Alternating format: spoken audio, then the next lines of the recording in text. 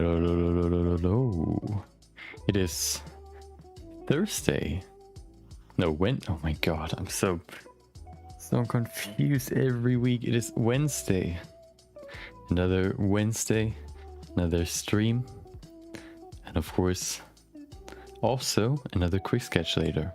But yeah, today will be another pretty chill day. Just going and continuing the our MSI Creative Award submission.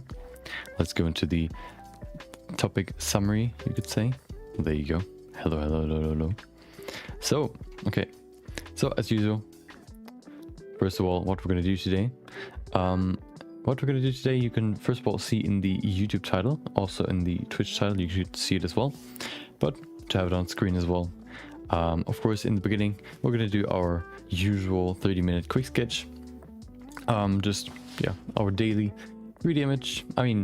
Daily image that we do for the first, or within 30 minutes, we're going to do a quick sketch. Right now, I'm trying to learn a little bit more about environment sketching.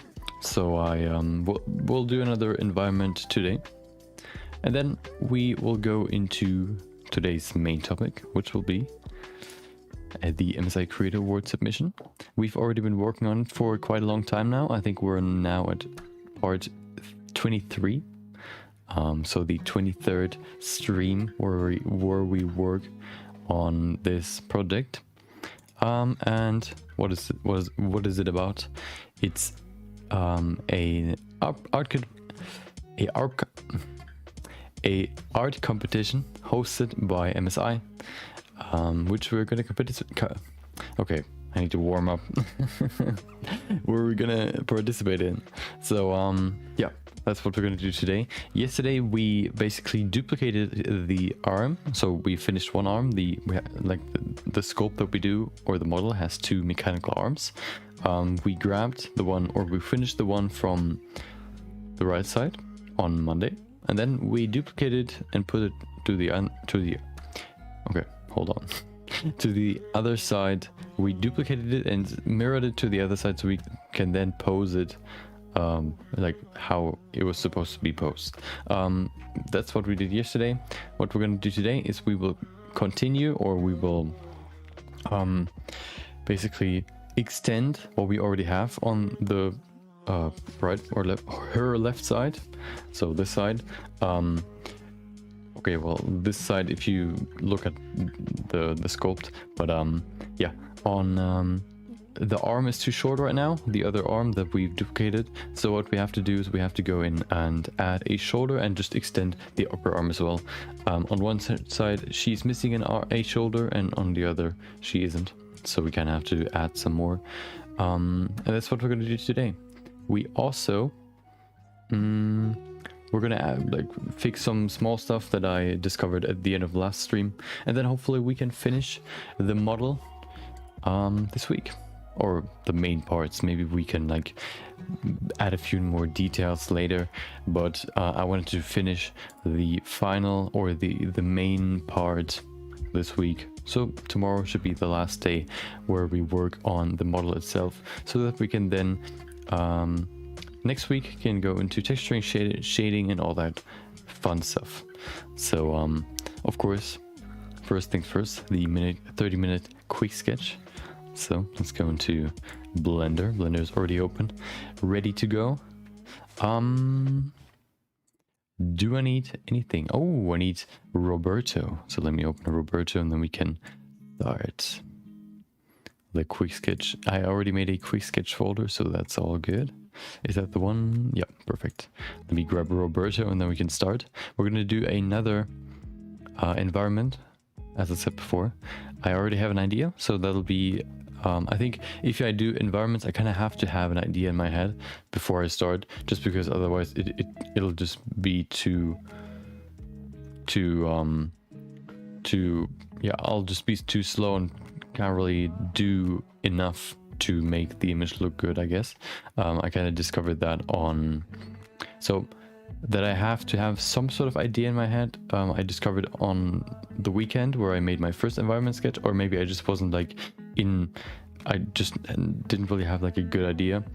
And then on, what was it, 2 days ago, I kind of discovered that I kind of had to have like a general idea. My idea was more like, okay, well, I just start with something. I had like a super general idea. Okay, I want to use this pyramid in my image. Thank God, in the end, through a few changes, it actually looked pretty cool. But I think it could have been way better if I had a little bit more, like a bigger plan. I think that would have been better. But I mean, yeah, I already have a plan for today, so today should be pretty good. Do I need anything? Oh, I forgot already. We need Roberto. So let me grab Roberto real quick. There you go. Ta-da. There he is. Okay, so my model is ready. Do I need anything else? Do I? No, I think we're good. So we can start. Blender's there. Let me obliterate this sphere. We're not gonna need it. Although, oh no, I'm gonna leave it for now.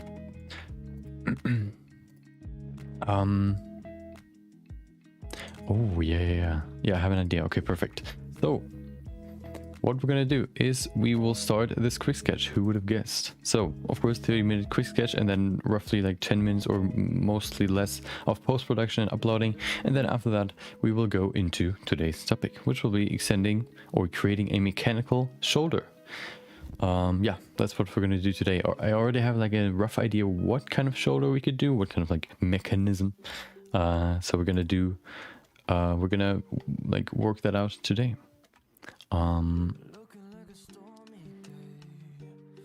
Do I need anything else? No. Okay, let's go. So I think everything's ready. So let's go hit record and play or hit the timer. I'm ready. You are hopefully also ready. Roberto's ready as always. He's always ready. So 3, 2, 1, go. So Roberto, there you go. Perfect with the drop of the song, starting this quick sketch. And then, okay, perfect. So we always have to delete these overlays. I think they are just like preset to come with the model, even if they're not in the scene anymore, in the scene where we append the object from. So yeah, we always have to delete that, and we can probably just leave it in the scene, but I kind of like not cluttering up my scene, so I just delete it every time. I also want to try something new.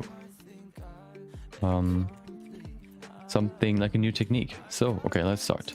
We need first a plane. There you go. So, let's make it bigger. Who would have guessed? I need my noise. I mean, first of all, I need some subdivisions. Let's set it to 6. Oh, I don't want to keyframe it. There you go, set it to simple. Maybe even more. But what we're going to do first is we're going to apply a displacement. We use a new texture, of course, but there's no texture in here first. We use clouds. Could we use noise? No, okay, well, no, that doesn't work. Let's use clouds. Clouds is usually the best for these kinds of for environments, at least like in my experience. So I'm going to use clouds. Make it quite welcome, Vicente. I'm gonna do another environment. So right now we're just starting off. Hope you had a great day so far. Hope you got enough sleep. Yeah, okay, let's see. Let's set it to soft. Okay. I want to see if there's like a good... Oh, we could use this as like a mountain. So let's just apply this. Maybe we could bring in a few more subdivisions. Put that in there. We can also go in here and set the roughness higher, more detail. There you go. Oh, nice. So you fixed your sleep, I guess, problem. That's good. Okay. That looks pretty good. So let's go in here and we apply everything. There you go. And then we go in here and use... First of all, I'm going to make this bigger, because this is supposed to be an environment, so it has to be pretty big. It's supposed to be very, very, like, I guess, rocky or like have huge mountains. So that's exactly what I wanted. Perfect. Now what I'm going to do is I'm going to go in here and use a cube. I'm gonna make a small cut over here. Actually, no, I'm gonna not do that. What I want to do is I'm gonna duplicate this first, put it over here, and then I'm gonna go into sculpting and change this mountain a little bit. I'm gonna just make it smoother so we have like some sort of surface we can work with. Perfect. Yeah, sometimes it seems like like some problems seem to solve itself as long as you, I don't know, maybe recognize them or just wait long enough. Kind of weird sometimes. Okay.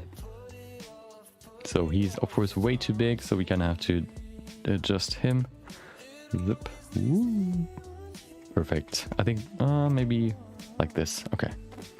Oh, that's a cool background. So let's rotate this. Oh, let's just go in here and set this as the anchor point. There you go. Zip. Aha. Okay. That's looking good. Okay. So I'm gonna put him on this mountain. There you go. And I will try to stay as basic as possible. First thing that I need is a cube. Zip. I want to make like a small base on top of this mountain. So I'm gonna put it over here. Oh, maybe even a few further back. There you go. Yeah, I also got enough sleep, so I'm not sleepy at all. I think today was probably the best I felt for a long time.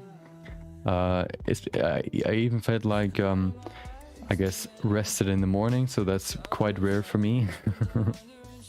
So that was good. File, it's a blend file .blend. And you can export it in different various 3D files. OBJ, I think no, not SVG, something else. I can't remember all of them, but there are multiple. So now what I'm gonna do, oh, I'm gonna make this just individual. Let's just make another cube smaller. Da-da-da. And then we're gonna make some steps. Zip. Perfect. We're just gonna here make it a little bit.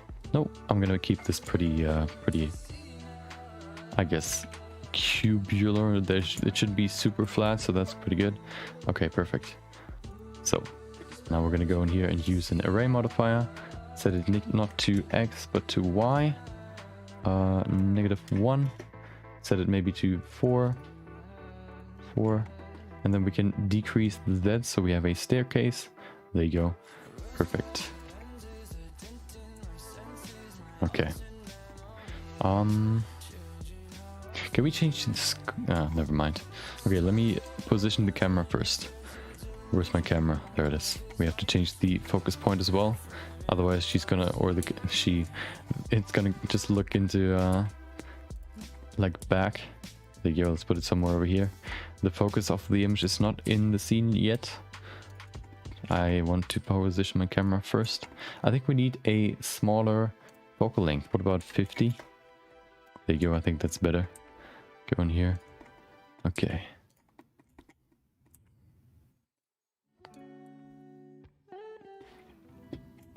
I want to have an even lower focal length. What about 30? Oh, that's 300. Well, that's not what I wanted. There you go. Okay.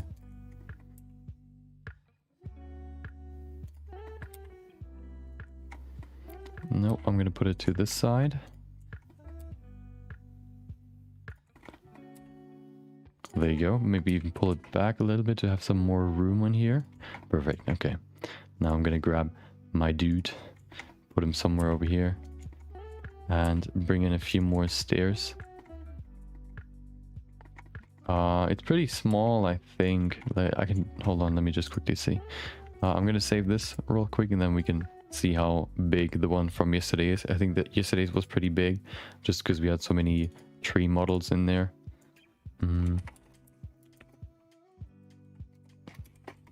Quick sketch day 94.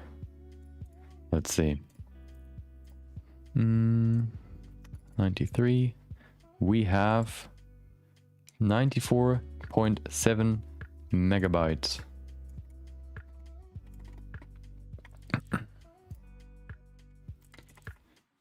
Okay. So we need a few more steps. So we're just gonna grab this, duplicate it, maybe make it thinner or slimmer rather. meeting point, of course. There you go. Rotate it a little bit. Okay. There you go. Okay, well, that doesn't really fit. Maybe we could just lift up the stairs so they don't go that deep. Maybe that's better. We can also extend them a little bit. Okay, well. There you go. Okay. Let's keep it like this for now. So, what we need now is, first of all, maybe we could extend the background. So we can just duplicate this, or yeah, we can just duplicate it, put it somewhere over here to have some sort of background. Just extend the scenery. Oh. Zip. Okay. Other side.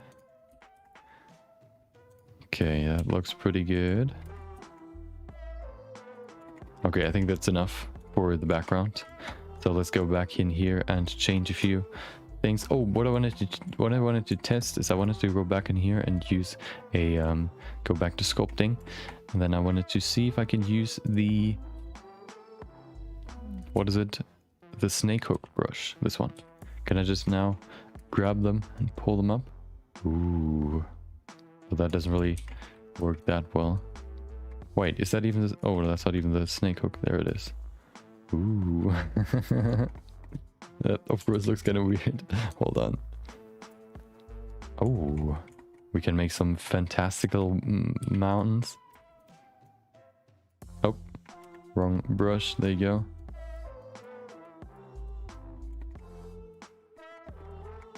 Okay.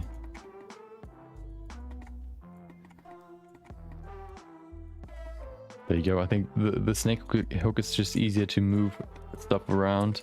The other one seems kind of stiff. This one is very, very easy to just move around. You can see very, very smooth. So that's why I kind of want to use the snake hook most of the time, especially for clothing. Clothing is very, very, sometimes requires a lot of movement or a lot of like changes, and the snake hook is just way easier to use for these kinds of changes rather than the weird grab brush. You can also not really rotate stuff with the grab brush, so that's also why I kind of tend to use the snake hook. With the snake hook you can kind of like do this curve and it like rotates all the way around. So yeah, that's why I like it. Okay. This mountain looks kind of weird, but I'm just gonna keep it like this. Let's go back in here. Oh no. Maybe if we have more time I can do what I wanted, what I just saw in my brain. Okay.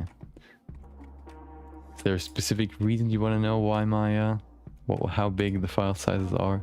I mean, the quick sketches are pretty small, I would say, compared to other stuff. Oh, welcome back, Nox Gaming. Thank you for that. I appreciate it. Welcome back. Hope you had a great day. Hope you did something great today. Okay, let's see. So what I want to do is I want to go in here and make something. No, I want to go do something else. I want to stay very, very basic. So I want to make a pillar first. There you go. Zip. Okay, make it smaller. There you go. I will use a subdivision so I can make some more natural, I guess, curves. Then I'm gonna need 2 cuts to make these pillar shapes. Smaller. Oh yeah, I can never really gauge whether or not a file size is big. I just kind of like accept it, I guess. I never really, so if somebody would ask me like, oh well, what do you think if this is this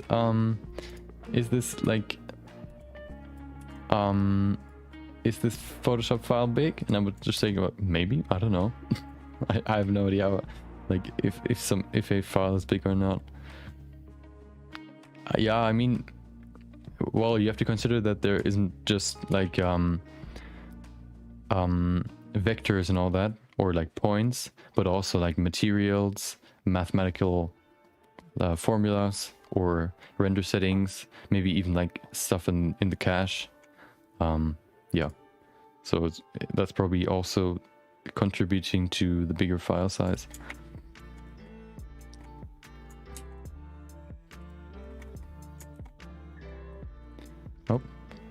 Back to median point. Okay. There you go. Let's set it to smooth. That's the first pillar, but it looks kind of weird or kind of boring. So we're going to keep it boring for now. Oh, yeah.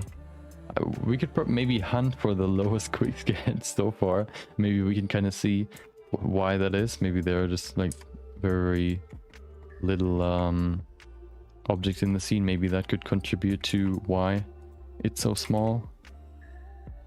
If I remember it, I'll see if I can find the lowest one.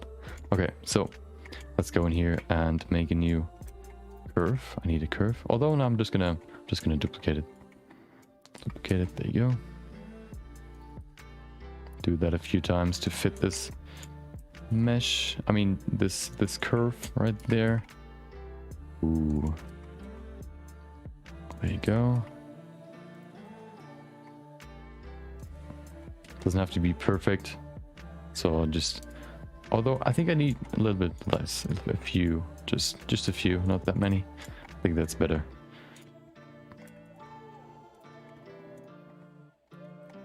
Yeah, I think that's better. Okay. Maybe I want to have two in the front. I think that's looking better than just one. There you go. Okay. So let's just all now join them together. Meaning I'll just select this one, say Control J, so they are all in the same object. Now I can use a single modifier to change all of them. What I want to do is I want to use a cube, put a displacement modifier on it, using, yeah, a displacement modifier. There you go. We can probably use the same texture though. Yeah, perfect. Okay. Then I'm just gonna go in here, put them in there somehow to cut off some of these pillars. There you go. Modifier Boolean. Zip. Okay, we can't really see it because we have to switch this to wire. Otherwise we cannot see through the object. There you go. Okay, now we can see we've cut off parts of the pillar. Let's just duplicate this to multiple of them. Maybe, I think these ones I kind of want to remove mostly. There you go. This side as well. Okay, we have 14 minutes left, so looking pretty good so far. Ta-da. Okay, now what I can do is I can just select all these and join them in together with the first Boolean object, which means now they will all be affected by the modifier, or they will all be taken into account, and now we have like different looking pillars. Perfect. So, go back, save. Okay, now we don't even have the main part right now. What I want to bring in first though is I want to go in here, set an inset. There you go. Another one. Oh, well, does that work? Let's try. Da-da-da. Okay, extrude it up. Oh, all the way up. No, I don't want to mess around with this, so I'm just gonna leave it.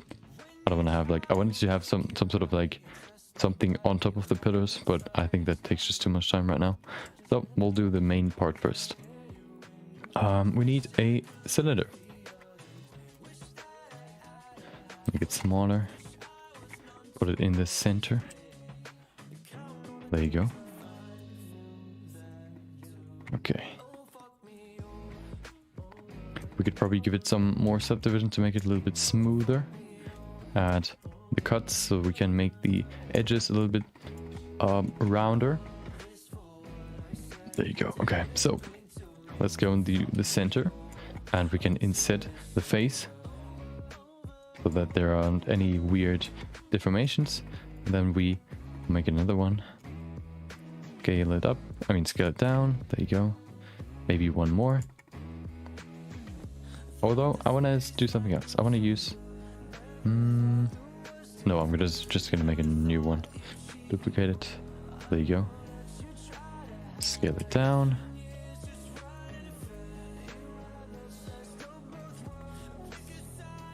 Make it thinner. There you go. I want to make a small pillar where something can stand on. You're gonna see what I mean in a second.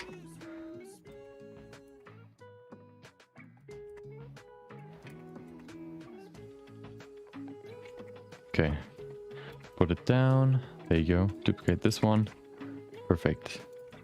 Okay. So we have 12 minutes left. Perfect. We have plenty of time. Let's bring in the main subject.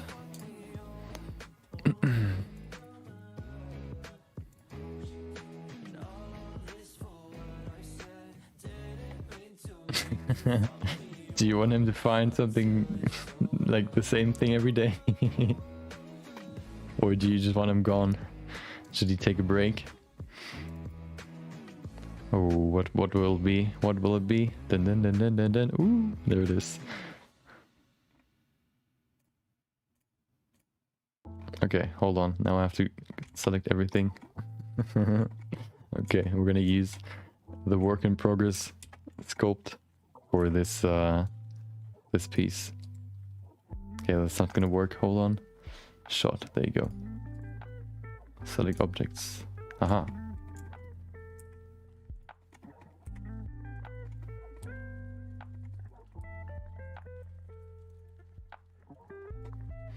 Perfect. I think that's a little bit too big. Is it? It looks pretty good, so I'm going to keep it in this size. It can be a little bit bigger than Roberto. So I think that's pretty good. Let's see if it looks better without the second arm.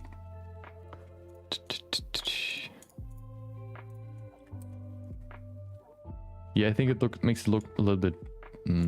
maybe even without the mechanical arm. Hold on. There you go. Yeah, I think I'm gonna keep it like this. This makes it look more natural. There you go. Oh, hold on. There you go. Yeah, perfect. Just makes it look more natural.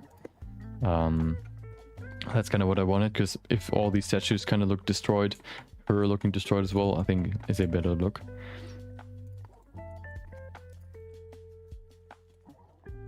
Head on the ground. Oh. I mean, we could... you know what we could do? We have 9 minutes left. Let's save this real quick. What we could do is we can... Where's my hand muscles? Where's my sculpt? There it is. Where's my hand? That's my hand. That's the first one. I want to have the other one. There it is. Zip. That's the fingers and the hand, and that's the upper and lower arm. We're gonna grab all this. Join it together. Now I can grab this, put it somewhere else. And what I'm gonna do with this will be a mystery for now, because we have to model, pose Robert first. Okay, let's see. I'm gonna put him over here.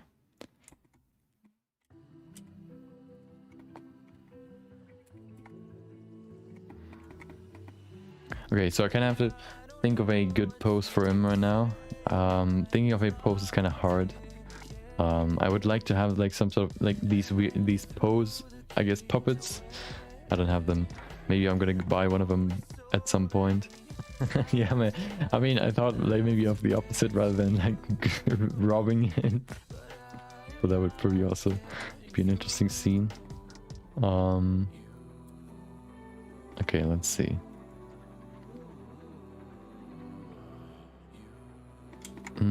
Yeah, this leg will be in front. Oh, that's a weird knee. There you go. Ooh. Okay, 8 minutes left. Now it's getting intense. Okay. There you go. I think, should we change this one as well? I mean, it looked pretty good already, but it's like in the stair. There you go.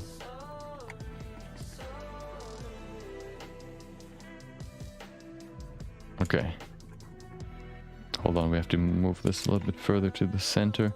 That's pretty good. Now let's move the hands. Zip. Maybe this can rest on his... Oh, where am I? On his leg. Kind of trying to get more... Like he's exhausted from the climb. He has to kind of rest his hand on his leg. Let me grab the hand. I mean the arm.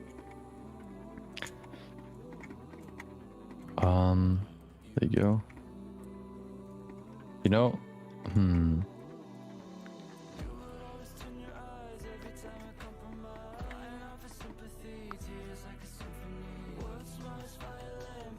You know, oh, I'm gonna bring back one of her arms. I don't think with this distance you can see that it's like a mechanical arm, so I think that's pretty good like this. This way we can kind of like tell the story of him completing the sculpt by bringing back the other arm.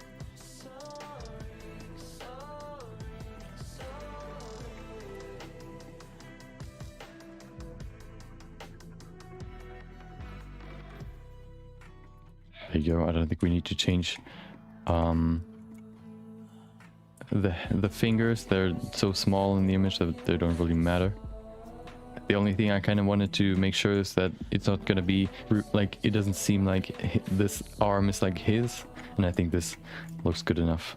So okay, I want to change one thing. I want to go back into the environment, change the environment a little bit. What I want to change is the mountain in the back. What about rotating this a little bit? Perfect, that's what I wanted. Haha, okay. That's, oh, well, that wasn't a good idea. Hold on. We have to bring back the rotation point to the center here. There you go. Although I can also probably just move it with my sculpting tools. There you go.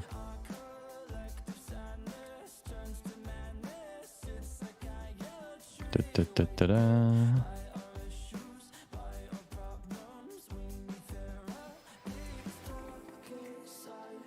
Okay, perfect.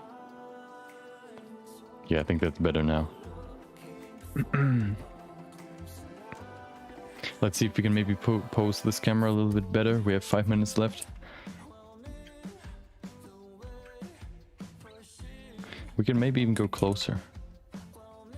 Like that. Okay, perfect. What we have to change is we have to set these Boolean objects to not render, so they're not going to appear in the render. There you go. Do we need the slide? I don't think so. Let's remove it. There you go. Okay. Save. I'm just gonna do a few cuts in here, or like a bevel. There you go. Just make it look a little bit more natural. Should we do that with those as well? I guess we can. Bevel. There you go. Okay. Now I want to do the lighting. Should we put this lower? Hold on.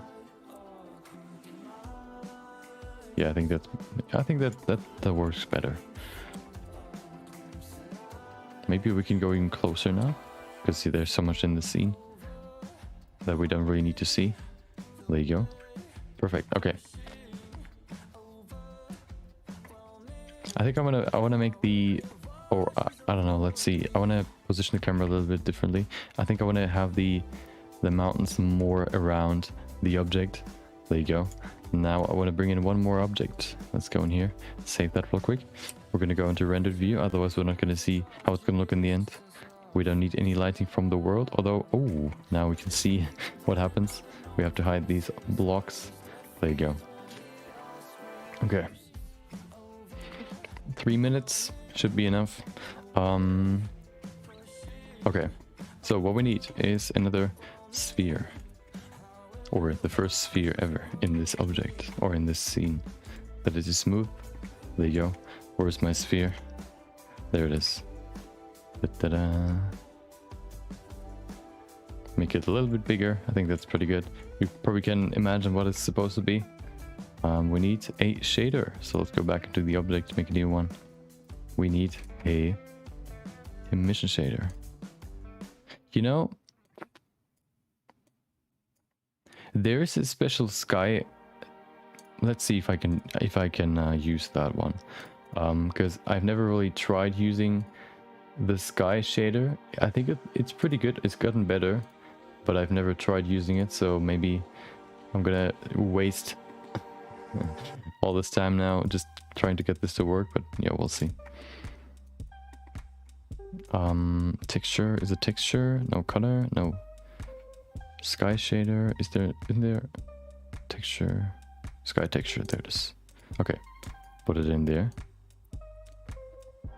Okay, so let's see. We have sun size, we can't see the sun right now. What we have sun is sun elevation. We have sun rotation. We also have altitude. Okay. Where's the sun right now? Oh, Show me the sun. It's supposed to be somewhere over here, isn't it? No, over there. There it is. Aha, I see it. Okay, so it's too far to the right, so we have to change the rotation, I guess. No, we don't. Okay. Elevation. Wait, where is it now? Oh, there it is. Okay, it's coming back. All the way back, please. There you go. Almost there. Okay, we have to go set the elevation lower. Where's my sun? I need my sun. Can you see it? No, I can't. Hold on. Is it too low now? Yeah, there it is. I can see it. Give me my sun. There it is. Ha ha ha.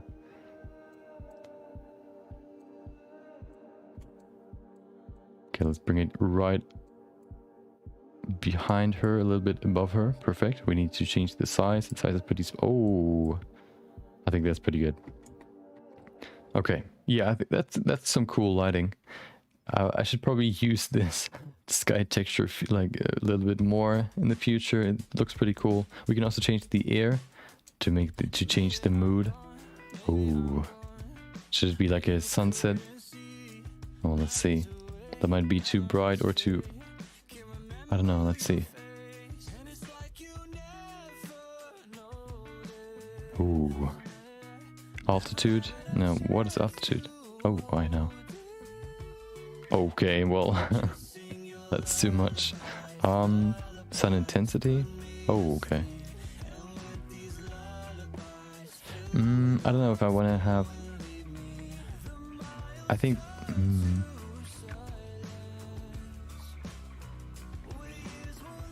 It's too... I don't know. Or okay, well, okay, it's already over. Well, wait. Before we stop though, I want to do one more thing. I think the biggest problem with these environments is they all have basically the same color, which kind of lets everything like drown in the same grayness, or like you can't really distinguish any objects. So if we bring at least like a few more gray tones in here, that should help.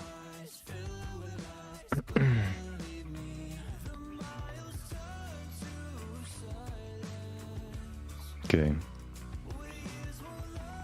Yeah, let's just go back into the world, change the sky a little bit. I think we have to play around, like we have to test the sky texture a little bit more to kind of get a good, get a good few settings in here.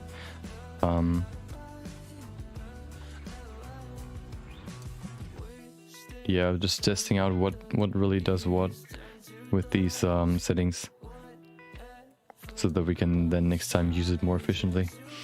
But I think that's already pretty good. What about setting it like... Oh. No, I'm gonna put it over here, over her. Although...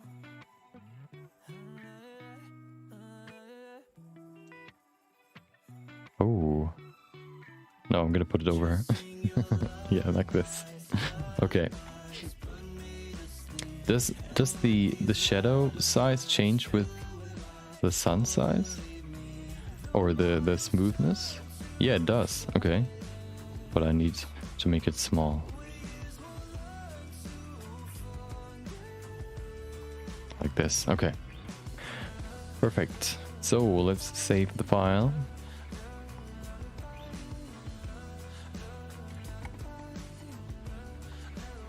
As always, I would like to have some more time, but that's never gonna happen. So yeah, I just have to accept my fate.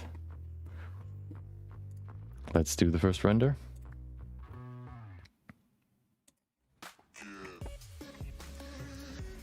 Okay, perfect. Let's go in here and do the first render in 3, 2. Oh, hold on. I have to switch to the render view so we can see it as well. Render. Let's see how long it's gonna take.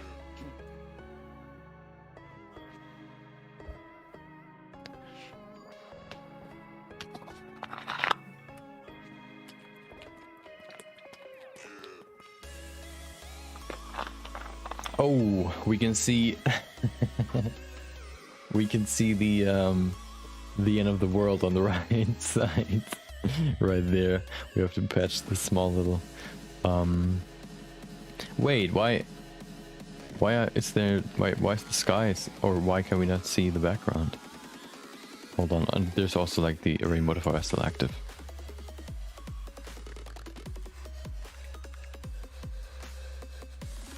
Wait, where's... oh, there it is. Wait, why is that part of...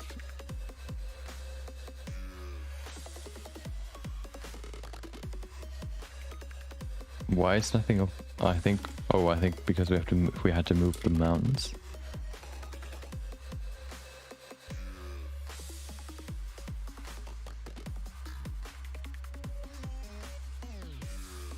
I guess we're just gonna keep it like this now. And we have to move this a little bit forward so we can fill the small little gap in the image. There you go. Yeah, I would probably maybe add like one more, I guess, environment plane behind her, just to have something in the background rather than just in nothingness. But yeah. That's another thing to keep in mind for next time, I guess. Okay. Let's do the next render. There you go. Oh, I forgot to change. Oh, I also have to delete the sphere. Where's my sphere? There it is. Okay.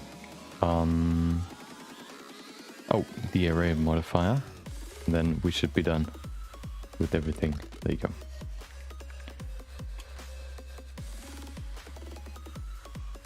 Okay, let's see.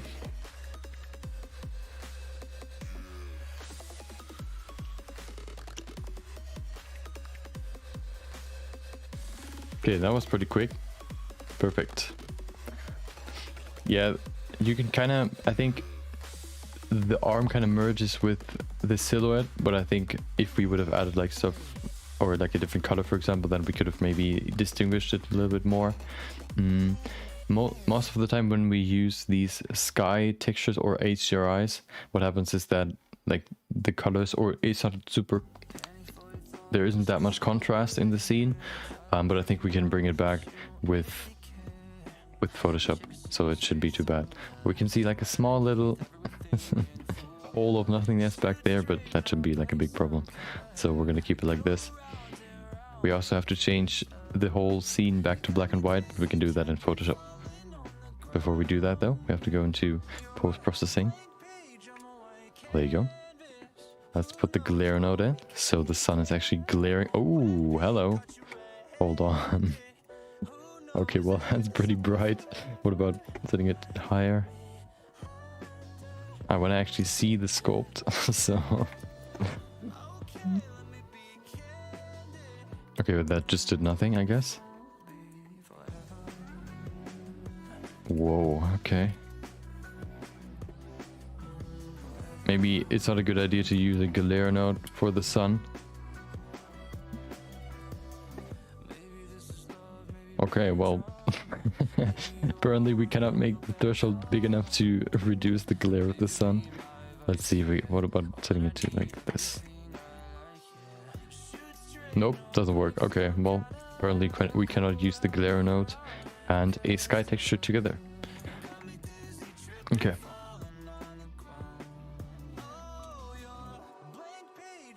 Let's do the final render. And then we can move over to hopefully the either last or second to last time we're gonna work on the model and not something else when it comes to the MSI Creator Awards, I guess, piece. I want to get into shading and texturing and lighting a little bit more. Okay, or at all. We can probably give it more samples, but there shouldn't be that many. There should be that much noise anyway. Okay, let's render.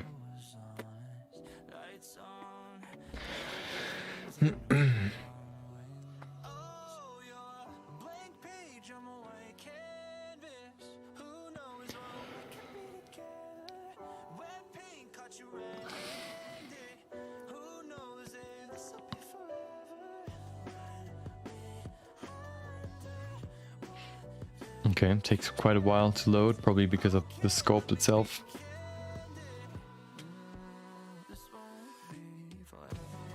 I thought about maybe adding something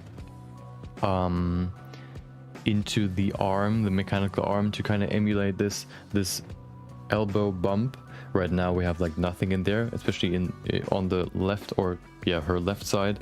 Like there's just like a big gap. Maybe I could add something in there. The problem is, of course, it has to work on the other side as well.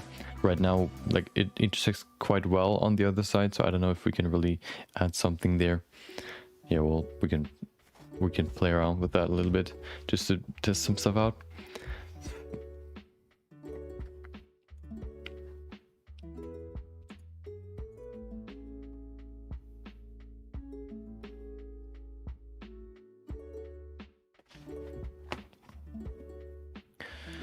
I'm really excited to finally light the scene, or like the model.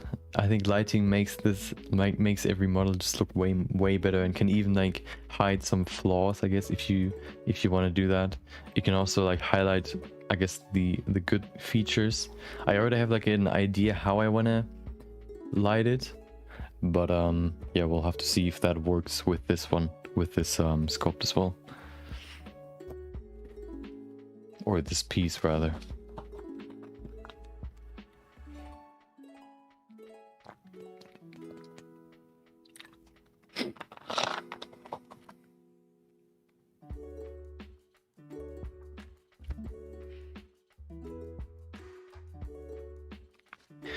Minute left. Oh no.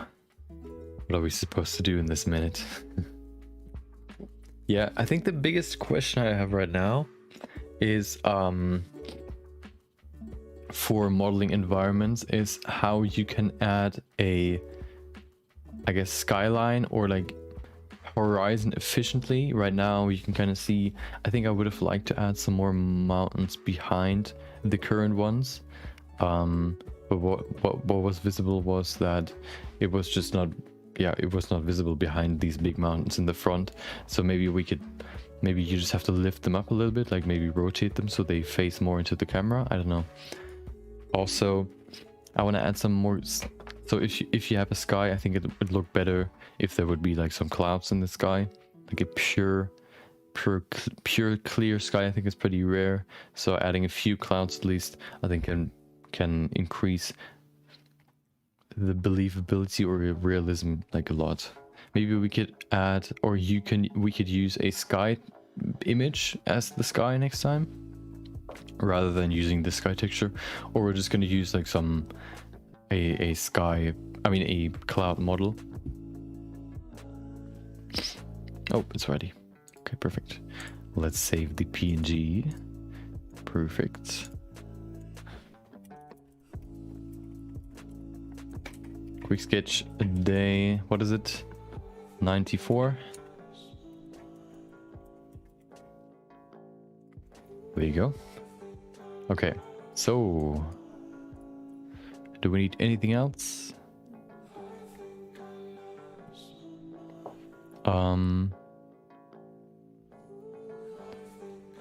Hold on, what do you mean? Can you see the thumbnail image of the Blender file in the File Explorer? Hold on, let me see.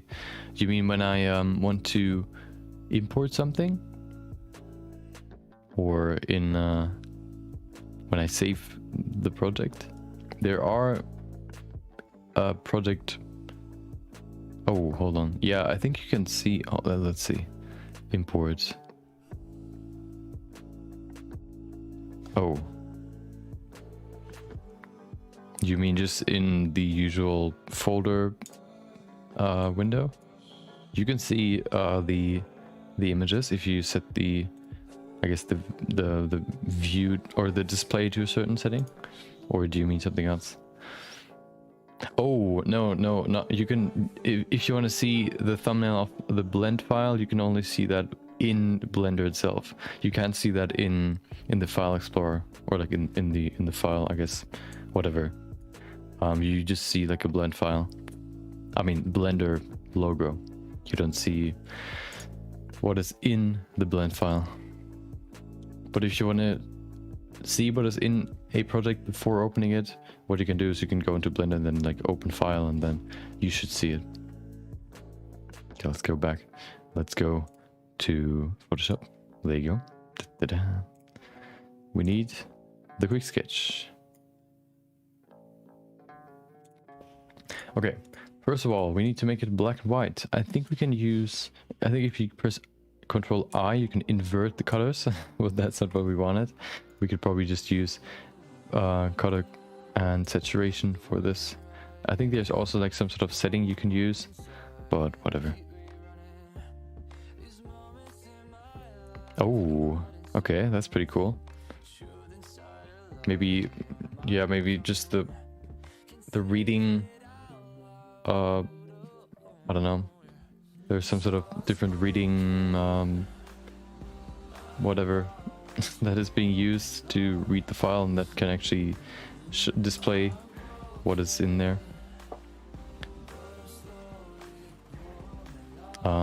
Yeah. So the biggest problem is right now we don't have that much contrast, so we're just going to use a contrast adjustment layer. There you go. Ooh, we're going to bring in more contrast. That doesn't really help. I think what we can also do is we can use the selective color correction. Just increase the blacks. Gray maybe as well. I think that's all we can do. The sky looks kind of weird. There's like this clear line. Yeah, I don't know.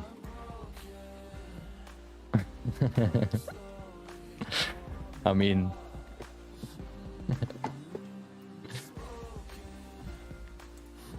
that's your first project, deleting the cube. Congrats. Or I mean, I don't know if you've ever worked with Blender before. Okay.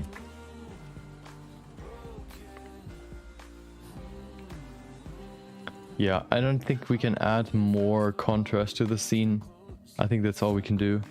I don't want to make it too dark. And I think, yeah, that's probably the most. So there's much to desire, I think. With this one, I think it's just, the contrast is just too shallow. And we can't really bump up the colors too much without making it super dark or super bright. So we just have this, I mean, you can probably see, hold on, let's see, what if we set this to 10%? Make it smaller. You can kind of, I guess what it's supposed to be, but I would have liked to set the focus a little bit better. But that's another lesson we've learned. How not to do it.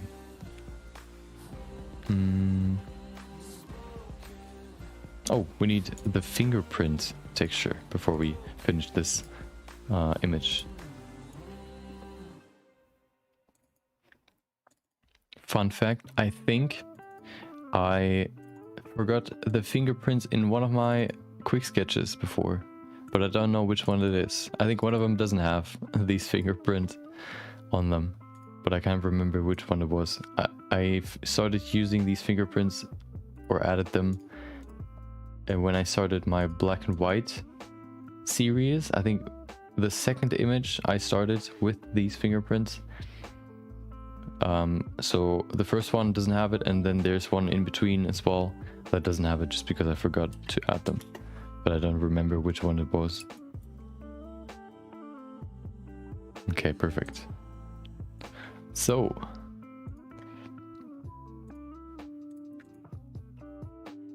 let's save the PSD file. There you go. Perfect. Always takes a while to load. There we go. And then I always forget that when I save the JPEG, I always have to save the PSD file again, because it saves the export settings as well. So I save the PSD twice, and it takes just so long to do. So I fool myself twice. Okay. Let's save it again. Where's my phone? There it is.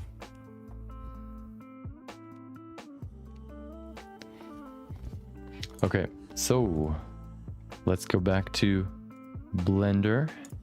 Let's open today's file. Hold on, there you go.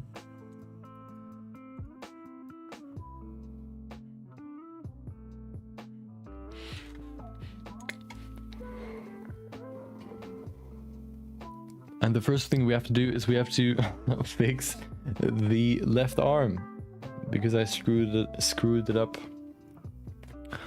But that shouldn't take too long. Okay, let's do. Oh, I still need to upload or import my image, and then you know what's gonna happen. Hold on. Wait, where's my JPEG? My JPEG is gone. Oh no, I have to go back in. Okay, let's try it again. Where did I save it? FreeSketch. Oh, that's in the video folder. There you go. Okay.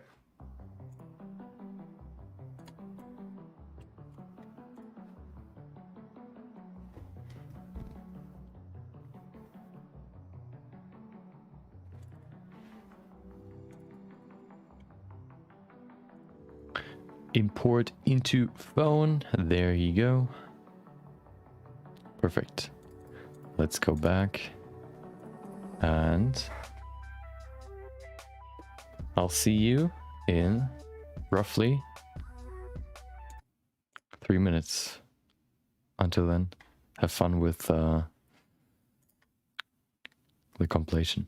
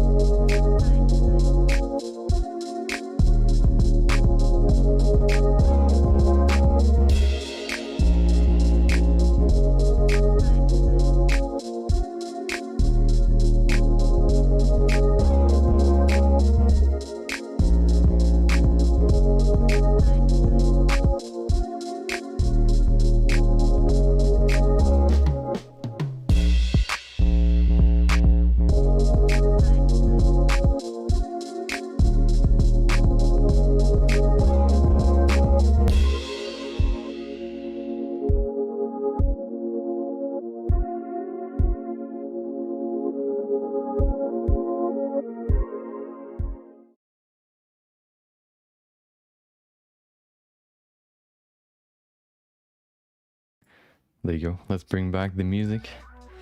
Back to standing. As always, halftime. I think the fingers look good, but only like the bones. Wait. Yeah, only the bones are messed up. It seems like. Okay. So, let's see. First of all, let's see if we can just rotate them back somehow, or we can move them back. I suspect that I just had them selected somehow, and then I rotated something up here, which kind of rotated those as well, which messed everything up. So, wait. Oh yeah, some of the bones are still there. Okay, let's see what is messed up. So this one, all this thing. Oh wait, even a few screws are still there.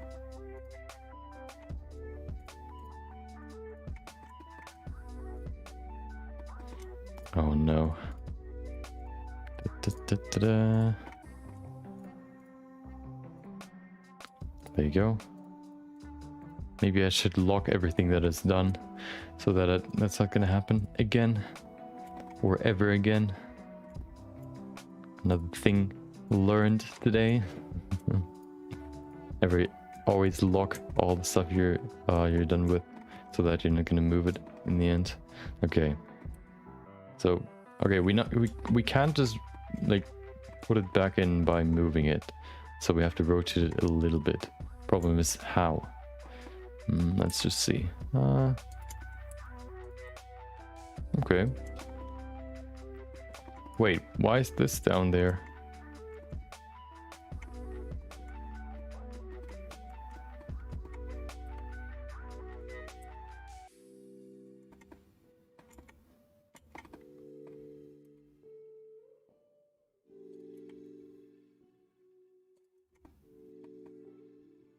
Okay.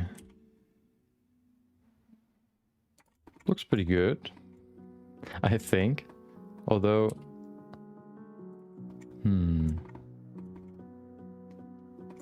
yeah.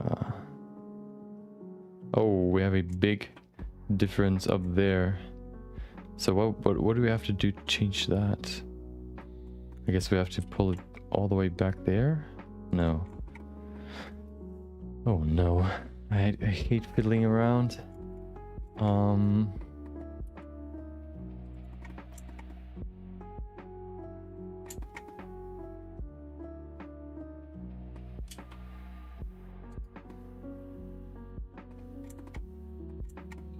Okay. No. Wait, I'm gonna go into this view. X-ray view, so I can position this finger first. Maybe I should do every finger individually rather than like all of them at once. Maybe that's easier. Although it looks pretty good now. So maybe we've hit the jackpot right away. Nope, we haven't.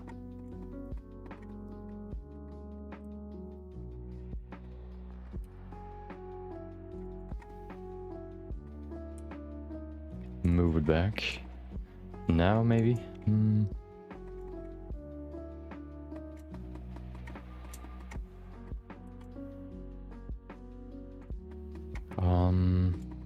Let's see. Are any intersections? It looks pretty good.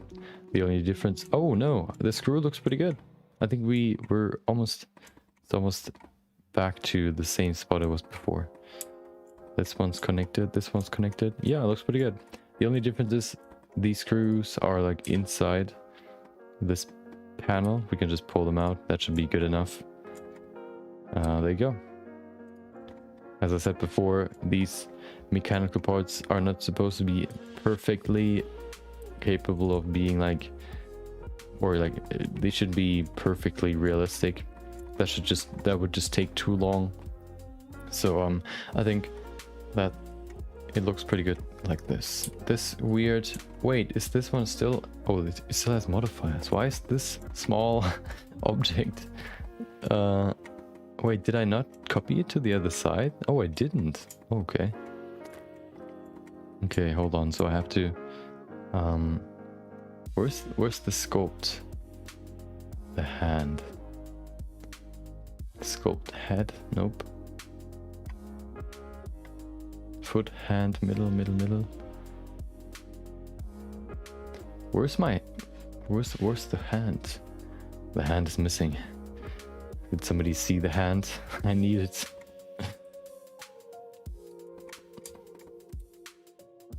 I guess we could just apply it and then... No, it has a weird shape that it didn't have before. Did I delete the hand? I don't think so. Maybe it's in backup. Oh, there it is. Aha. Okay, so okay, it's like in a completely different position.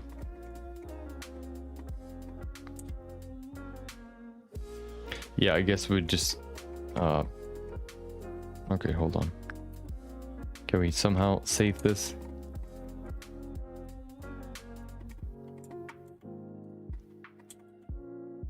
Why does it look like a pancake? Wait.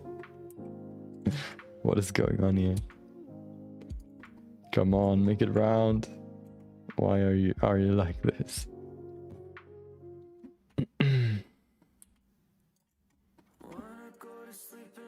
I need more cuts.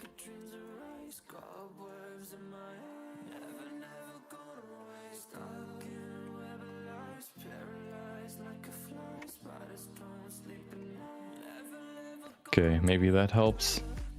Yeah, I think this is the best we can do. It looks pretty okay. That's all I can say to this. So let's apply all the modifiers and then we can duplicate it to the other side. There you go. Zip. Hide the backup. Perfect. There it is.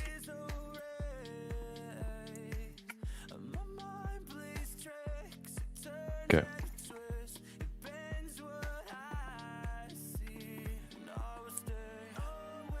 Maybe it should be a little bit bigger like this. That should be good. Okay. The other side maybe also can be a little bit bigger. There you go. Okay. Where is... Oh, we have to duplicate it, of course. Put it to the other side. Where is the collection for the other side? Is there another collection? There it is. Arm R. Oh, okay. Well, there's no other collection, I guess. Maybe we should change that. So I guess the idea would be for the others, like for the upper arm for this sculpt, to remodel the upper arm. I think that's the best idea. This way we have the most flexibility. That's what we're gonna do.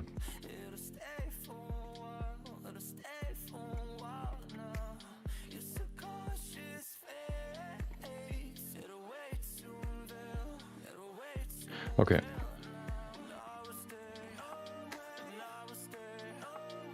So, before we do that though, we will adjust these fingers. We saw yesterday, first of all, the screws got screwed up. So we have to make new ones. Put them in there. And then we need to bring back the muscles. Maybe we could duplicate them from the other side, maybe not, we have to see.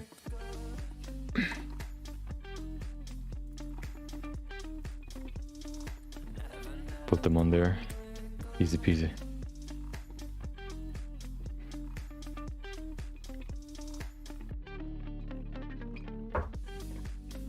You know, I watched a video, I think it was like called the Shark Meta Explained, or like the shark tier list, which sharks are the best in nature.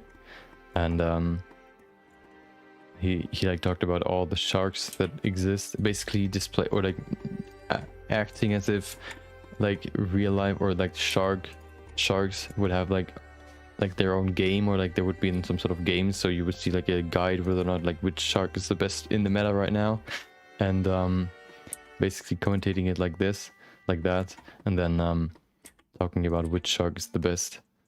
And I didn't know that the hammer shark is actually super OP. The one with the hammerhead, the hammerhead shark. It's actually pretty strong. It's an S tier shark. There are only two S tier sharks. The first one is the white shark, the great white shark. The other one is the hammerhead shark. The hammerhead shark is actually pretty crazy.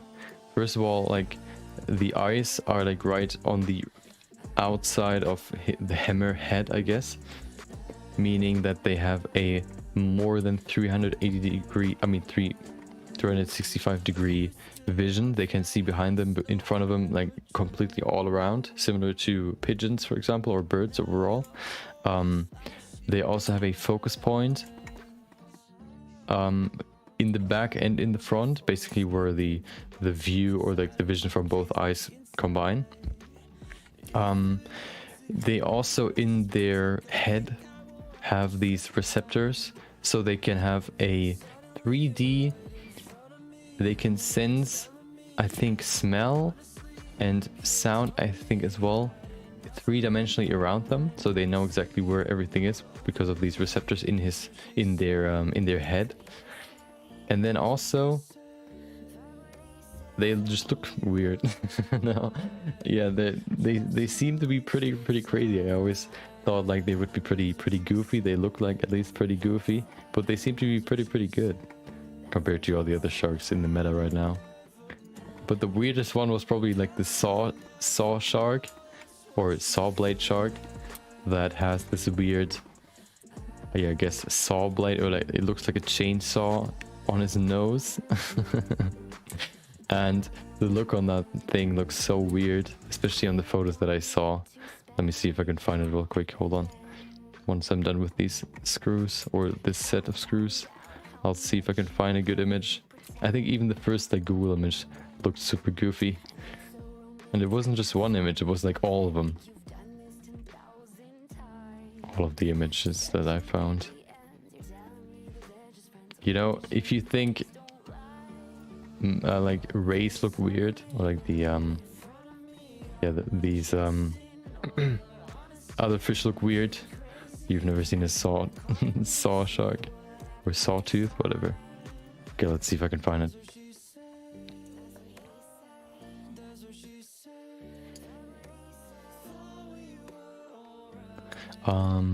Sawtooth shark. There it is. Is that a sawtooth shark? So yeah, okay. No, that's from Terraria. Hold on.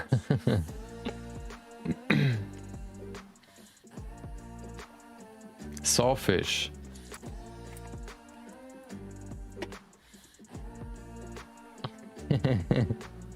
Okay, hold on. Let's switch the scene. There you go. Look at this thing.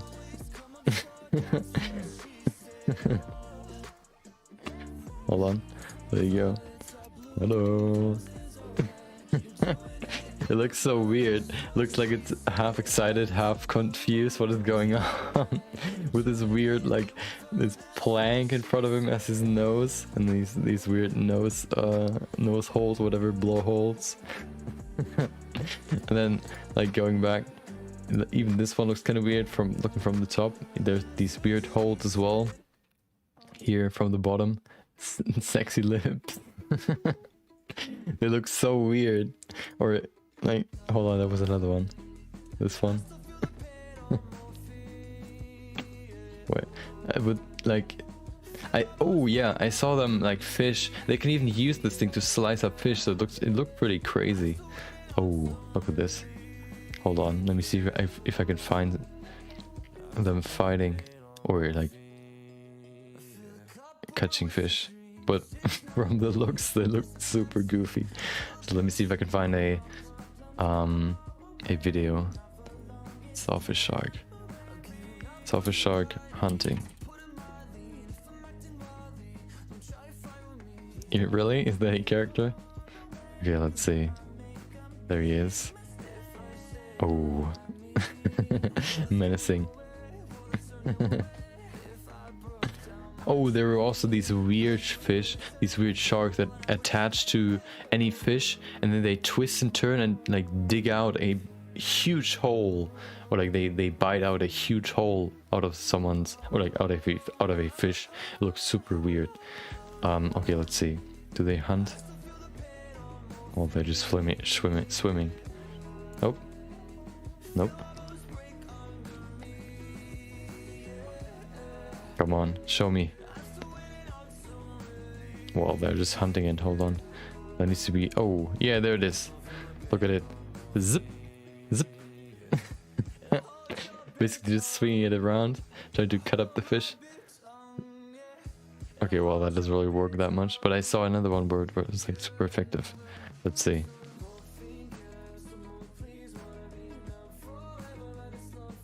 This, I think these fishes are already dead. Maybe there's a better one. Let's see. Snout sensor swipes and stabs. Well, where's the video? Nothing. Okay, well. Carpenter shark? Is that the name?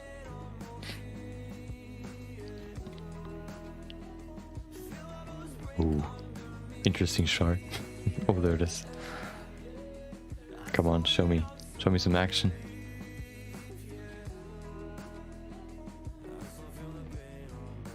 Oh, there it is. No, okay, well. There it is. Zip, zip, zip, zip, zip. Just swinging it around, cutting it in half. Pretty crazy. I wonder if they can do that with a live fish as well, or like living fish, or if they can just escape it real quick, or like swim away.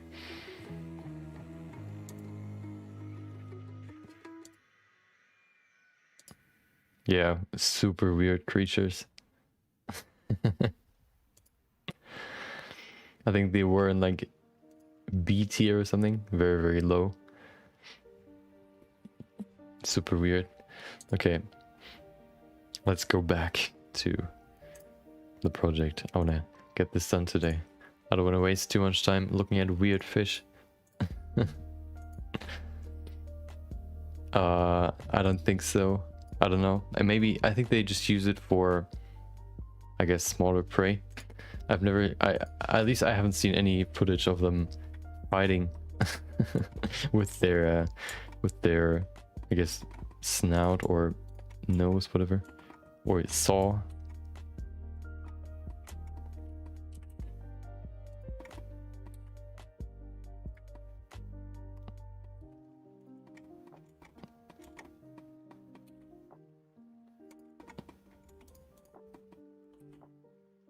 But the look on them, it's so weird. It's also kind of weird to see like a fish that has their, like every fish that has their eyes on the same side or like on top rather than on the sides looks super weird. There are these, what are they called? Like these very, very flat fish that just lie on the ground, act like they're not there, like they act as if they're the ground itself. They also have like both their eyes very, very close together or just on one side. The flounder.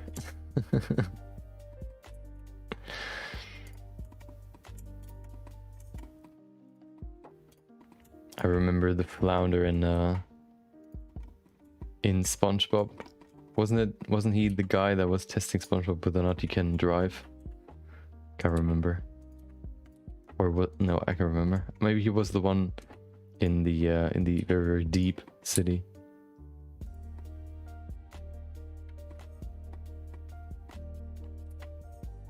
Okay. Okay, we need 2 more. And then we can finally do... Wait, what was the next step? There's one thing that I kind of wanted to change as well. But I can't remember what it was.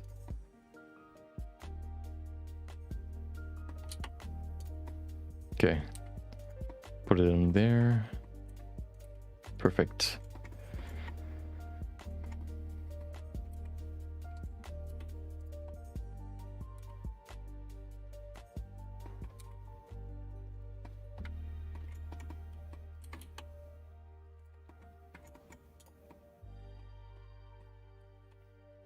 Okay. We need 2 more. And then we're done with this. Oh, the muscles, right. We have to add the muscles again. Hopefully we can just duplicate them as well and just adjust them individually rather than having to do it all over again. Maybe we have to because some of them are, like the poses are different, but maybe we can also duplicate most of them, hopefully, to save some time.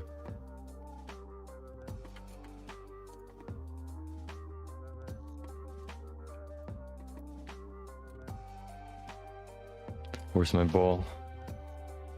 There it is. Da-da-da. Okay. So we need the muscles. I also thought maybe adding muscles to this part, but I think I'm gonna leave it like this for now. Maybe we can come up with something we could add in here as well to make this look a little bit better. But right now I'm just gonna leave it open. Where's my muscle? There it is. No, we're just gonna use the muscles that are already here. Where are they? There they are. Okay, I'm gonna just do them one by one, or at least like in groups. So let's do the thumb first. Okay, well that doesn't work. Okay, hold on. That's so awkward.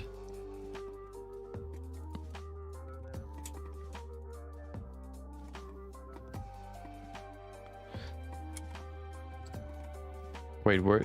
Oh my god. Let's try again. Okay. There you go. Oh, we have a few more. There you go. One more. Where's the next one? I need more. This one. There you go. Any more? I think that's all of them. At least all of them we need. Do we have a... Yeah, nice. Nope, there's one more. Come on, give me the last one. There you go. Okay. So let's see if we can just duplicate it and I guess mirror to the other side. We have to scale it on the x-axis negative by 1. We also have to, I guess, flip the normals. Oh, we have to go into edit mode. Oh, there's still curves. Oh, okay. So I guess that's what that was the problem last time. Did we duplicate them? Okay. So we have to convert them first. I guess each one individually. Oh no, that'll take a while. Good thing is, there's a good... Wait, why doesn't it work? Isn't it like a curve already? Unable to execute toggle edit mode? What? What is that? I never had that before. Why not? Hello? Okay, interesting. I've never been scammed this much in my life. Hold on. So, I was just able to go into edit mode. I guess we just do it again.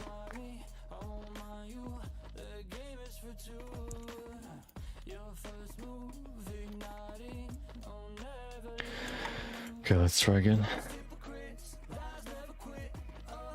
Do I have all of them? I think so. Da-da-da. Oh, there's one more. Nope, 2 more. Nope, 1 more. Okay. Oh, 1 more. There's actually a topic I kind of dove deeper into today. I wondered whether or not can I now go into edit mode? Okay. I wondered, so every time I upload or like do some settings or put the timestamps into the stream VODs, every time I switch my, I guess, YouTube channel from my private one to the live channel, I like the sub count gets shown. And I every time, or I kind of like I recognize, or like I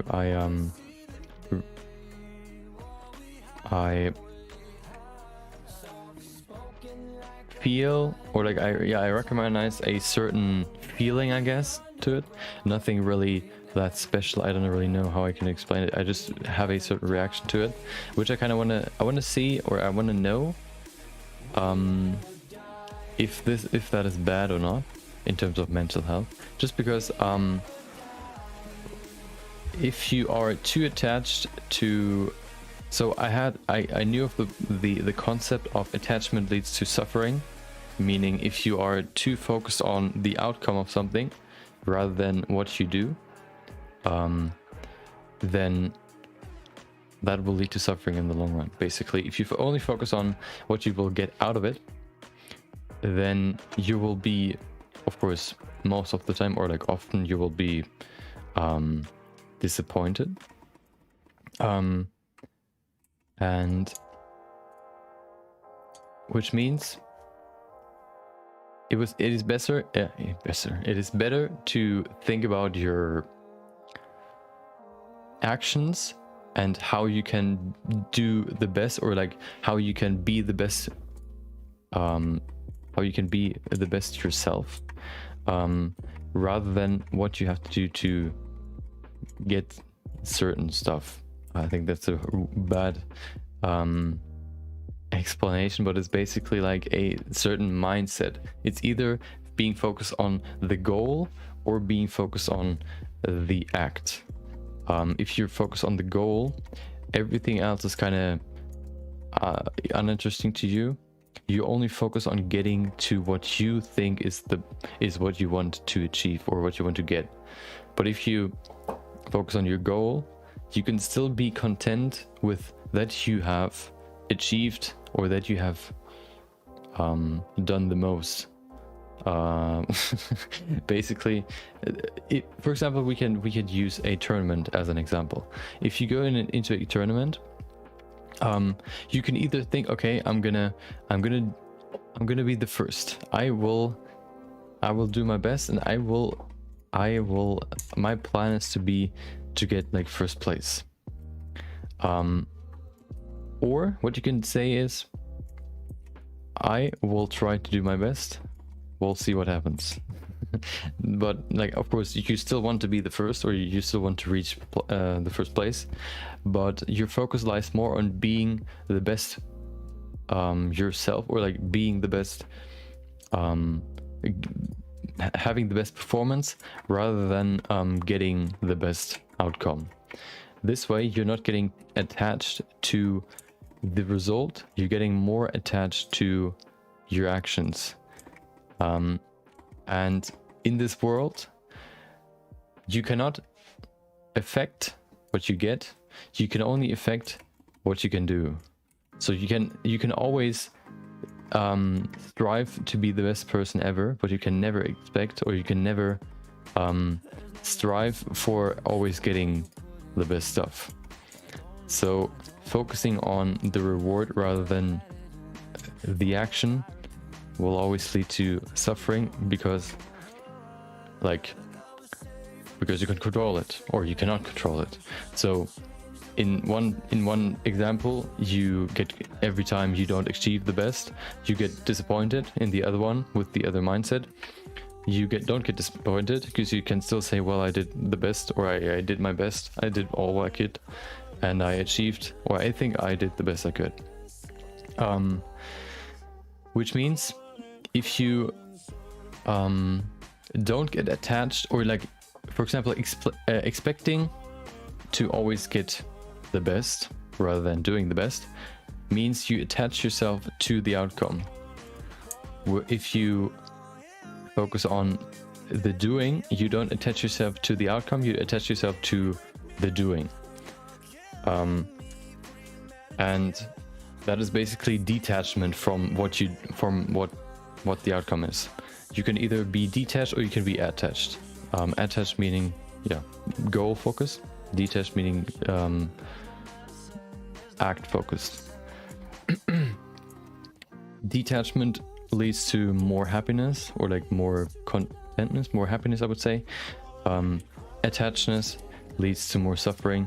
Suffering meaning basically like you're being unhappy, not like you're in pain or something, which will in the long run like make your mental health worse, because you always like think, oh dude, all I do is wrong. I'm always getting, like, everything I do is wrong. I always get the end, like the short end of the stick, everything, like, yeah, all that stuff, which leads to you feeling better about yourself and your situation, just because you don't achieve what you want, or you don't get what you want to get. Wait, why is... Okay, hold on. These muscles are so screwed. And you can also attach yourself to metrics.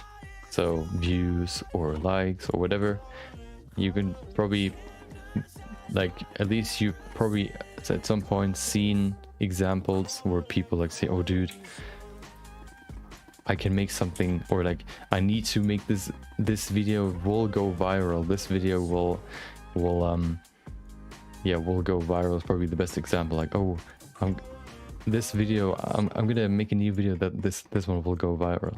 First of all, making a viral video is like a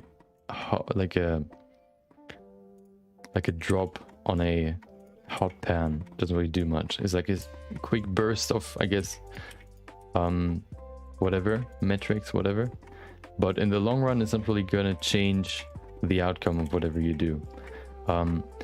Second thing is, you can't really focus, or you can't really, I guess, manipulate whether or not a video gets viral. You can maybe work in favor of the last, or the information you have. You can, for example, you can say, okay, well, I could now go and see what my viewers like before, and then I just do that again, or like follow certain trends.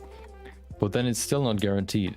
If you try to make something go viral, you expect this thing to go viral, which means you get attached to the outcome.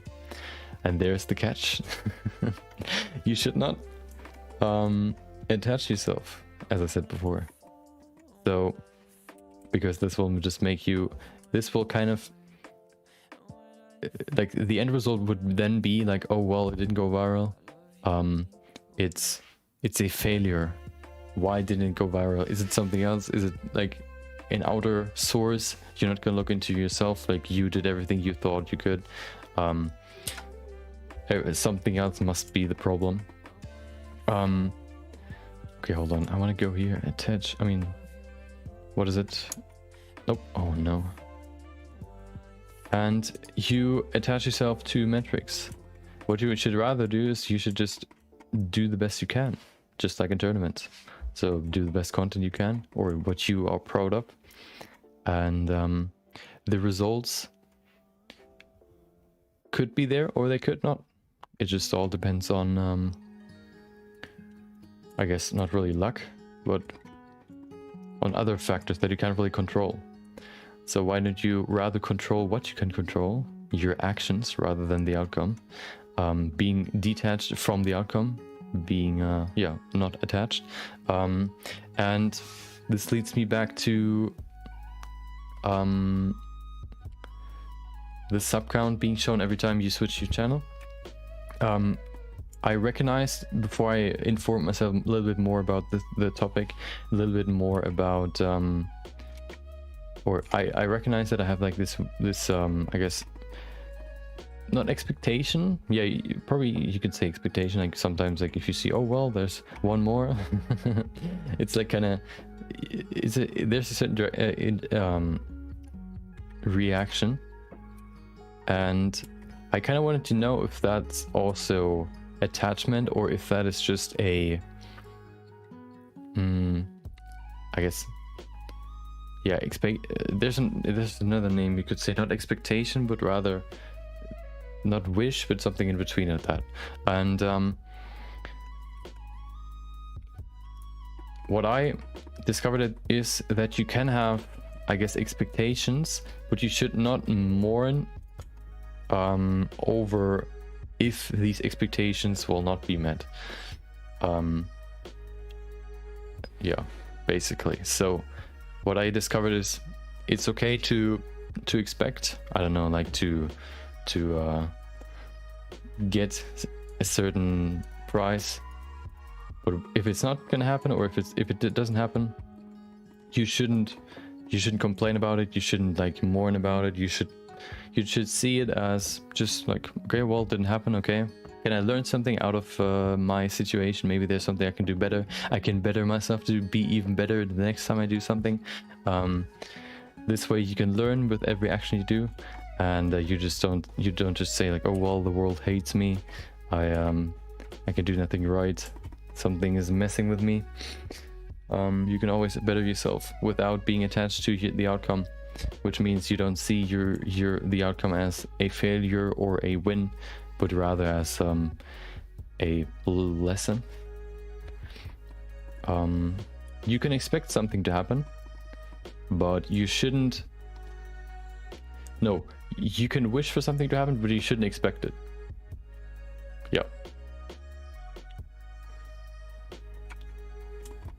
I don't know if that was somehow understandable, but yeah. I think that's a very important thing to keep in mind. I also watched an interview where the person talked about like them being very, very competitive, and if they are very competitive, they get like super aggressive, and if they just play games like just casually, they are like super happy and super engaging, super entertaining. And the solution is basically that he focused on the end result. So if he was playing a competitive game, he wanted to be the best. He wanted to be the best. He wanted to be the best. But if he's just playing like a fun game, he doesn't really have to be the best. He just has to have fun, which lets him be detached from the outcome, and you can just have fun. So I guess the best example would be the comparison between CSGO and Mario Kart.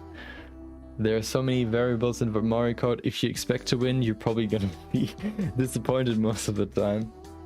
So yeah, just try to do your best, and if you do your best, you're more likely to win. Don't try to find some sort of shortcut or some sort of bugs to get ahead. Just try your best. This way you can see your current best and maybe even learn something new if you don't get first. Or yeah, you get first. So let's see. I want to fix this stuff. We want to go in here, apply. Wait, can I apply? What did I?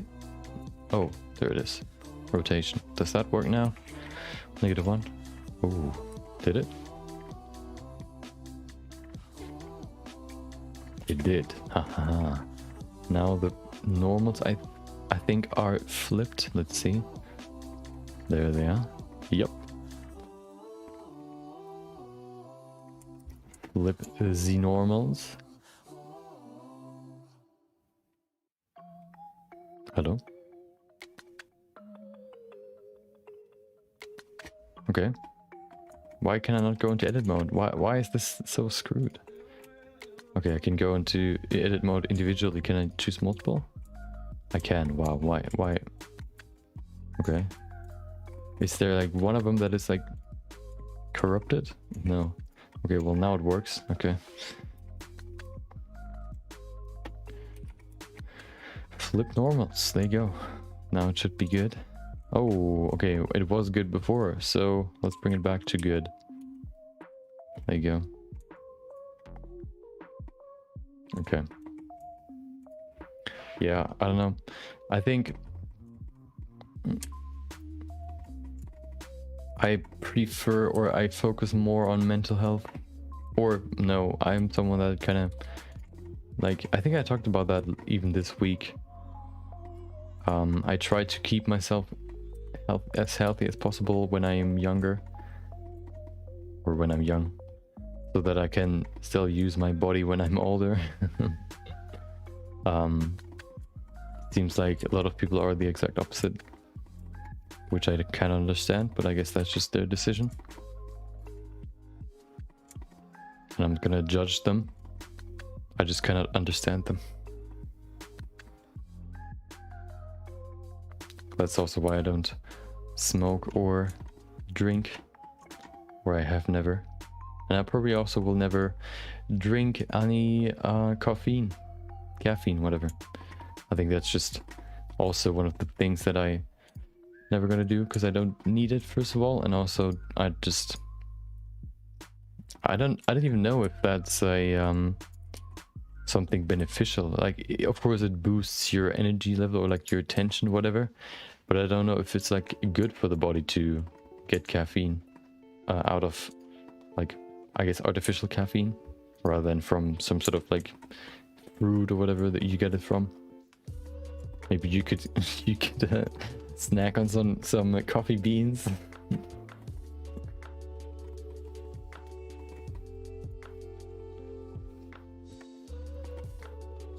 Yeah, I don't know.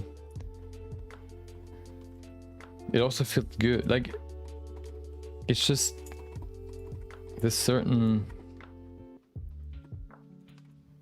yeah, I don't know. I can't explain it.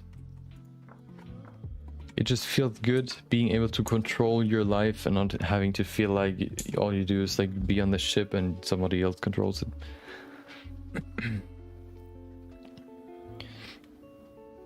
Also, like, I think a lot of people kind of say, well, money isn't everything, but then in the next breath they say like, oh, look at this dude, he has so much money, he's never gonna use it anyway, and all that stuff. Like, what do you care what they do with their money?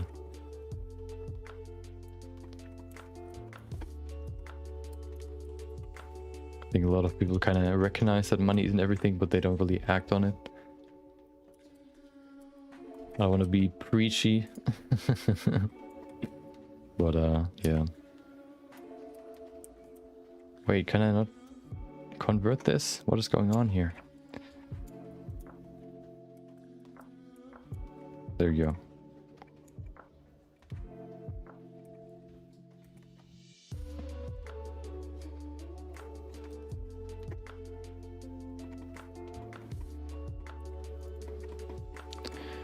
Yeah, as I said before, I don't want to just pay attention to my physical health, but also to my mental health. I think mental health can be harder to take or to track compared to physical health. Physical health you can see, mental health you can only feel, and yeah, I think feeling is harder than seeing. Or yeah, you can't really track like, oh, how many calories does my mental health have? You can only like gauge whether or not you feel good, you don't feel good. Maybe sometimes you don't even know whether you feel good or you don't. You just have like this hunch. You just live your life. Maybe even just you just living your life without really thinking about it.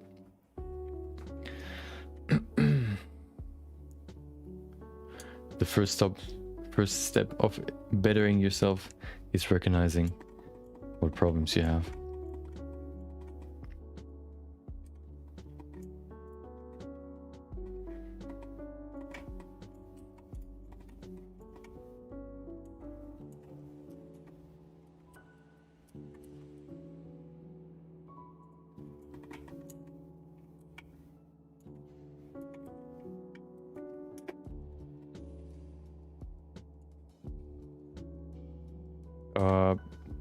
Okay, I'm actually curious. What's the definition of problem? Let's see.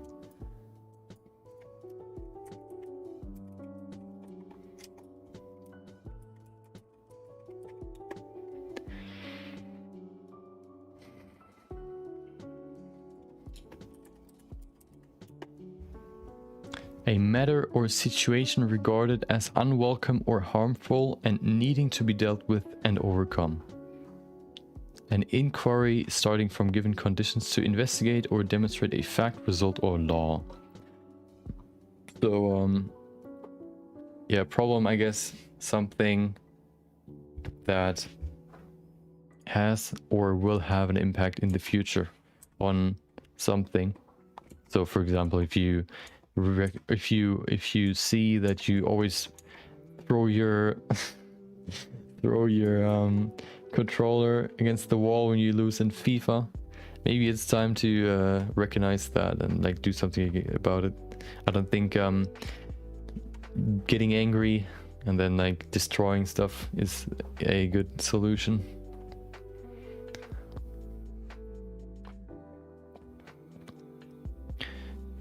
I think there are also like a lot of like maybe not harmful but very slow progressing mental health problems. Maybe even some you don't even recognize because you do them like for so long.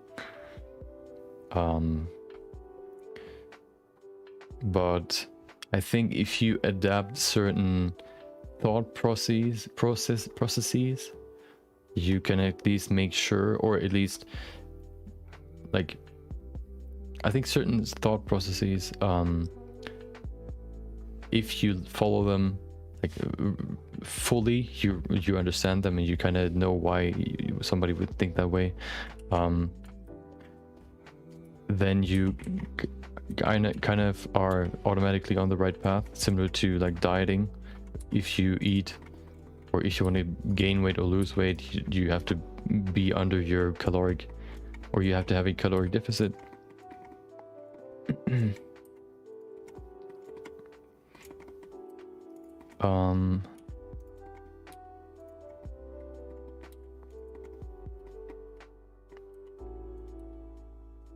Yeah, I mean, it's probably a little bit subjective whether or not it's a problem. Like, you could maybe think that it's like a good thing. The question is, if you only think that it's a good thing because it benefits you right now, or if it's a good thing because it like benefits you overall. So for example, some people learn better by doing stuff, some people learn better by just like reading books or whatever, some people learn better by watching stuff. So there are of course different people and different approaches, I guess, or different lifestyles. So maybe there are like subjective illnesses, but I think most of them, I think there's a certain thought process that every person should have to live a happy life. Similar to you have to eat and you have to drink to survive. I think a certain thought process, or a certain way of thinking, is also part of a healthy living, a healthy life.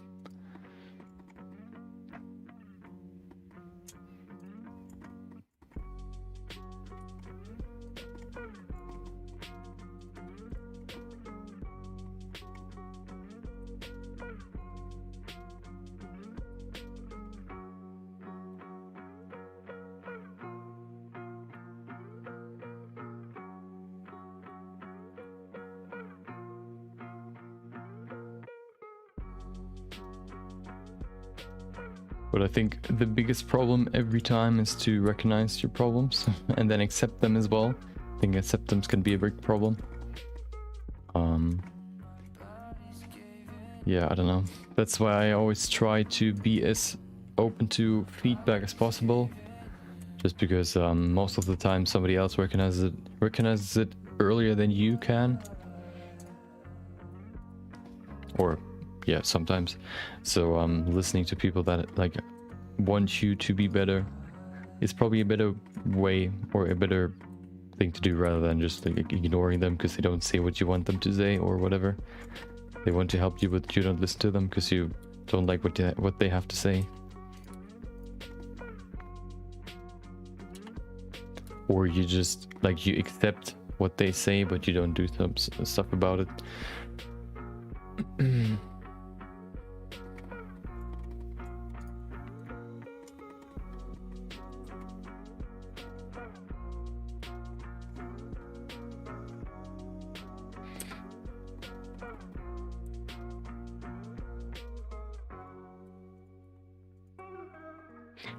I think the biggest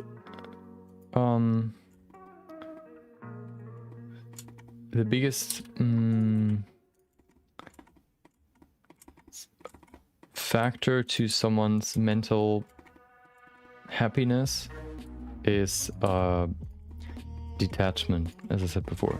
Not focusing on what you like. It's similar to like if you play the lottery, you don't expect to win, but if you do, it's awesome.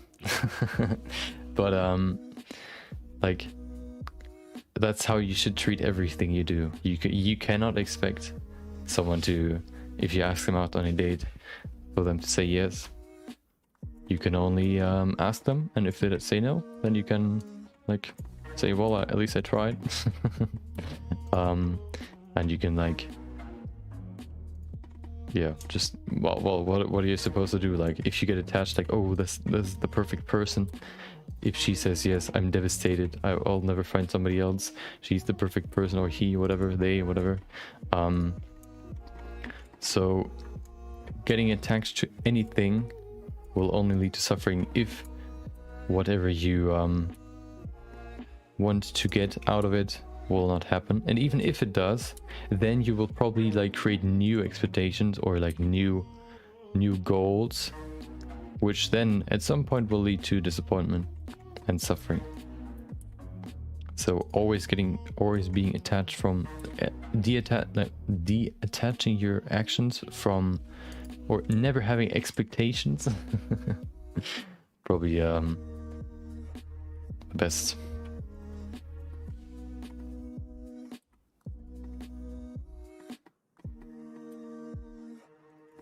Not trying to manipulate the unmanipulatable, but rather increasing your odds of the unmanipulatable favoring you. So you could either play the lottery or what are the other ones where you can where you buy these like tickets and then one of the tickets gets drawn so somebody wins, where there's a finite amount of I guess numbers. You could either buy one of them, hope you win. If you don't win, well, the world didn't want me to win. Or you could go ahead and buy all of the tickets so that you then win 100% of the time. Or at least like 98% because somebody else bought like one of them. So your actions can still like affect the outcome, but you shouldn't expect to win because of your actions. That's I think the thought I had today, or like I wanted to go a little bit deeper into it, how it really worked, and whether or not you should have expectations or aspirations, or whether those are also like harmful or can be harmful. But as long as you don't mourn over the outcome, then you can like expect stuff to happen. For example, you wouldn't ask a girl out, or like ask a girl out on a date without the without the hope of her, or of her saying yes. Of course you hope for them to say yes. So it's like a hope or an expectation. No, not expectation. It's an aspiration you have. But if she says no, then you shouldn't like try to convince her or whatever.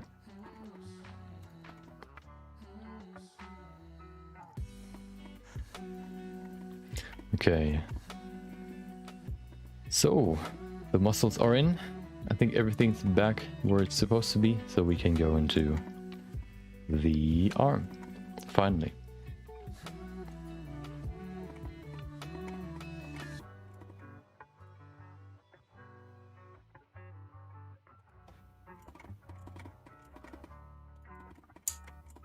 So I was debating whether or not I should just replace this, make a new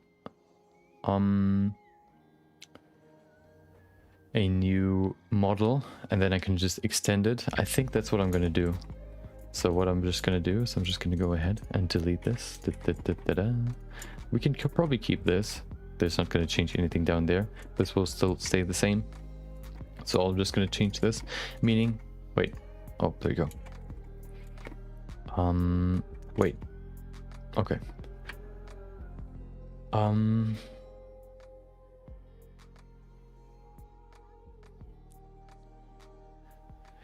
Okay, so I'm just gonna use this again as the surface where I put my vertices on, basically retopology.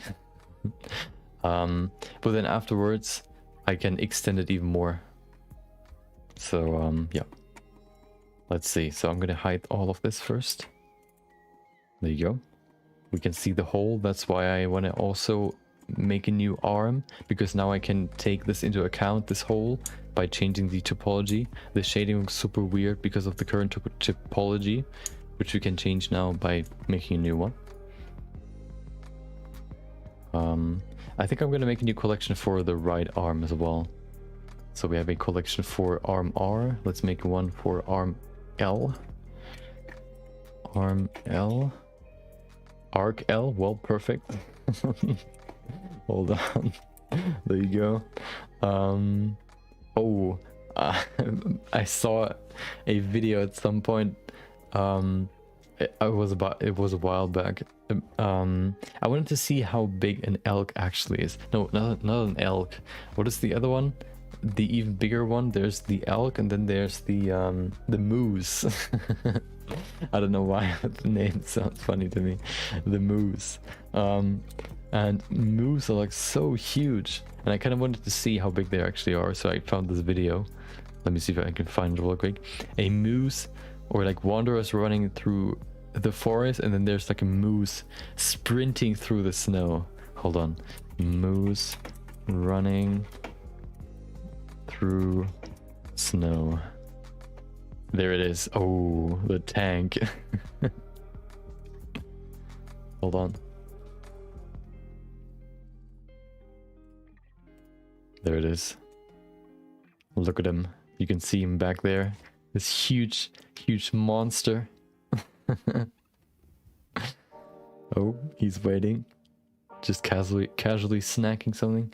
I mean, I guess now there's no escape anymore, so you just have to accept your fate. If he's gonna come run at you, you just have to dodge, I guess.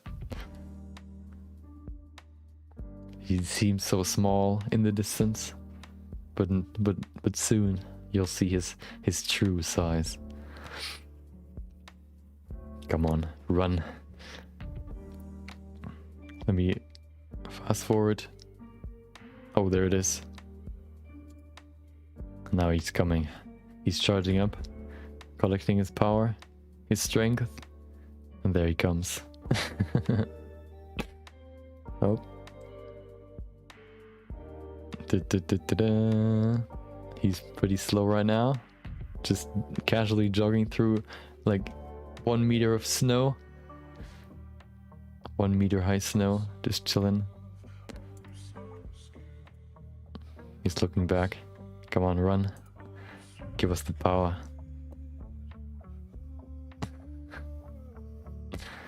Oh, there he is. Okay, soon. Look at this. How long his legs are. Oh, now he's taking the path. But then zip. Just casually running through the snow, just mowing through. Perfect.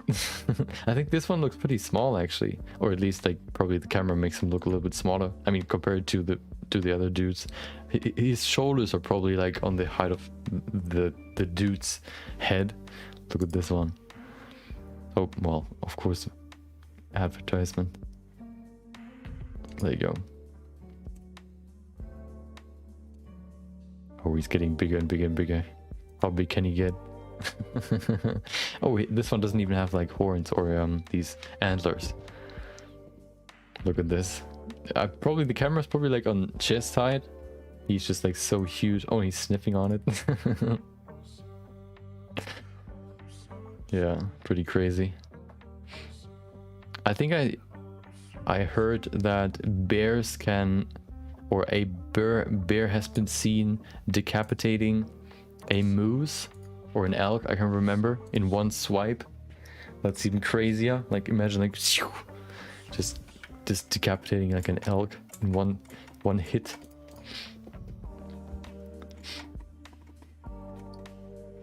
Okay, yeah, I'm gonna first start with the bottom part and then I'm gonna extend it later. I have a certain idea on what I want to do for this, although I don't know if that actually works, so we'll have to see.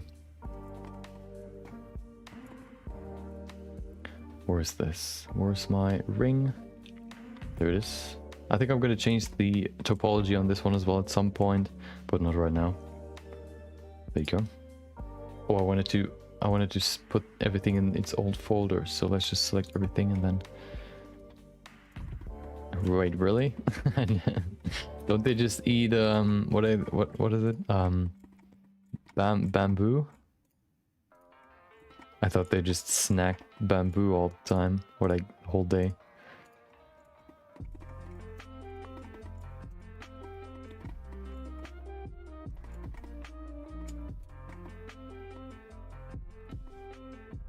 Okay, so they can switch between meat and bamboo, or is bamboo more like a snack, or like a 5-com at the end of the day? Okay.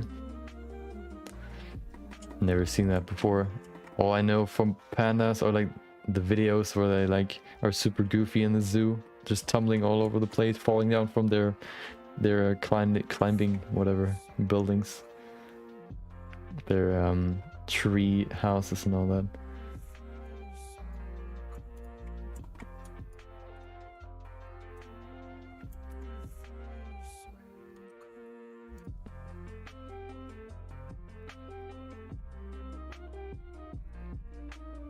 There was actually like a there was I think a live stream of a zoo where they grabbed one of the penguins and let them through the zoo so the pink penguin could like look at all the other animals. Let me see if I can find it. I'm wasting so much time. But it's time we have. Okay, hold on. What is it? Penguin runs through zoo. There it is. Look at him exploring the zoo. Just looking at all the other animals. They looking back. I think one of them was like I don't know if that was this video or another one where they encountered like an iguana. And I think that's like a regular live stream now, or at least it was. Oh, hello. Would probably not be a good idea to show the orcas. Oh, are orcas on the same side?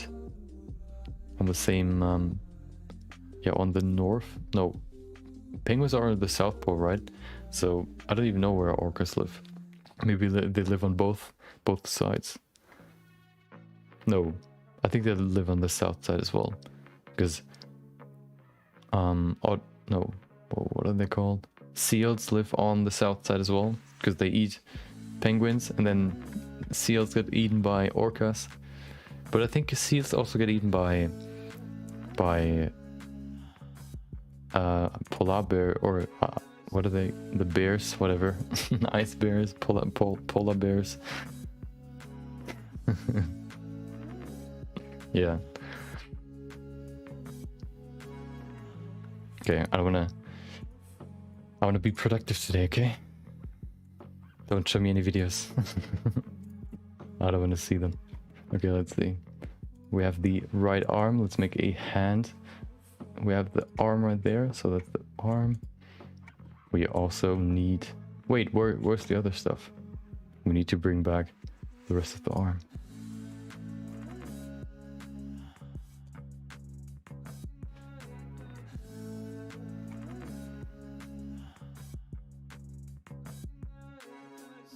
Keeping everything in its own folder will just help us in the end. Oh, this one as well. Okay, perfect. Of course, I don't want to name all this stuff. I don't even know what I would call like this small panel. So I'm just gonna keep it like plain 5. I think that's not really that important. But I still want to make it like another hand L. But do we even need to change that? I think we can just keep the hand in its own folder. Right now we have additional arm R, we have arm L, we have hand cover, hand muscles, hand bones. Yeah, we can probably keep those in the same collection. Okay, so.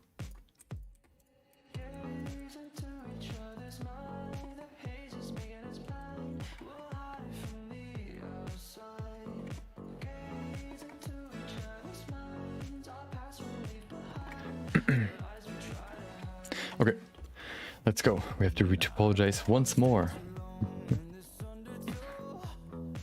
I'm excited. Not. Okay, let's go back in here and set the shading to flat. There you go. Okay.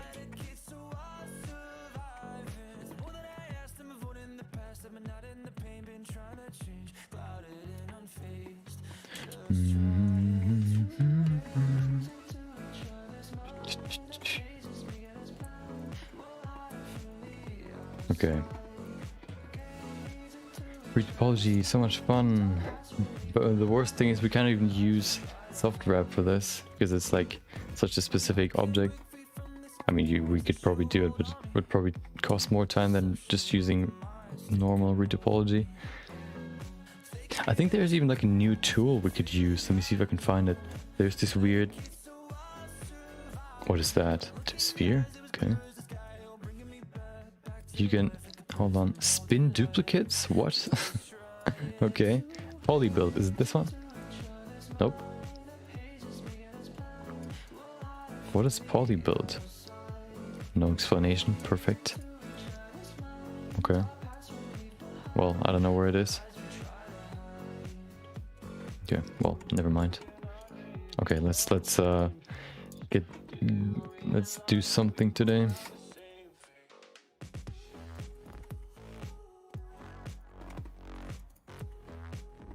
Okay.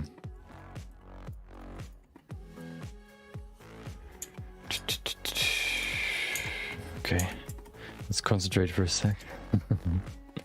Listen to some music.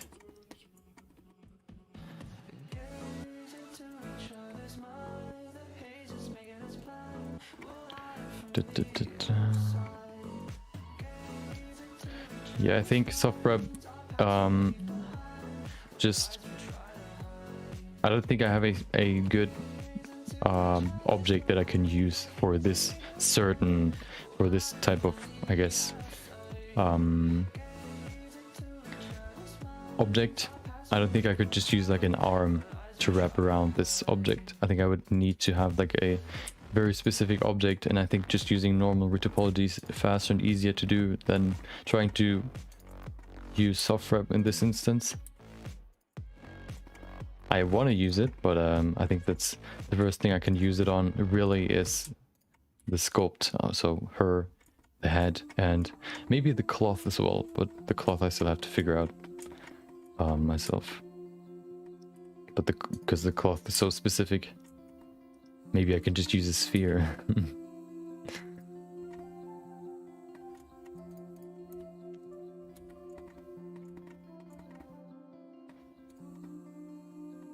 Okay, so we have this hole. The hole is kind of misplaced, isn't it? It seems like it is. It's like kind of not parallel to the rest of the arm, so maybe we can fix that as well. Let's see.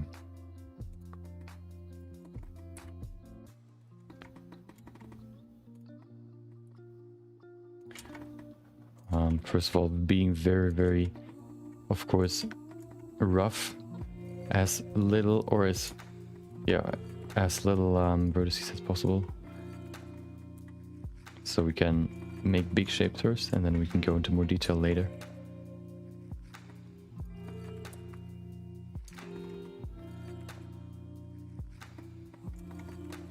Okay.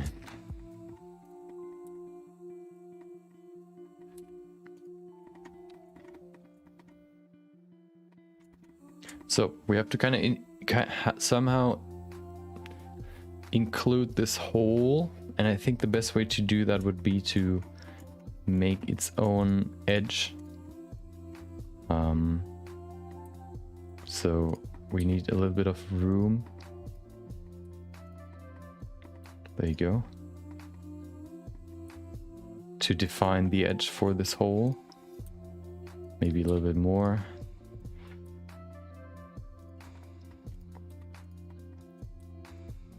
Okay. So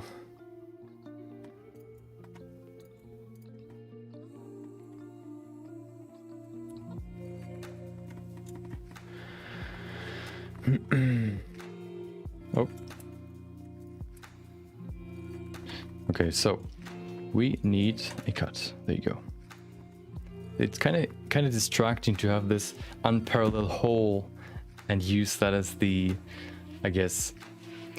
You know, I think I'm just gonna use this hole as, or should I?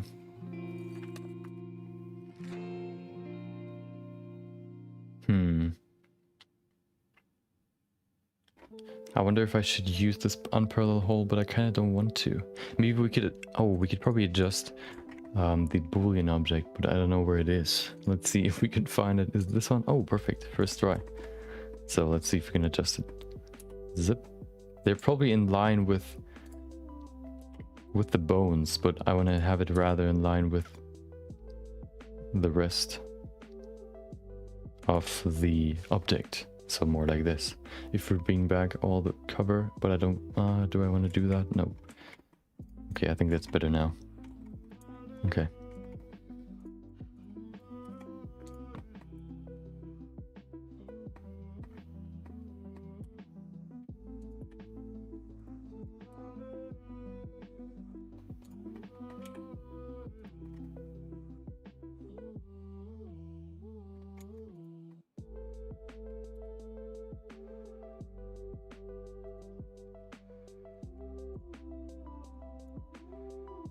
Okay. All the way down. There you go. I'm just gonna draw it in. I think that's the best way to put in new vertices. There you go. Define new edges. So I'm just trying to make these faces follow the edge. Basically making good edge flow. This way we can basically, yeah, define where the edges are and keep a better, or like make the edges look good. I think that's the simplest explanation.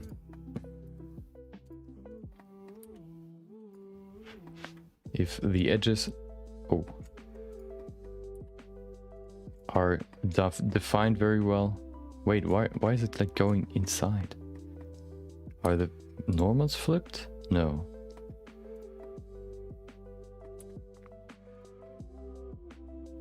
Okay. That's kind of weird.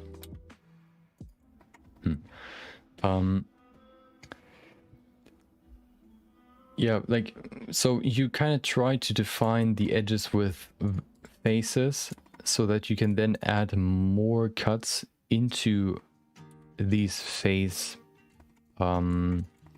definitions, or like these face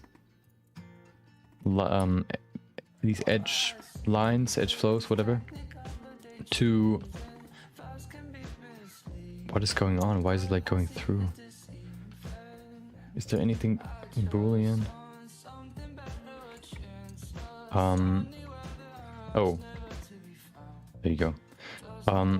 If you have these well-defined edges, you can add more cuts to these face rows or face whatever, so that you can then make the edges more defined.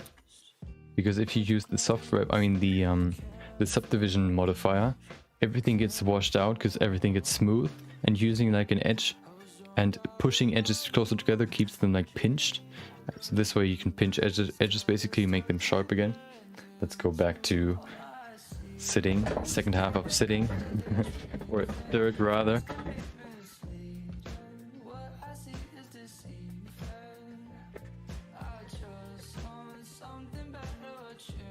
Oh, can you even hear it? I don't even know. It seems pretty loud. I think there's a screw that needs to be readjusted.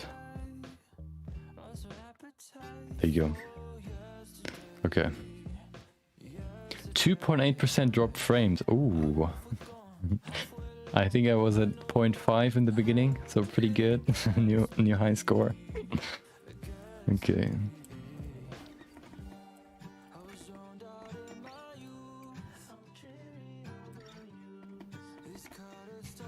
You know, I think I want to just apply the Boolean. I think that's better. Remove yourself, please. There you go.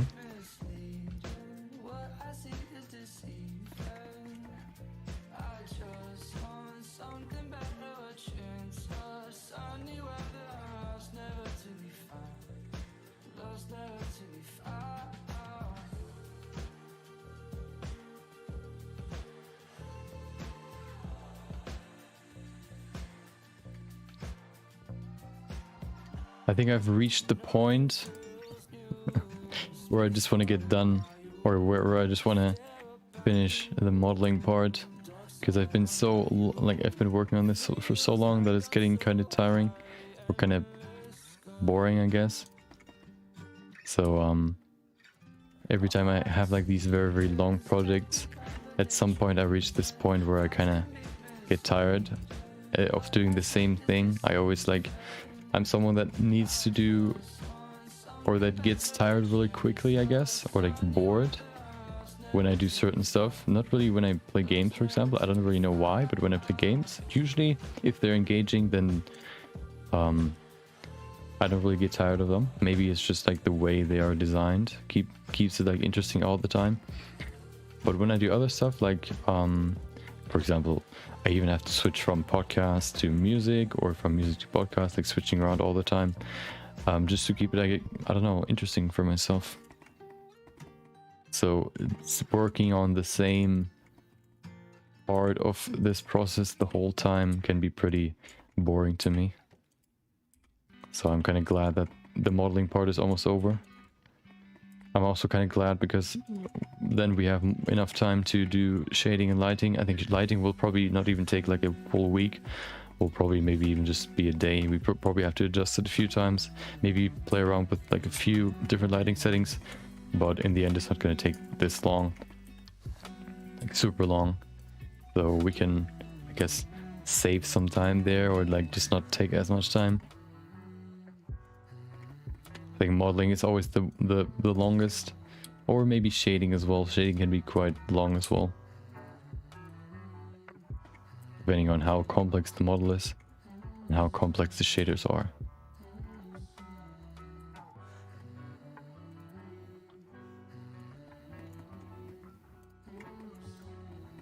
And of course, we're gonna try our best with this thing, with this model, or with this project. But we don't expect to win. Keep that in mind.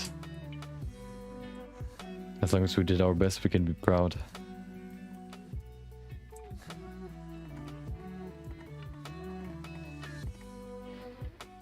Well, do you mean like in real life, like using my left hand rather than my right hand? Or do you mean like, I don't know, like switching to the other side in the program, like to the other hand of her? Well, I don't think that's just gonna slow me down. It's gonna take longer. I don't know if that's a good solution.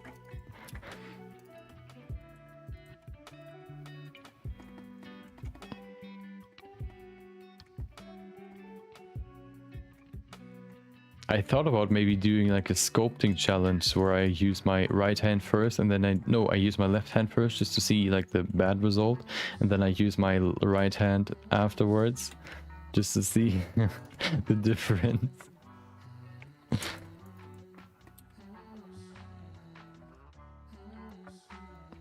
I also was kind of interested in doing a digital painting or digital drawing stream at some point, because I kind of wanted to see how good I could implement, like I haven't drawn and painted in like on paper or digitally for a long time.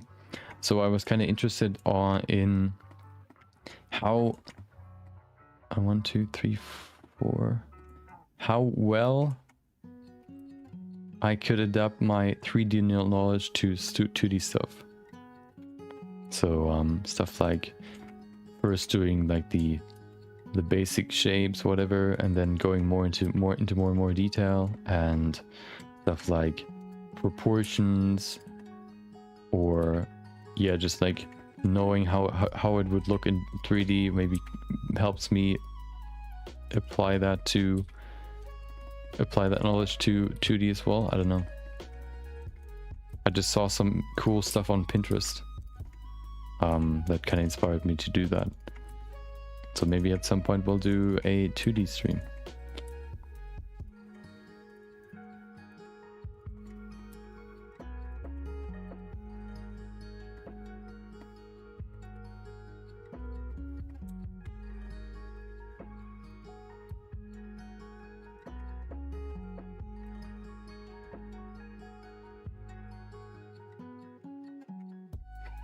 Okay.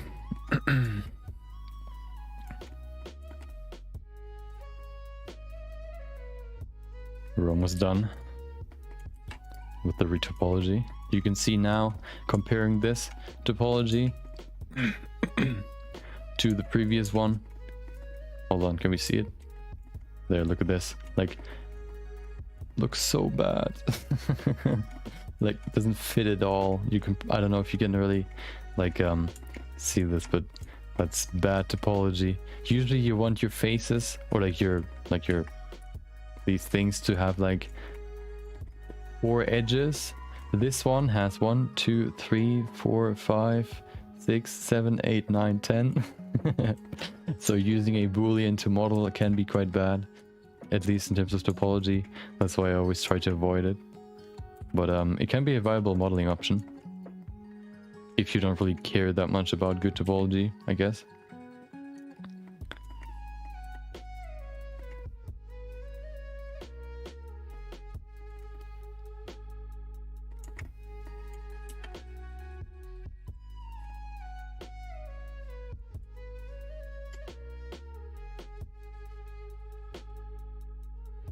I usually do, because I'm just scared that in the end I'm gonna regret it if I don't.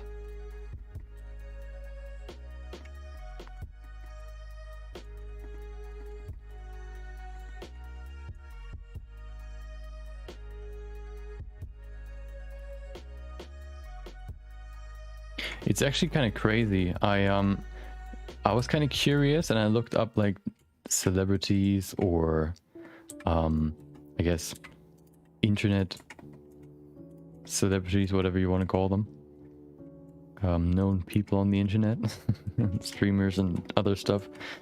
I was kind of surprised how many are actually as old as I am. I think I found like 3 or 4 that were the same age as me. Some were way older than I expected them to be. Some were way younger. It was pretty crazy.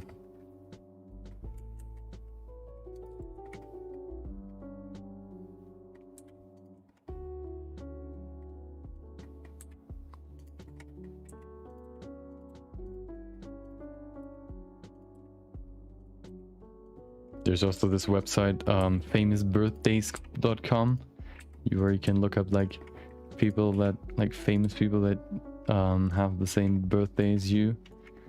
I think there's no person that I like know, or I guess, yeah, I really know that has the same birthday as me. But I don't even remember who has the same birthday, but I remember no person that I really like follow or something. Only like random dudes from TikTok or whatever.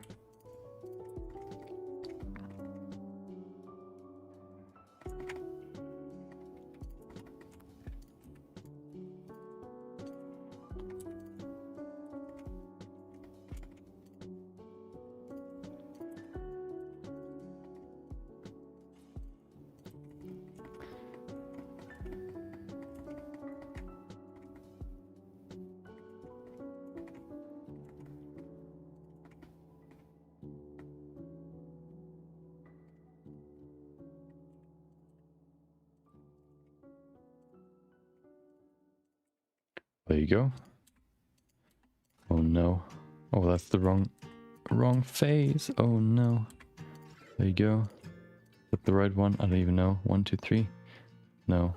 Oh my god. Okay.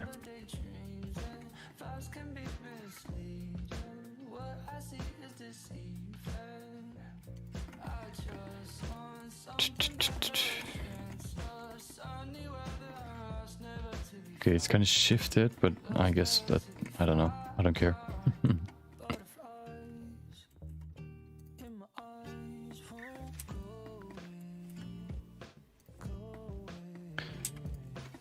I think you can even like apply the detachment concept to video games, for example League of Legends. I remember at some point I like everyone in my school basically played League of Legends. So I did too, or at least a lot of people in my friend group or in my class. And I remember me being the worst and having the worst rank in ranked play. So I kind of wanted to like rank up myself, not only to like so that nobody can claim that I'm getting carried, and also just like yeah, just getting better. No, yeah, you know, the thought process that I had back in the day was basically just, well, I just wanted to like rank up and get better and basically prove that I can do it myself, I guess. And I made a big mistake. Wait. And yeah, so I basically just queued up alone or solo all the time. And because I wanted to rank up, I didn't focus on improving really. I just focused on like having a good game, which meant that I was super frustrated most of the time when I lost, especially when I lost. Like, of course, it's like a death, like cycle of death. Once you lose, you kind of get frustrated, so you play worse in the next game, so you lose, and like this loop continues over and over and over and over and over again. And then you just get more and more frustrated, and at some point you throw your mouse out of the window or whatever. So that is probably a good comparison, or like a good real life example on where I focus more on the outcome rather than the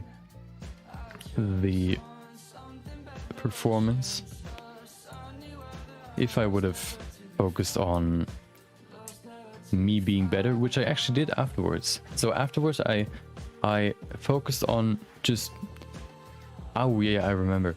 In the beginning when I started, I basically just played any champion or character, whatever you want to call it. And I didn't really care about what champion I picked. I just picked the one that was like countering the character that I was playing against. Wait, what is going on? There's, okay, well. So I never really had like a comfortable champion I was playing. I just basically knew how, in general, you play League of Legends, not really how you play that character, which kind of was my demise, because I basically just try to play good with them, but I don't really know what they,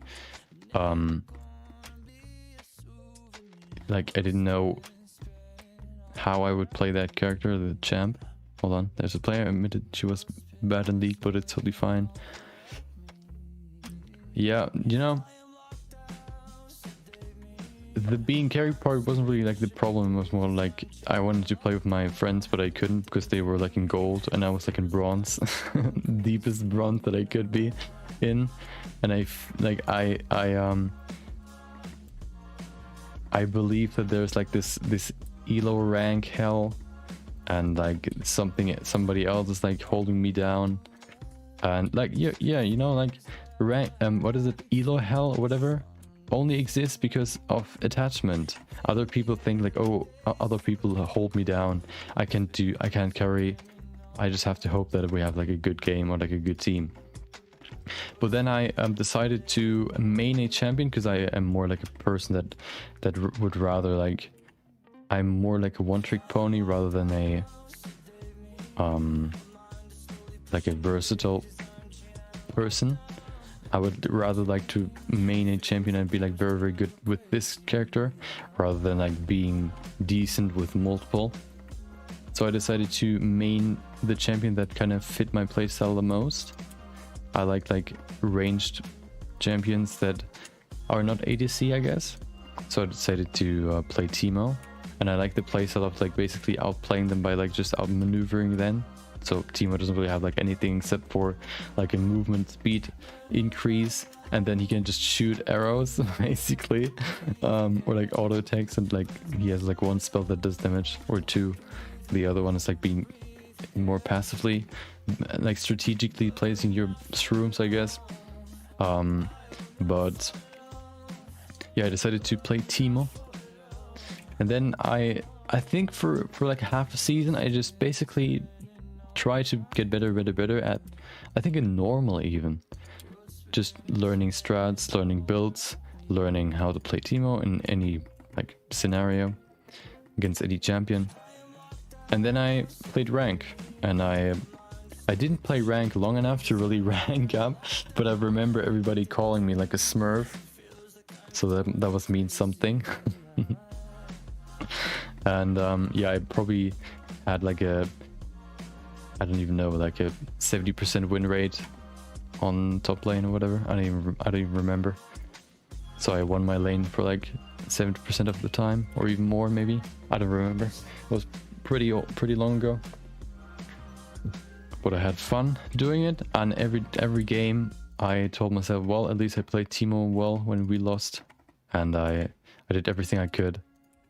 So I wasn't frustrated necessarily because others were bad. Other people, like, I guess, yeah, were bad. I just tried to be the best Teemo I could. So I detached myself from the game. I attached myself to my own performance, which led to me being less frustrated and me winning more games.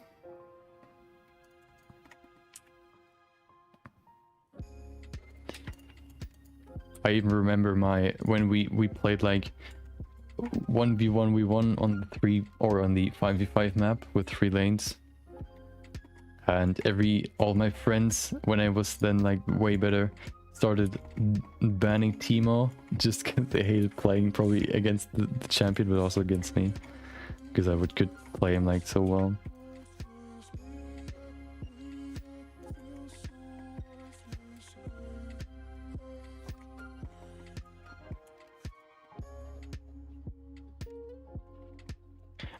Oh yeah, another one-trick pony story is actually pretty funny.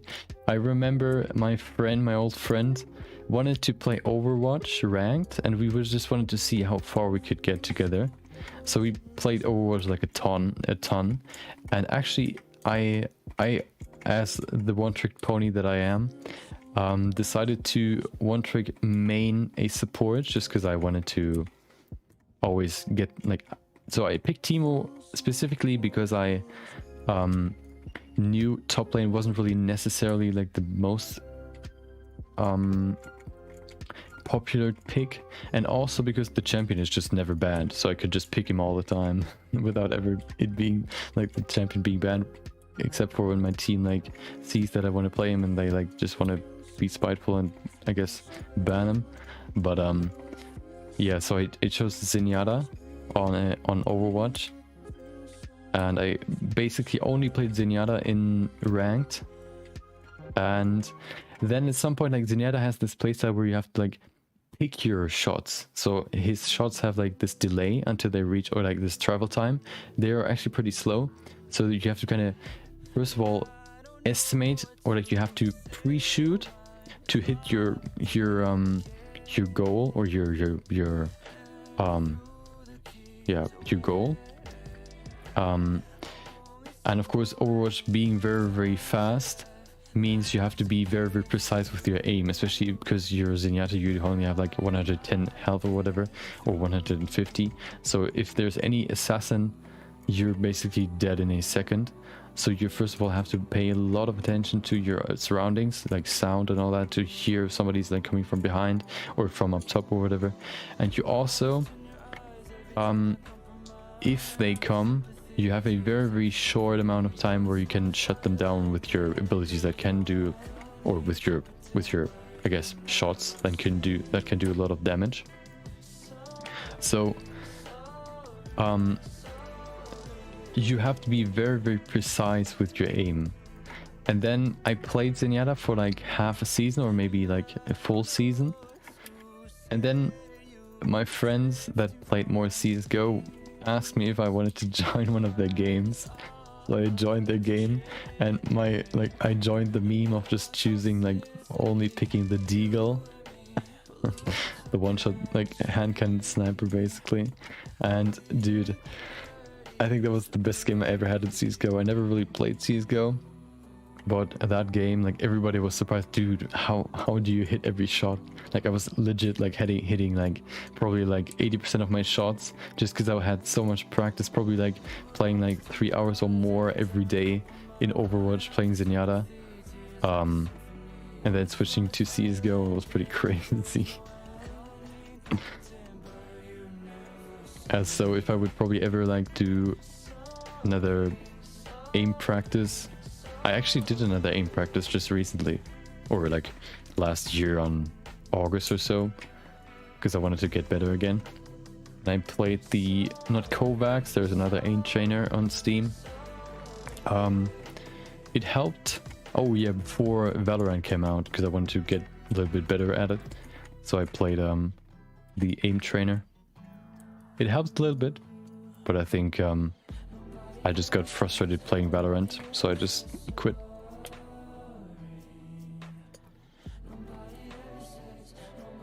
What is pretty crazy how fast you can improve, especially in the beginning.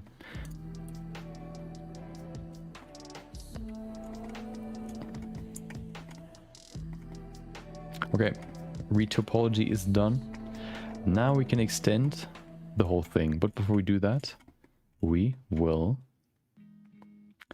start with the shoulder. So we kind of have to figure out a good system for the shoulder. Of course, if you want to move your shoulder, we want to keep it very organic.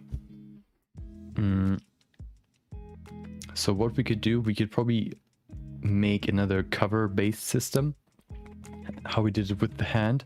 So we could introduce muscles, which can then move the arm. And then just the covers on top, so we have something on top that covers the muscles. Or we make a different system. Oh, I don't know if that really works.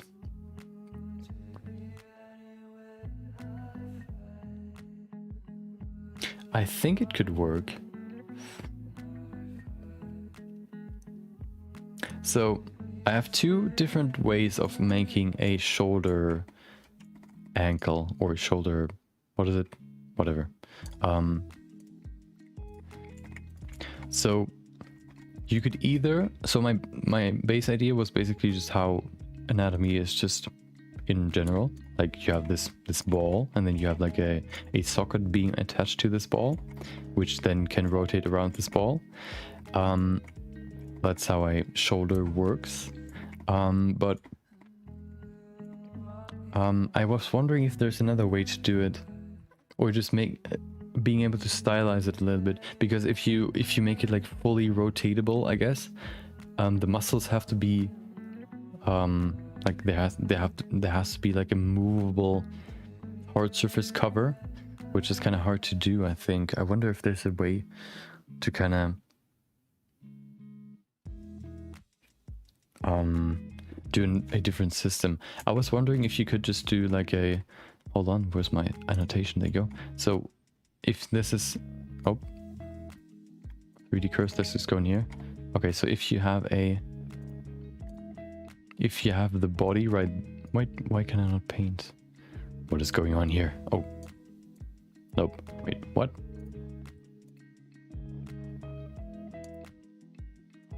Oh, so that's basically the body, like this.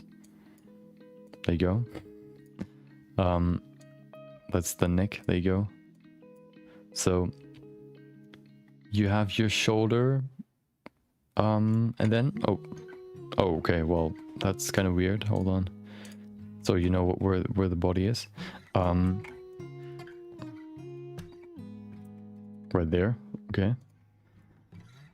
So my idea was kind of to make it like, so usually if you want to move your arm, you have like full range of motion, except for like in this direction. Like in this direction, of course, there's like a certain amount where you can't go to, or like a certain degree where you can't go to, but you can basically just go all around here. You can also go basically from there to there. Or roughly, I mean, there are like muscles that keep it from going, I guess, higher than this, maybe. So I was wondering if there's a way to do it while still being able to make it stylized. I think I need to look at some references. Maybe there's a way to do it. Maybe they just hide it, or they put a cover, I guess, like armor on top of the muscles. So for example, we could make like just muscles going all the way down like this. And then you have the arm right there. Oh, the arm right there. And then you could make like just a cover that covers all this part.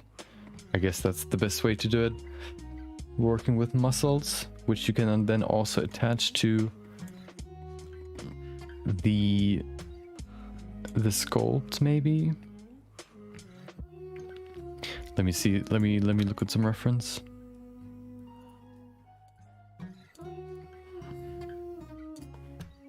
I need reference. Gimme.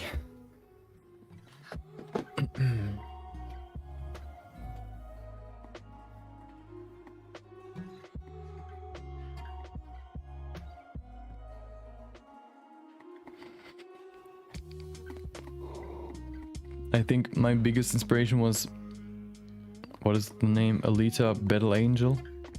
That is probably my biggest inspiration, because I like the style of her prosthetics, or just her body. I think it's like her full body except for her face or head.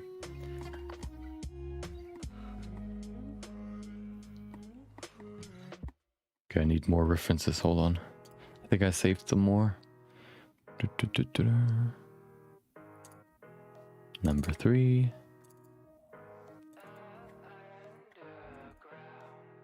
I've never watched the movie. I only know the movie from trailers, and I think wasn't that another anime or manga, like what is it, like a real life recreation of an anime or manga, if I remember correctly. I don't remember. No, that was Ghost in the Shell, right? Ghost in the Shell was an anime before it was a movie. Live action movie, that was it. Okay, so I have a few more. There's more. I only know the film from like all these screenshots, on also like seeing a making of and trailers.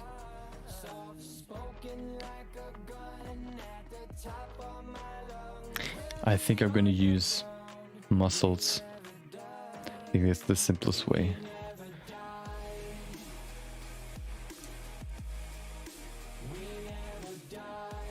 Otherwise it'll just be too constraining, or like just there's gonna be movement impaired, and I kind of want to keep it very, very like natural.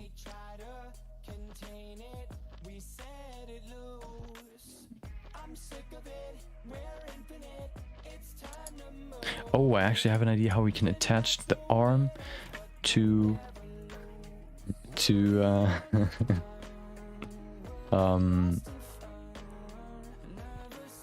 the arm to the sculpt. I just like thought about, like, I'm probably the most boring person to listen or like to talk to when you when you're interested in movies. Like, oh, do you like this movie? No. Have you watched like this TV show? Nope. Do you like this anime? I've never watched anime except for like 3. Do you like manga? Never read a manga in my life.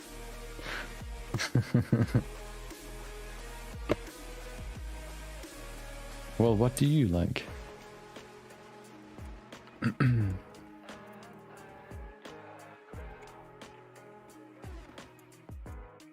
Okay, so let me show you what I mean with attaching the sculpt to the mechanical arm. Yeah, was it a recreation or like a live action? Yeah, recreation, or was it like a just a standalone film? I think it was something else before, right?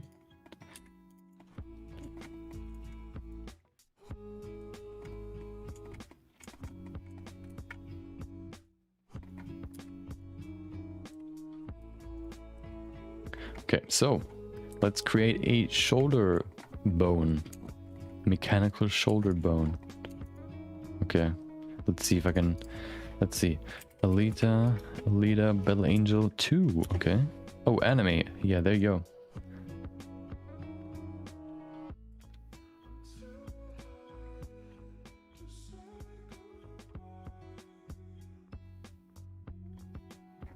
Hold on.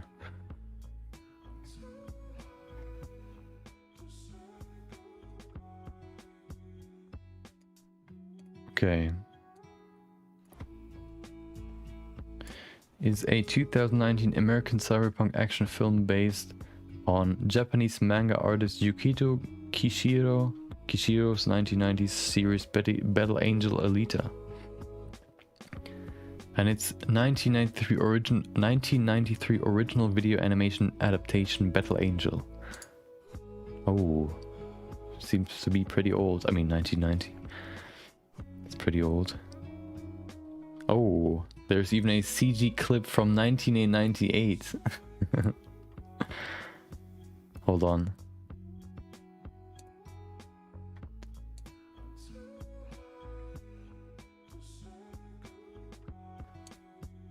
Look at this.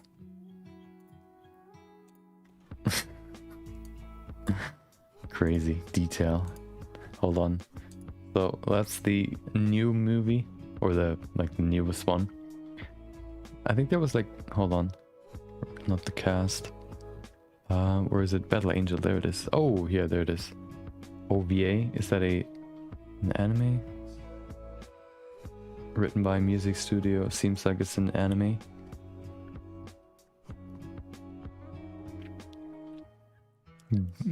Gundam? Yeah, Gundam. Original video animation. Oh, OVA means that. Okay, interesting. Hiroshi Fukutomi. Wow. That's the original cover. Looks to be very, very different. Hold on, let me see if I can see some or find some more images on Google. Well, no. Oh, there it is.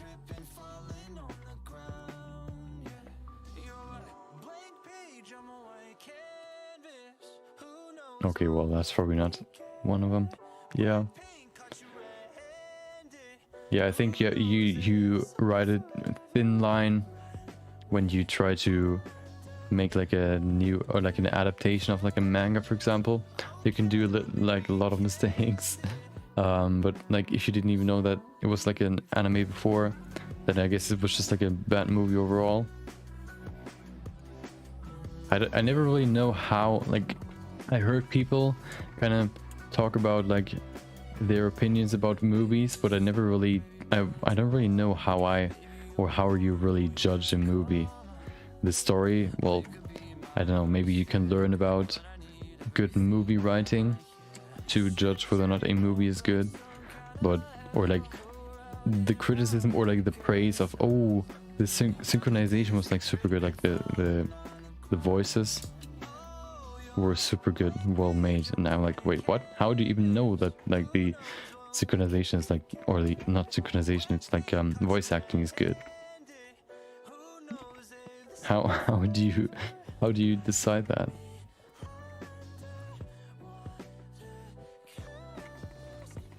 Don't give me that. What is it? Not cauliflower. It's a. Hold on, dude. What is that fruit called again?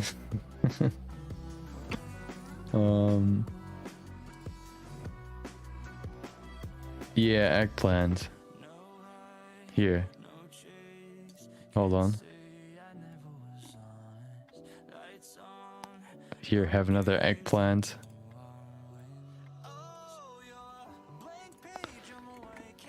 Take this. I accept your eggplant and I give you my eggplant.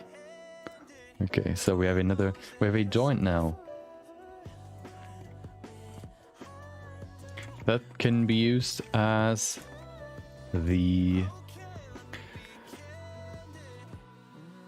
No, oh no, that's not gonna be an eggplant. That's supposed to be a joint, okay? Don't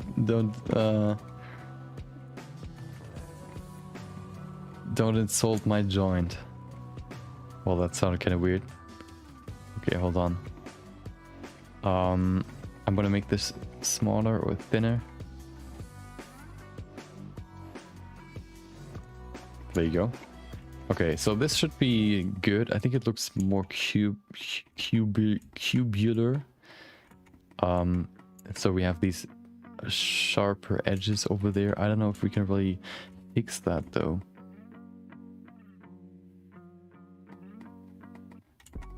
Oh, I have an idea how we could fix it. Although, no, I'm just gonna leave it like this. You're not gonna see it that well. And I think it's round enough to be a good joint. So, yep. There you go. Time to attach the arm to the body. We can probably do the same on the other side as well. The only problem is maybe how big it's supposed to be.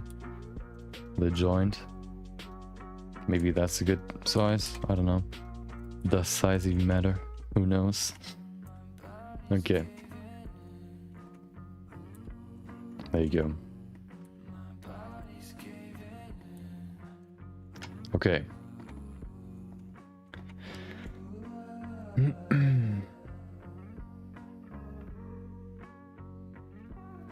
So we kind of have to combine these bones again.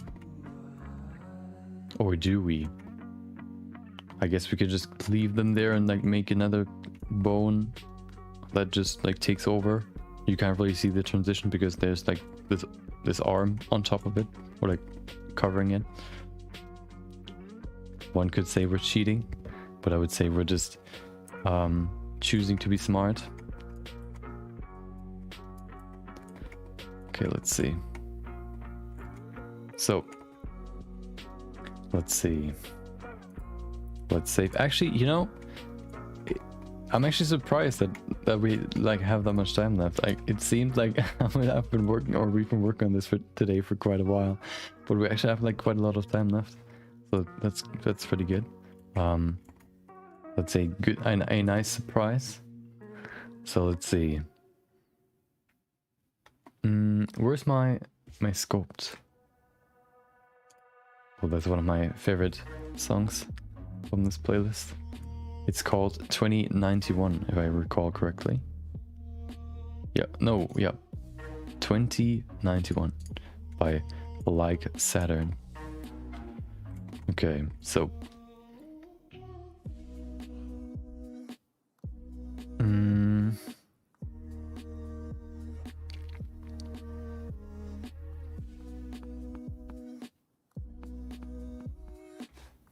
let's see, how could we make a good joint socket?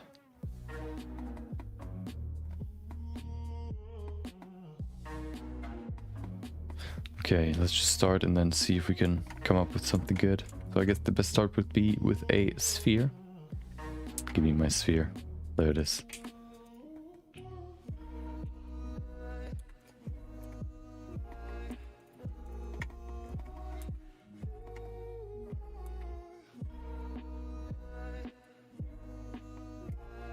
Make it as big as it needs to be.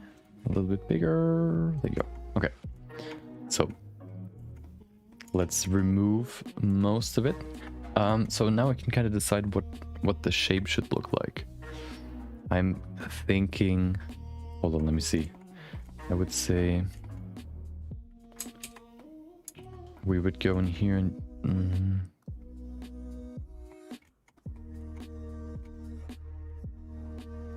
all the way from there or there to maybe there. Oh, well, that's not really what I wanted. Hold on. Okay, well, that doesn't work.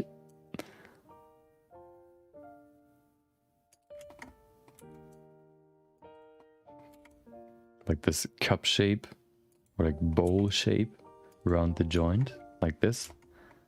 Okay. Everything else can be deleted, although I kind of want to keep it for now. Maybe I need it. No, I can delete it. I mean, it's not really complex, so yeah. Okay. Now what I'm gonna do is I'm gonna set the rotation. Oh, it's actually in there. See what I mean? Perfect joint. Perfectly rotating around the joint, the other joint piece.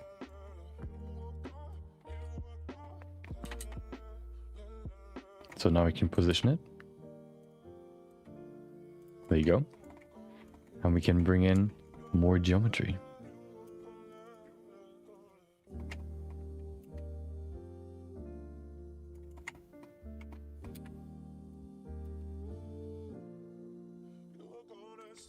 Okay. Oh. Okay, so we have another. We have the socket and also the joint, whatever that is called, and then we can go ahead and use a solidify modifier to make this thicker. There you go. Now, if we bring up the arm, we're not going to see the transition. Perfect. We could probably make this a little bit, I guess, more complex, but we're not going to see it anyway. We're just going to see like the muscles on top, so we don't really have to care about making this perfectly, or like making this look good. So let's extend the arm first, and then we can continue.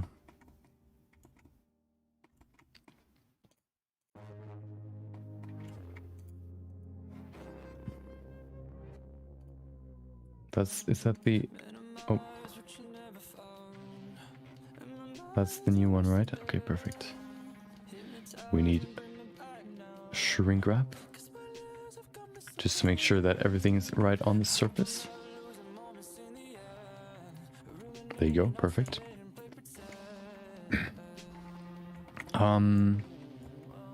Okay. Good thing is now we can just like soft wrap, just extend it out. Like this. And then we can exclude these vertices from the soft wrap modifier.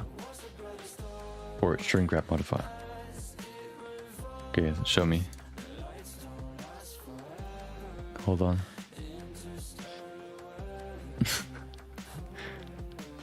Oh yeah.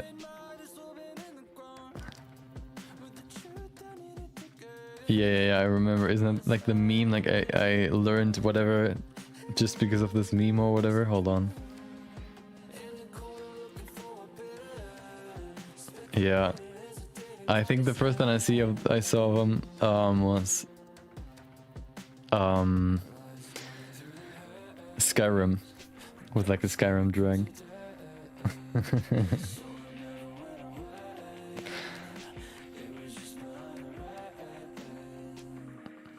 It's actually a pretty good animation.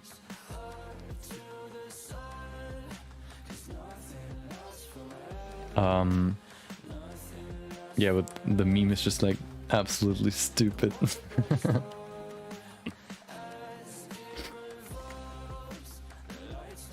Let me see if I can find the first one. I learned animation for this meme. There it is. I learned 3D animation to make this one video.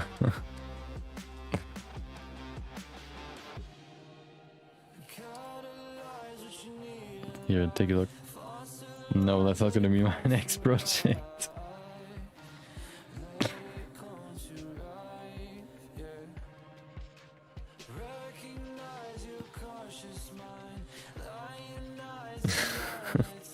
I think the text makes it even funnier.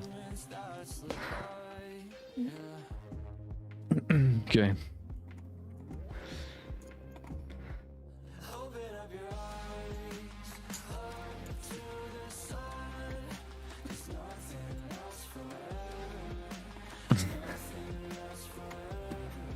Okay.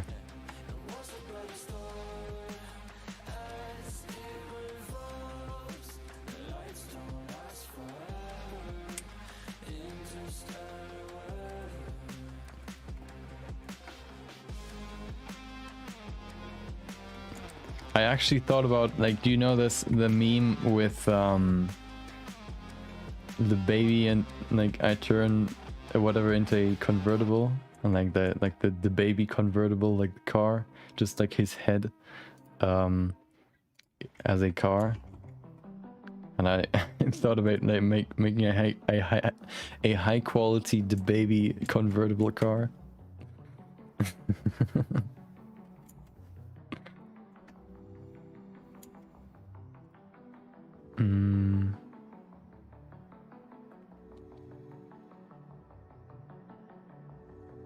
Let me see if I can find it.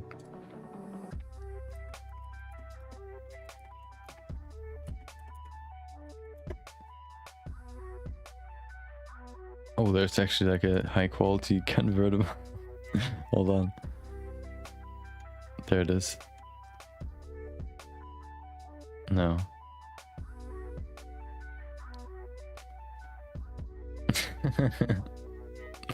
Oh my god.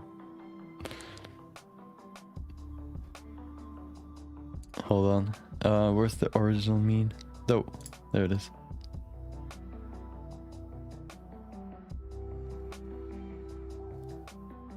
Hold on. Oh.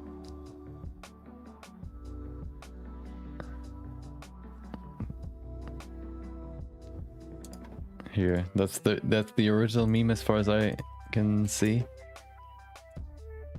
And then there's like a, I guess, high quality version of the convertible, the baby. Another absolutely stupid meme, but it was trending for a hot second.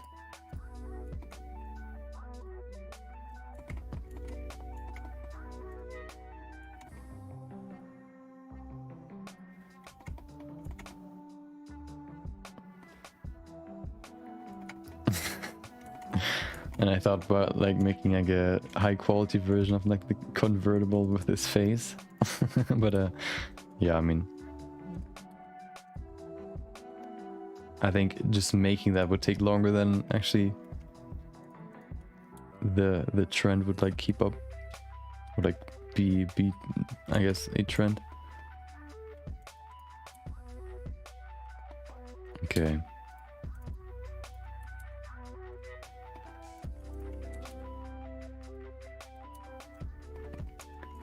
So, we need subdivisions.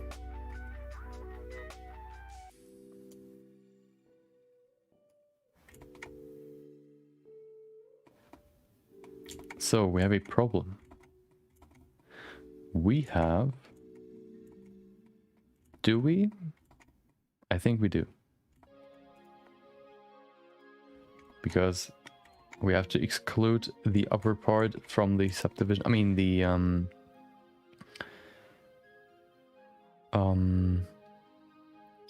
wait, maybe we can avoid it. Hold on, we could avoid. Oh, I have an idea. There you go. We can just extend this up. So what I want to do is I want to grab this.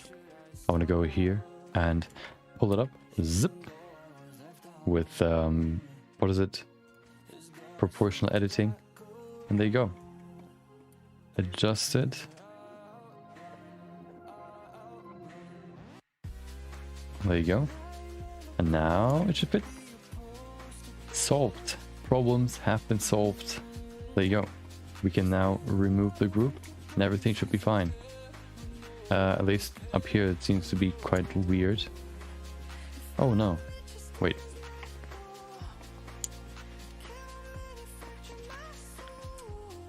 There you go.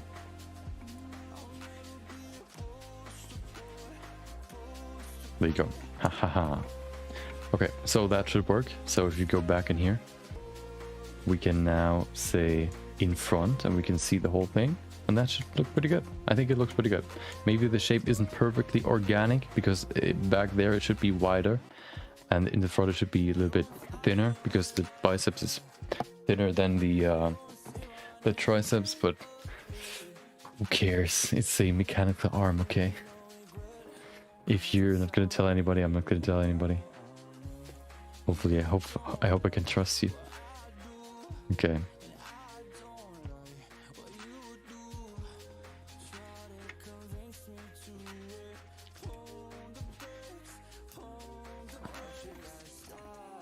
Now we just have to fix the edges. Oh, back there. Pull it back. There you go. Okay.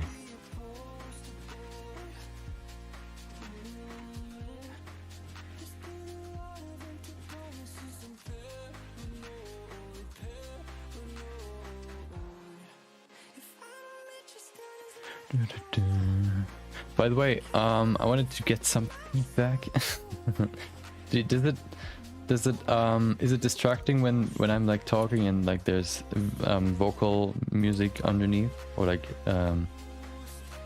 right now, for example, I'm talking but there's somebody singing? Is that distracting? I think if it's quiet enough, it's okay. Because you can like I'm loud enough to overpower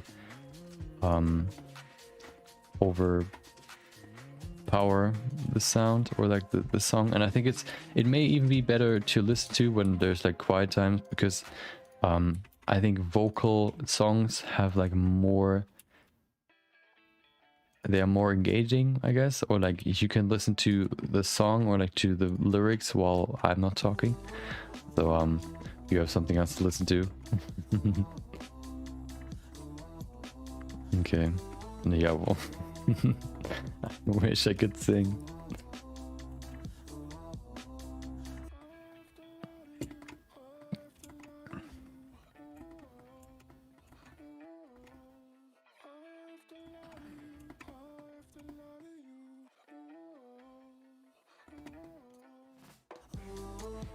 I mean, ooh. I can sing that, but I don't know about all the rest.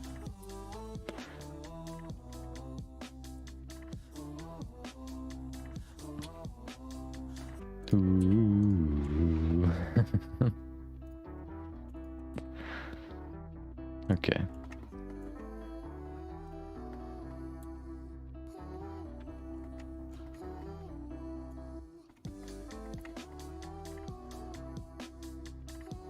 Okay, that looks pretty good. See, we have now what is it?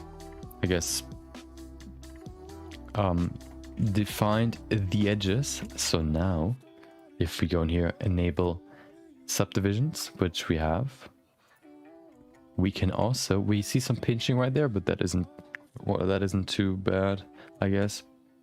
Maybe we could fix it, but I don't want to do that. Solidify. The good thing is, once we have this side, we can just duplicate it and cut off parts of it. So yeah, that's what we're gonna do. I think I see the problem. Do I? Maybe not. I don't. Okay, well, do I? I don't know. So, what if we bring back solidify? Is it solidified already? It doesn't seem like it is. Oh, there it is. Zip. We have to put it back there. If you put it to smooth, we can see these very, very round edges. They would be there as well if we would now bring in another subdivision on top of the solidify modifier, which would like smooth the solidify geometry. So this is basically a simulation of the smoothing effect. To make the edges sharper, we can now use this edge ring and add another cut and bring this cut closer to the outer cut or the outer ring or whatever edge, and you can see now it's sharper. Ooh. Yeah, I like this song. Very it's kind of, it's like a mix between dark but also kind of, I don't know, like dark but also dreamy. So I kind of like the song. It's one of my favorite from the playlist. Okay, so we have the ankle or the joint, we have the arm, serenity. Oh, hold on, have to put that into the translator. Oh yeah, maybe Yeah, yeah. It's like a dark lo-fi song. Usually all of them are like, you know, actually getting kind of sick of lo-fi because every single lo-fi song just uses piano or like a keyboard with the exact same melody and all that stuff. But he actually uses, or like, yeah, he actually uses not only piano or like a keyboard with actually different sounds, but also like guitars, for example, which like creates a nice contrast between all the rest, which is just like boring like keyboard stuff. So yeah, that's why I like it so much, and I wanted to add it. Once I saw he made, or like all his songs are royalty free, I immediately put that on my to-do list for the weekend and I downloaded all of them. Okay, so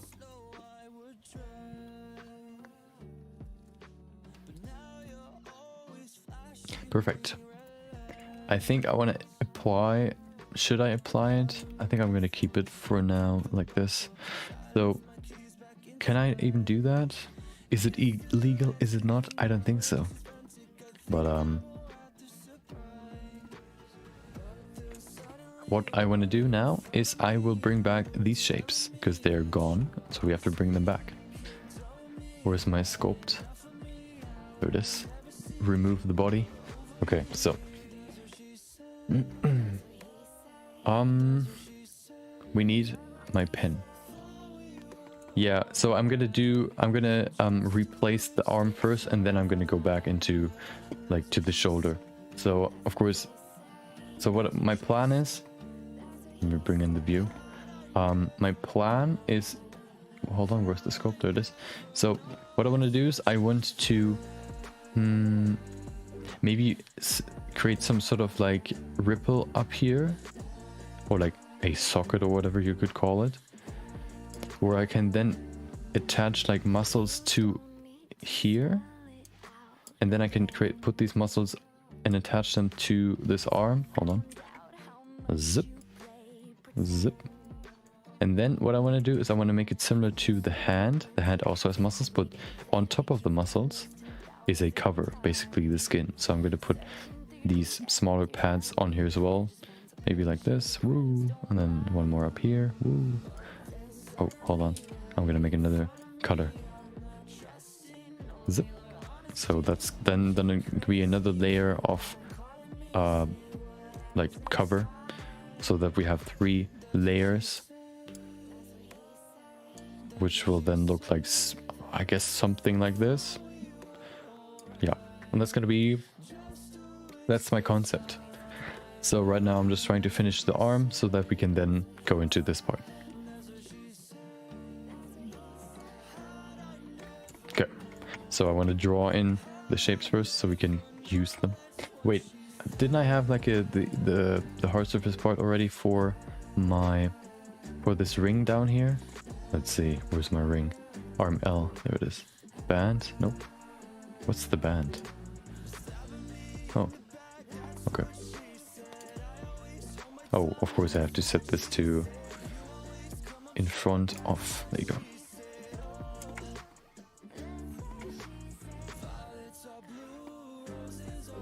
Okay.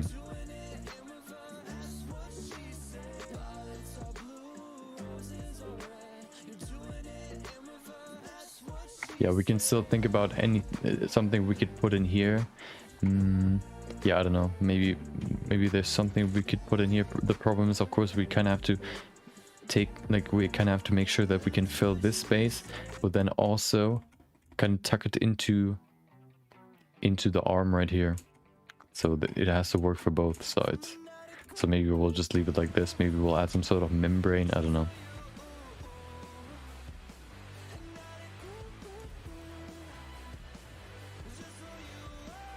Wait, where's all that stuff up here?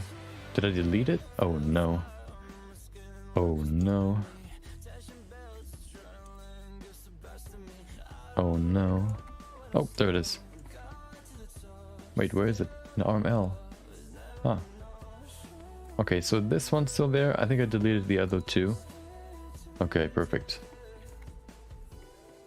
We can hide this. We have to go back, do some surgery in here. Okay. Oh, this one's still screwed. Wait. Oh, I can still change. No, I can't. Hmm.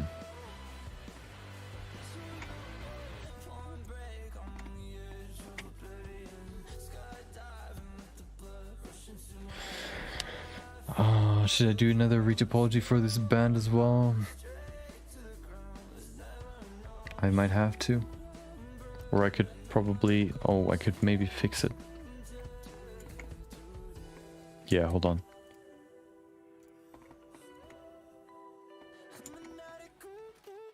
This will be kind of annoying, but I guess that's the best way we can do it without having to retopologize this as well.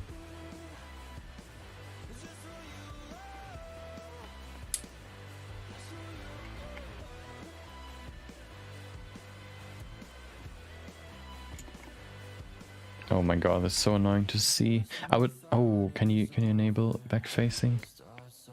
Oh, well, that doesn't work. Okay, hold on.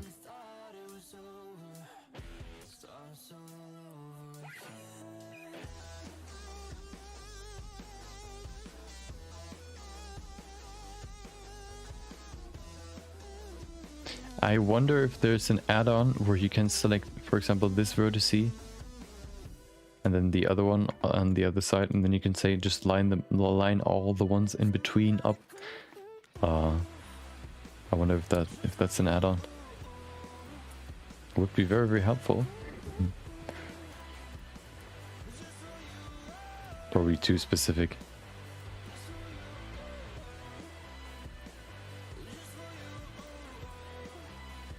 Okay. Other side.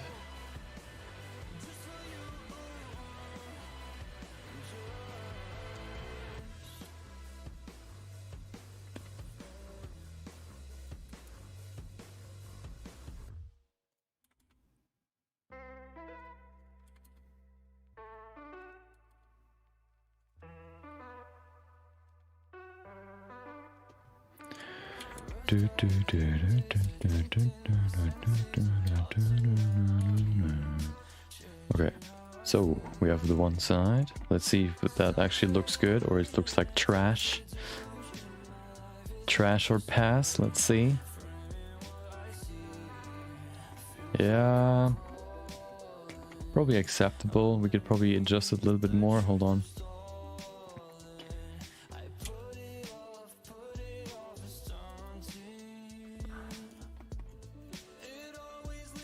Okay. Yeah, I guess it works. Okay, so.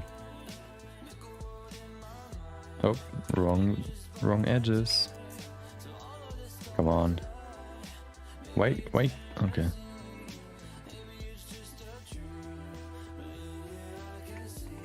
Okay, well that doesn't work.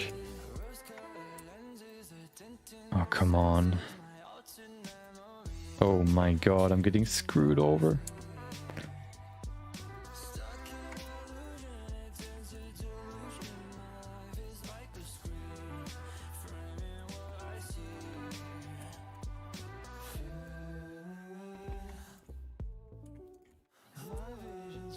Okay.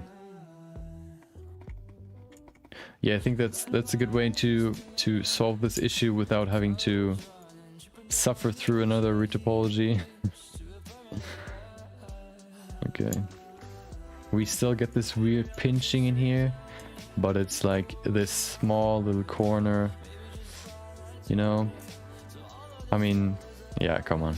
I mean, we have the time, so at least we can relax the pinch a little bit.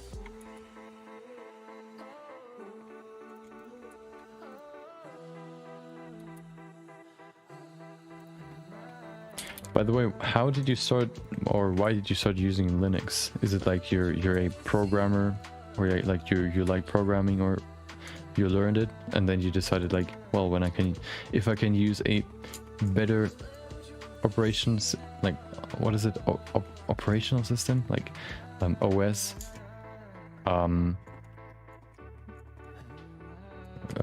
Which is better than Windows. You'll just use it, or I don't know. I remember our IT or our programmers, our developers, whatever, at my job talked about them using Linux. So I guess like every programmer likes to use Linux, maybe. You like to know your options, okay? So you mean so you want to learn it, so you know which one you prefer, basically similar to you would use first Apple and then Windows to know whether or not you prefer Windows or Apple?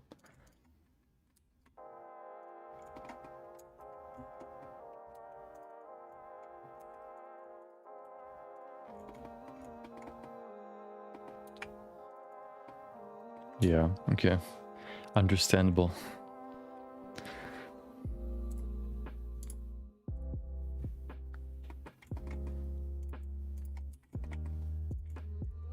Yeah, I mean, if I could like program, I would probably try it as well. It's probably just overall, like, especially if you like know how to like if you are like if you know what you're doing when it comes to PCs, and you can just like use Linux, don't have to care about like all that other stuff like Windows updates and all that stuff. Probably a good decision.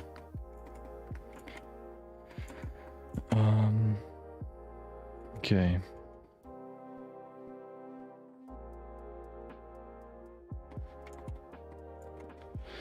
So we don't need this boolean anymore. Get this out of here.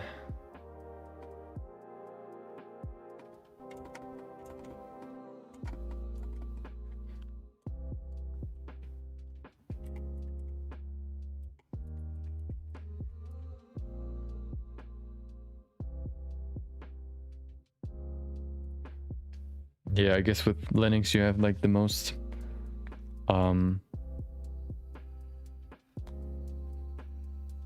okay.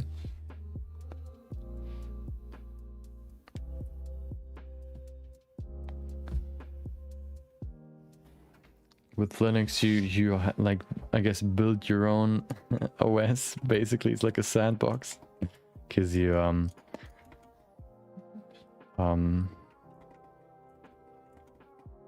it's like Windows without all the pre-installed programs.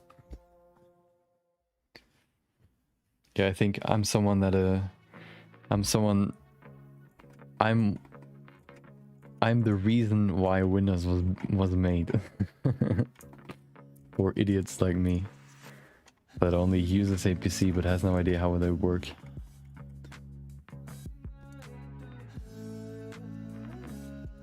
And I don't want to learn it as well, so yeah.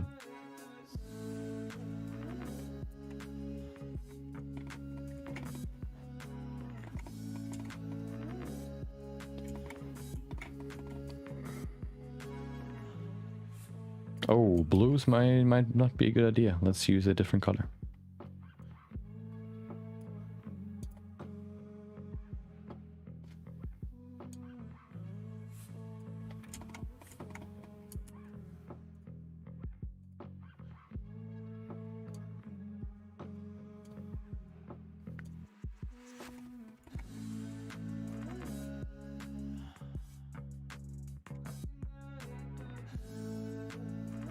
Yeah, I mean, it sounds interesting, but I think I don't want to spend the time on another OS right now, at least. Well, I've installed it once when I built my new PC, or like my current PC, like 5 years ago, and the only thing I basically did was like the person that helped me build it had like a USB stick with like a Windows copy. Which he installed, so I didn't really know what was happening. I guess put the USB stick in the PC, and then it just did its own thing. So I don't really know how Windows works or how you install it. I just know how you shut down what is it? Win32 to restart all your basic programs. I did that once, and I thought I destroyed my PC.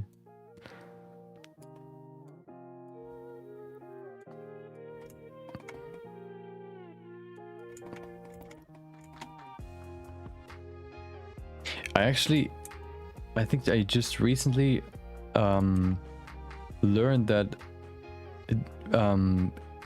closing or like ending the Windows or your Win32 process is actually helpful for when your stuff is like glitching, for example, like your Windows, or I don't know, not responding or whatever. You can just close the process and everything like resets itself and restarts.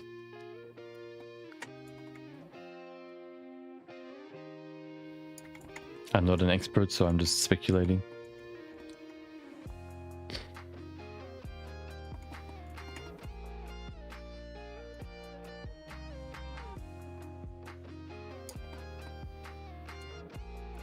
But I don't think I ever had the situation where I had to restart my basic Windows functions.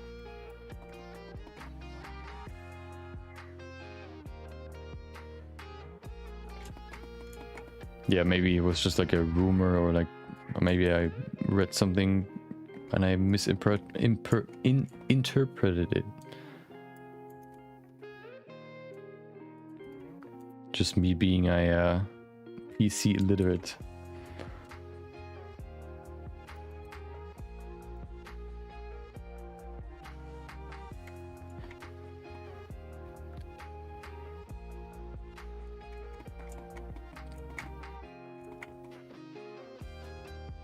Come on.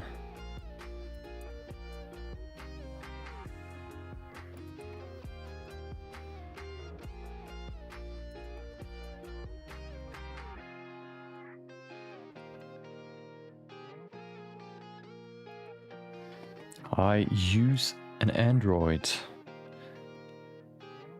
I don't have an iPhone, and I probably will never have an iPhone.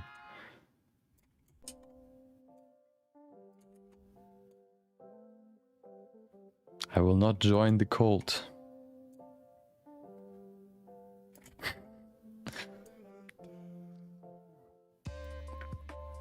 I might be the perfect person to use an iPhone, but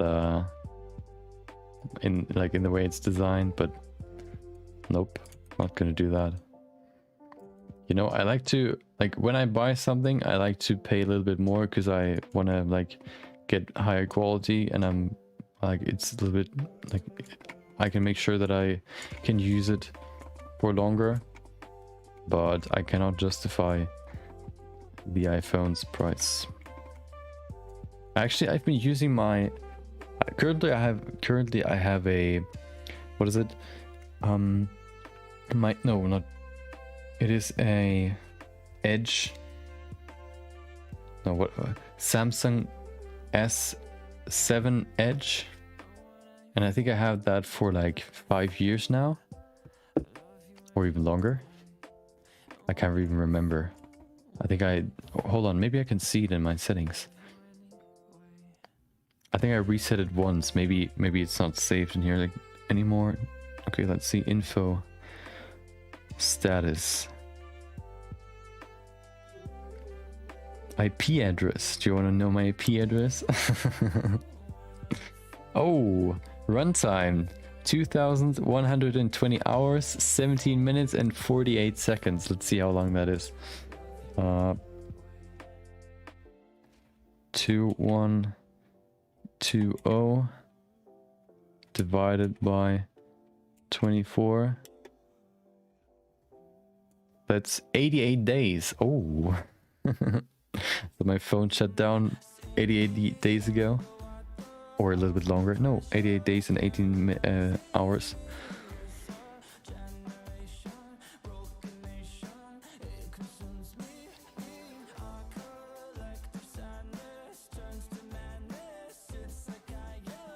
Anything else? Hold on. Status? Nope.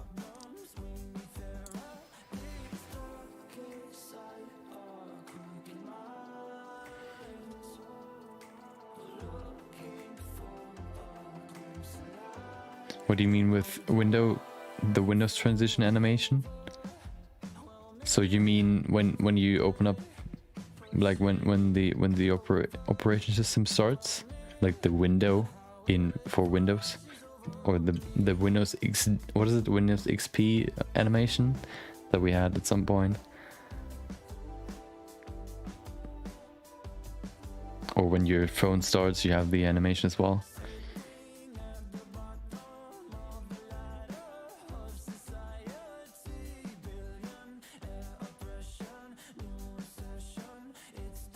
Oh, okay.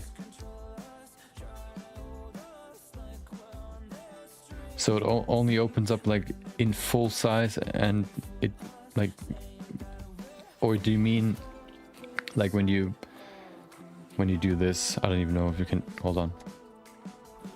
There you go. Like this? Wait, how do you do it? Come on. Don't disappoint me now.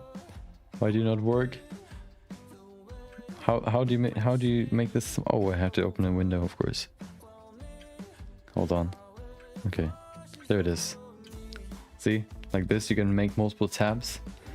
Hold on. You can then like move it around, make it bigger. Zip. See? Ooh. You can even have multiple windows in the same tab. Or do you mean how you can like move around all the windows in Windows? Or make them smaller, change their size, all that stuff?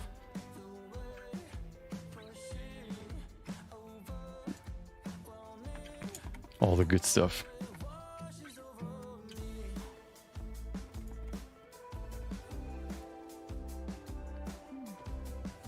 So you mean when you, I mean on Windows it's basically just like you click and then there's this weird blinking from the app and then it opens the program, right?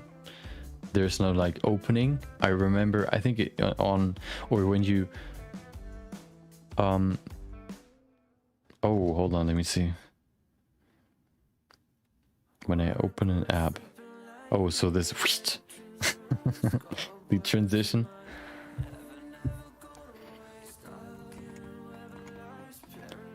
Oh, so it's closer to what you see on your phone, like this like, for example, like okay, let's open a new program. Woo! Oh, we've opened Photoshop. Oh, it's still open. Hold on. Wait, no. Oh, now, okay. Yeah.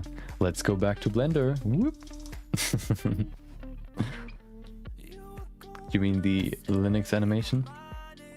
Yeah, I think you can even set, like, you can even activate an animation on Windows, or at least you can do it on Mac.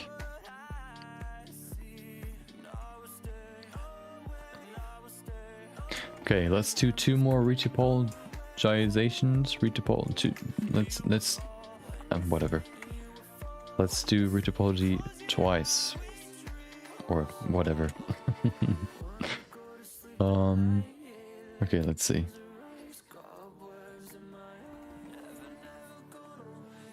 I don't want to, but I have to, so I'll do it. Oh, hold on, we could maybe use this one again. The, what is it? Yep, this one. Duplicate it. Perfect. And then we can set the solidify to out. Ooh. And then we can just remove some of the topology. Let's see if that works. At least partially. We can save some time.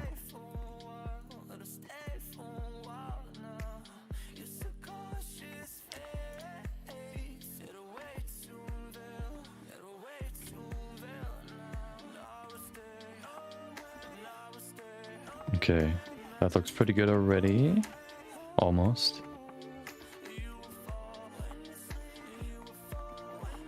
Yeah. You mean it feels more fluent it seems it's like as if you would walk into like there's a transition between the windows rather than just, oh, it's open, oh, it's open. It's more like a movie.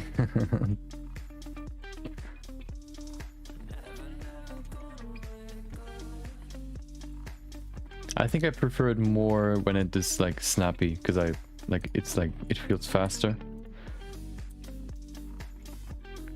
Yeah, I can see that, like being very fluent can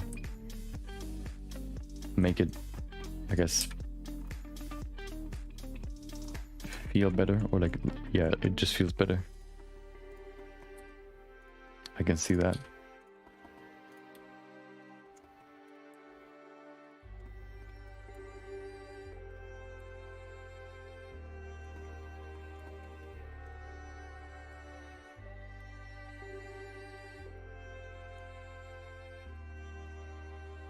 Okay. It's similar to a it's probably similar to an elevator in like games. Elevators are usually used to load new areas, and you just sit there in this small little cabinet, and there's no like transition screen needed or loading screen needed. You just sit in the elevator, and then at some point, like once you reach the top, everything's loaded. So this way you don't open like a program instantly and like there's still stuff that needs to load. You just see a black screen. With the transition, it's more, yeah, coherent, as you said. It's more fluent. It's not immersion breaking.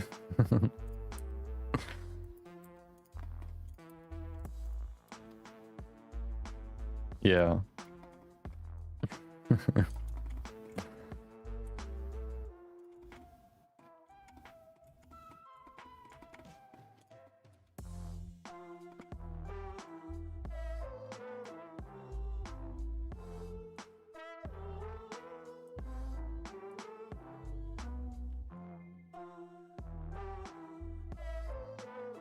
Dude, okay. At least we could use some of that geometry. I think we still need to delete parts of it and make like this shape. But we could at least use some of it. Perfect. So we don't even have it. Okay, well, we don't even have to adjust these parts.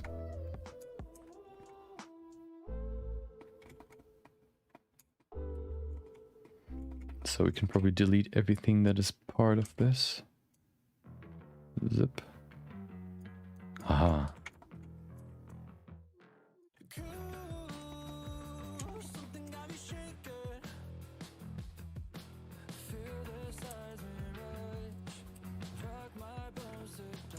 Perfect.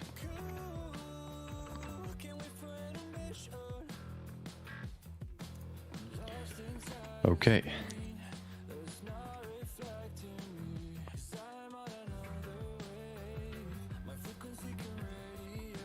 So, oh, that's actually perfect.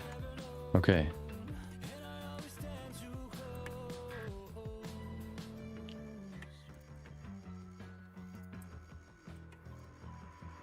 Easy. There you go. Okay, we have to adjust the edge.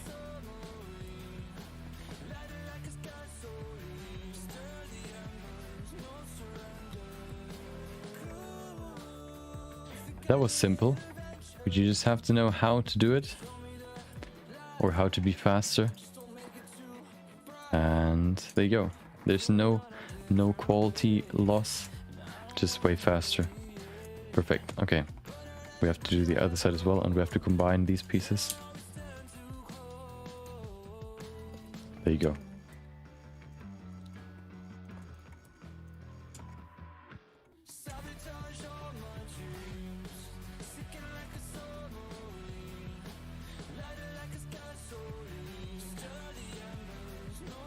Other side.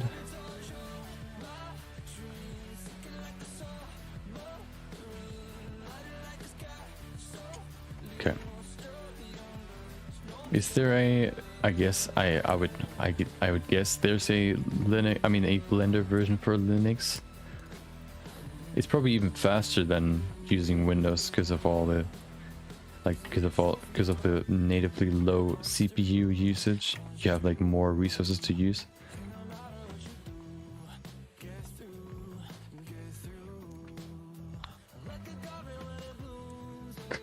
So if you want to increase your render time, just switch operation system.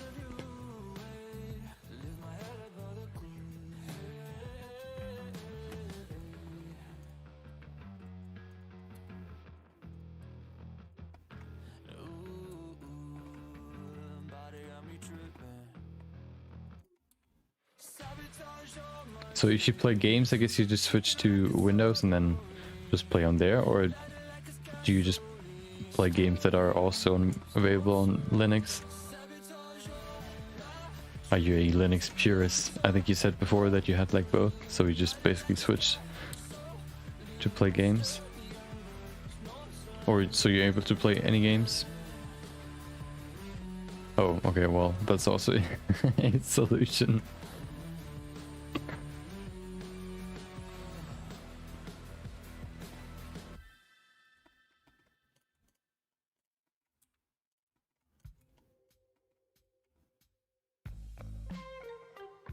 Yeah, I know, but there are just a few, or like a lot of games aren't on Linux, or like maybe a few, I don't know.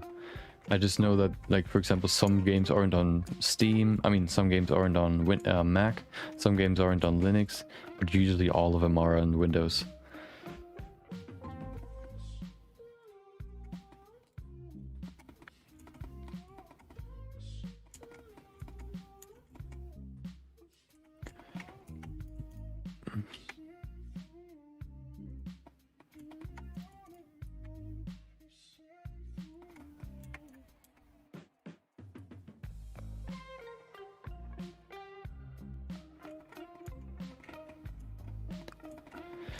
Okay.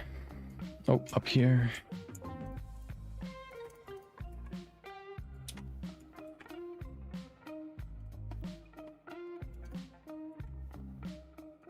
There you go.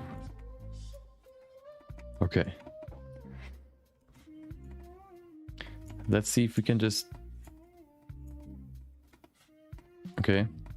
So I guess... But you... Well, but if you...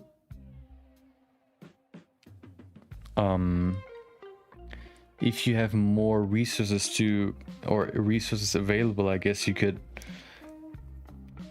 still render stuff faster, can't you? Just because you have more, resources available.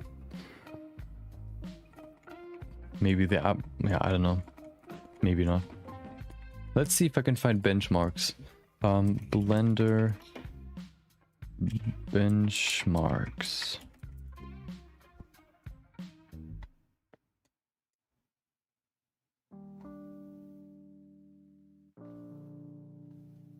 Oh, the fastest CPU is a AMD Ryzen 9 3900X 12-core processor.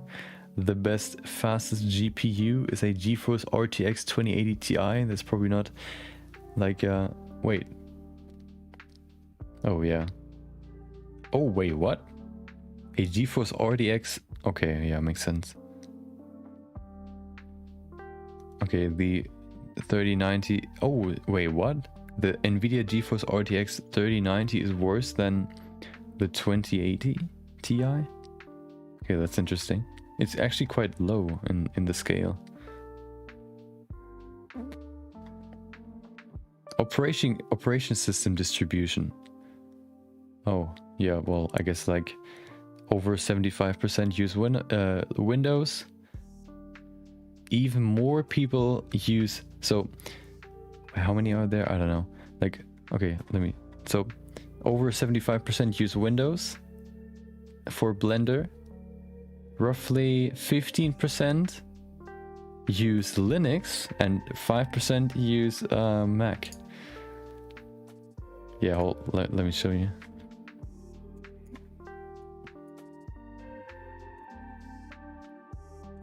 Look at this. Maybe I'm just seeing it wrong, but you can see GeForce RTX 3090 is the lowest. Wait. Oh, now I get it. No. Oh, yeah. So, okay, well, okay, this one's the best. Now I get it. It's from shortest to longest. Hold on. There you go. Up. Yeah, so... Yeah, okay, so I read it wrong. And then here, look at this.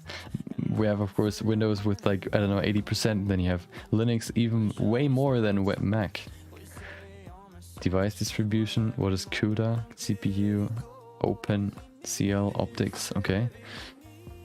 Render time per scene, okay, yeah. Benchmarks over time, okay.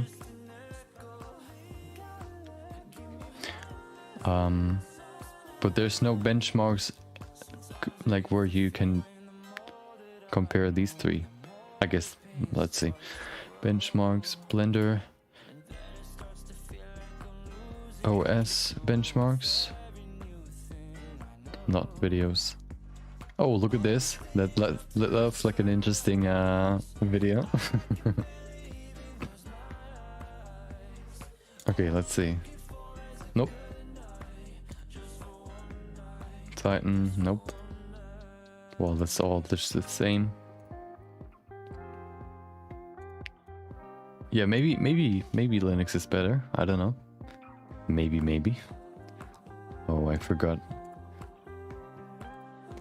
Okay.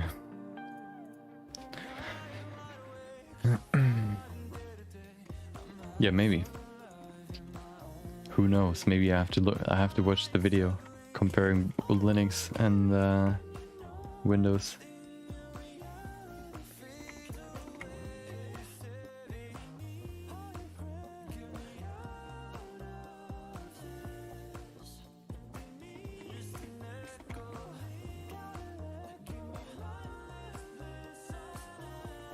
Okay, let's finish this arm, at least the cover.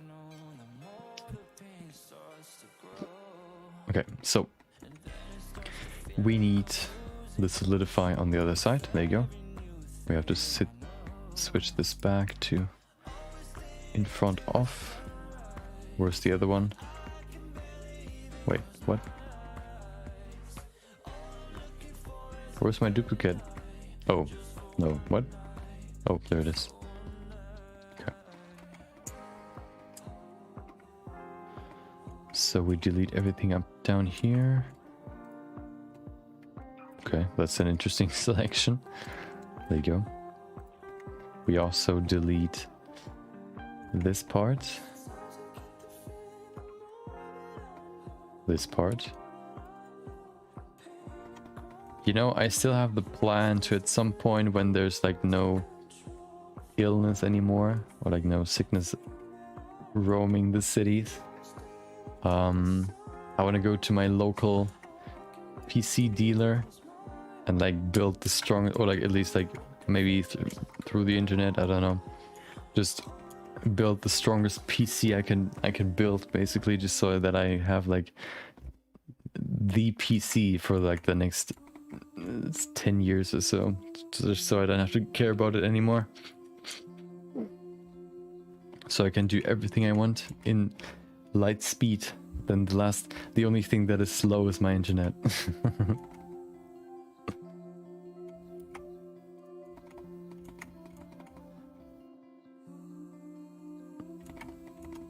Yeah, I think maybe not like fully, I guess, the most cost effective, I guess, or like, you know, I think maybe not, I wouldn't get like a 3090, because I think like I heard the power isn't like, it's like diminishing returns when it comes to cost compared to performance.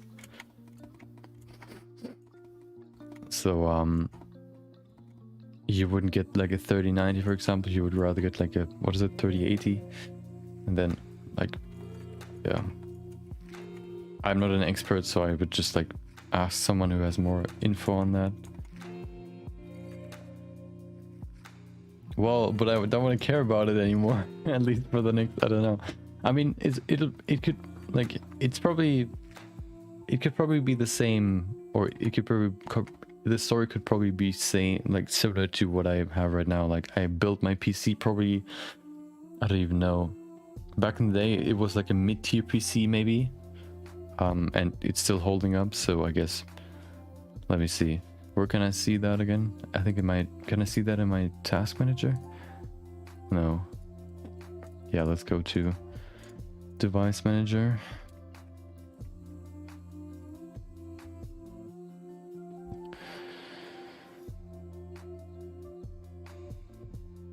My GPU is a NVIDIA GeForce GTX 1080 6 gigabytes, so insane power.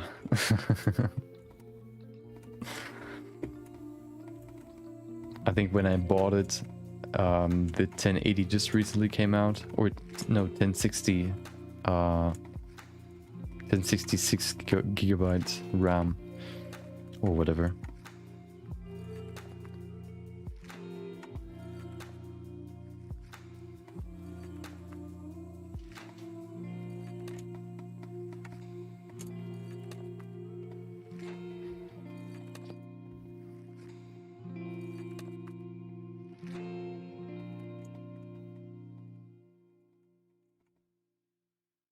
Yeah, but still, I want to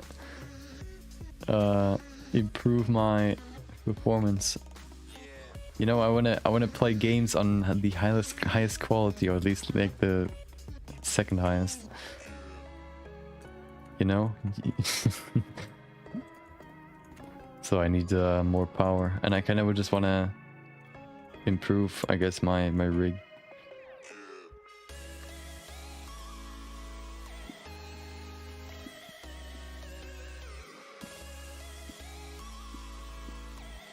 Yeah, but you can play Minecraft with a shader, okay?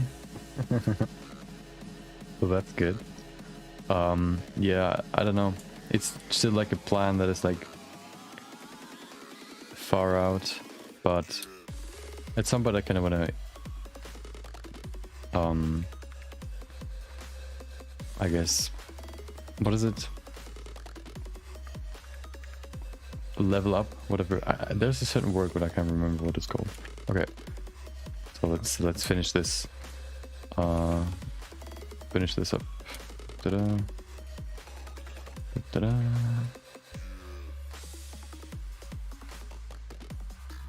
I remember retopology being like super weird to me, but now it's actually pretty simple.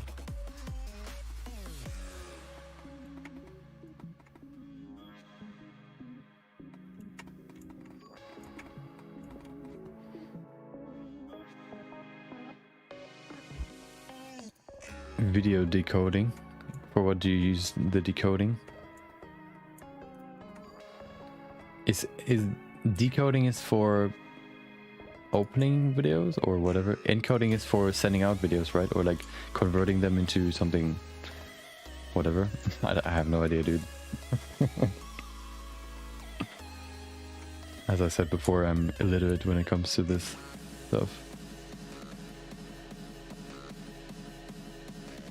I know how to animate, but I don't know how all the other stuff works.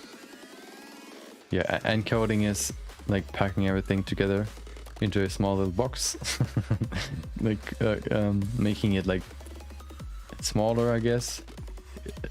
Converting the raw data to a more compact data, and then decoding is doing the exact opposite.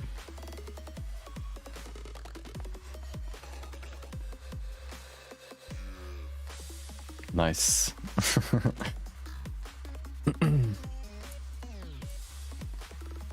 That's what you call a what is the thing's called? Okay, well, proportion doesn't really work. Learning through hold on.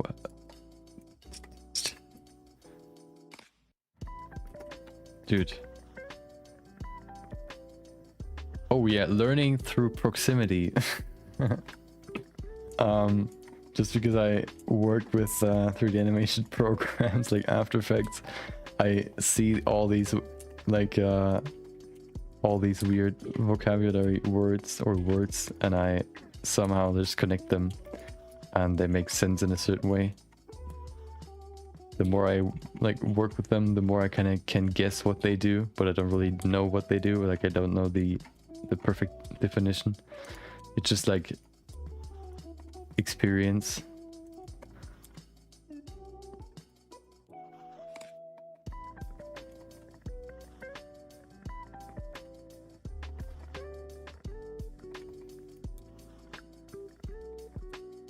I remember in design school, you could probably call it, there are different types of symbols. No, hold on. Yeah, symbols, I guess you could call them. Or like, yeah, let's call them symbols. There are symbols that you can teach, or that you just like, yeah. So there are symbols that you just know automatically. For example, like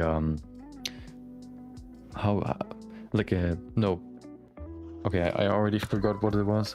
There are some that you know automatically. There are some that you can learn, or that you have to learn to know their meaning. Some you just know. And I just forgot where I was going with this. Sorry, my brain is fried.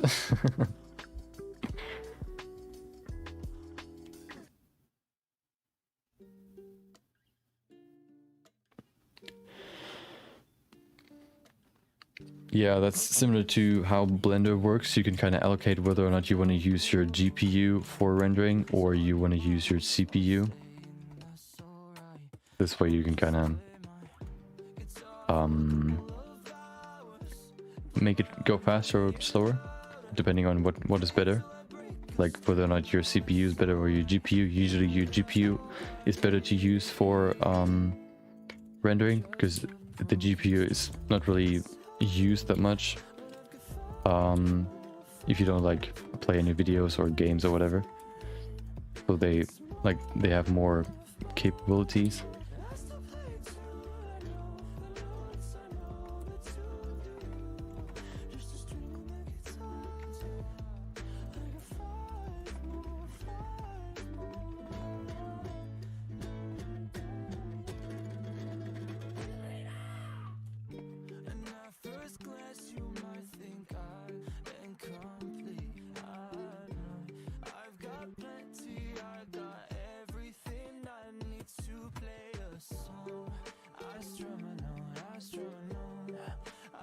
Whoa, okay, well that wasn't what I wanted. I don't want to delete an edge, but it looks so weird.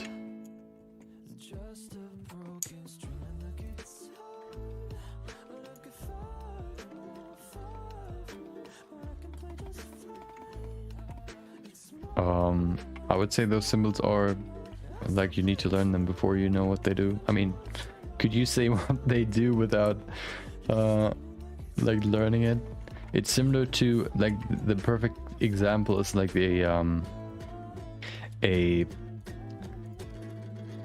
like the danger symbol, like the skull.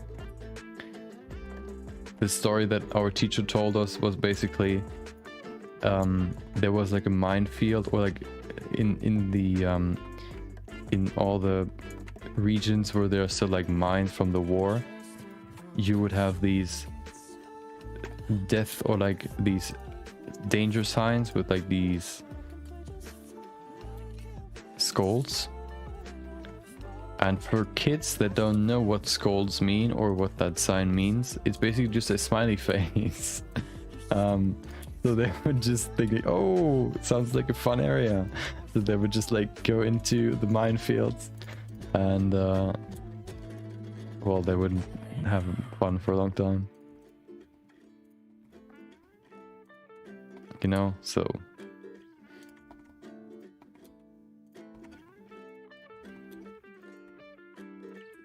that's a good example for an example, or like a symbol you need to learn.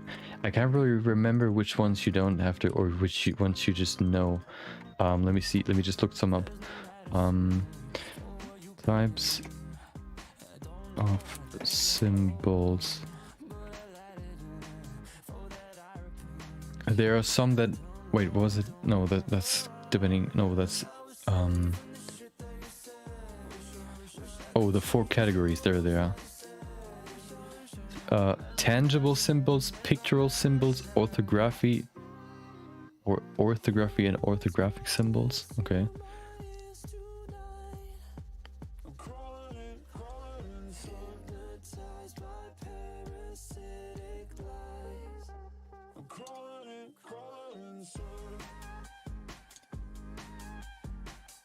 Yeah, there's, so you have 4 types of symbols. You have the icon that represents something, basically, exactly.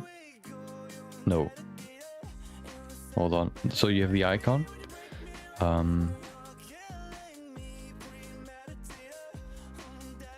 Why is there like a quiz? I just want to know what all the symbols are. Come on. I don't want to make a quiz. I don't want to play a quiz.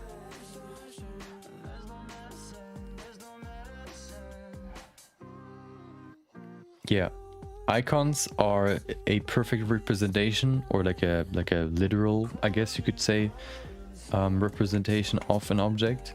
So, for example, like a caricature, or no, not a caricature.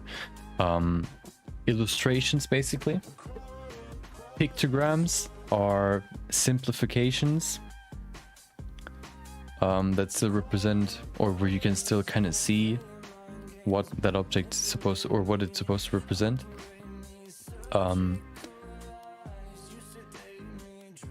Cartograms, cards, okay. Ideograms represent a concept, basically a logo, for example. No, that's a logo. Wait, what? Okay. I'm getting confused. There are way more than what I remember. But yeah, there are some you need to learn, some you just know.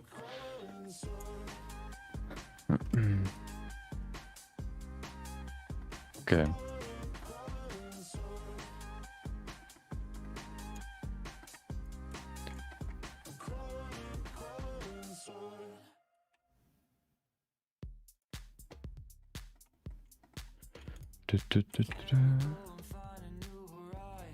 Okay, perfect. We've finished the arm. No, we didn't. We just finished the lower arm. We now need to complete the shoulder. That's gonna be tomorrow. And then we're done with the model, hopefully.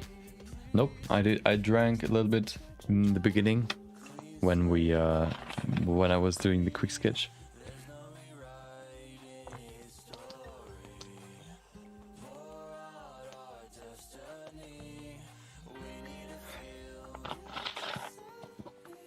Thanks for watching out, or like looking out for me. Let's see how big the file is. The current one is 183.6 kilobytes, which means I can't remember what the transition is, or like the. Can you not change it? Hold on, kilobyte. There it is. No. Oh my god, that is so annoying. Oh, 179 megabytes. Megabits? No, megabytes. 179. But I think there's a bigger one. Hold on. I had a bigger project back in the day. Let me see if I can find it. I don't even know what it was called or when I made it. What is it this one? Nope.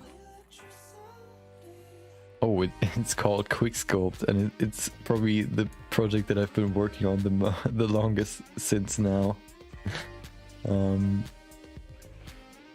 Let's see. Oh, we have. Hold on.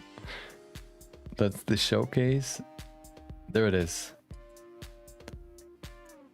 560 megabyte. That's the biggest file that I have.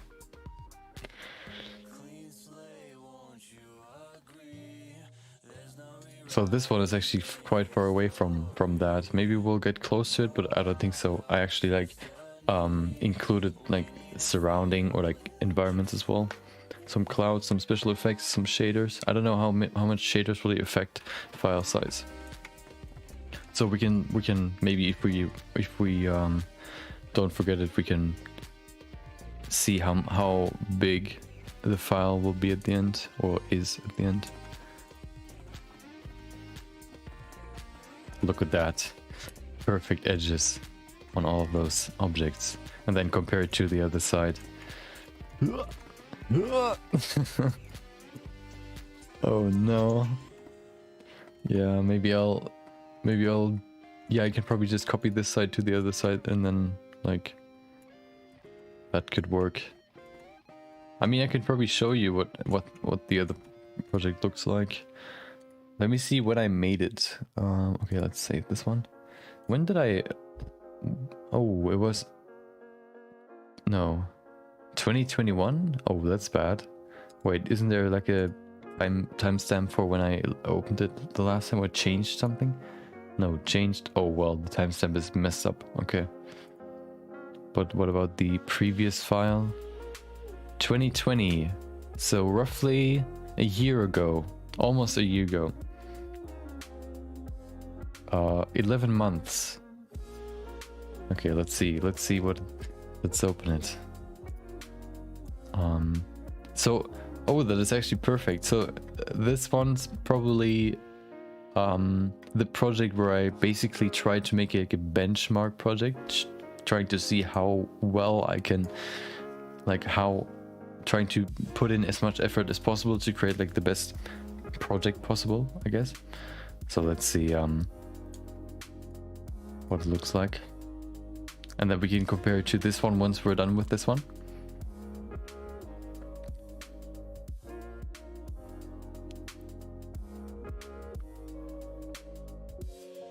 Takes a while to open. Blender froze.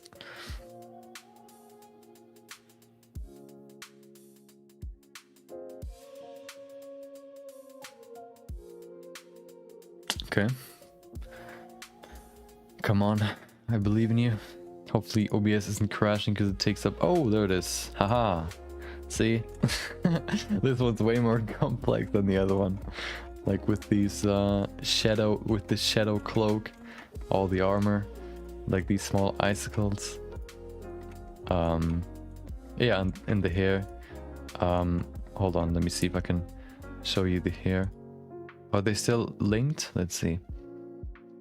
Oh no, that's gonna take so long to load. You can see all the collections down here. Back in the day when I had the collections at the bottom.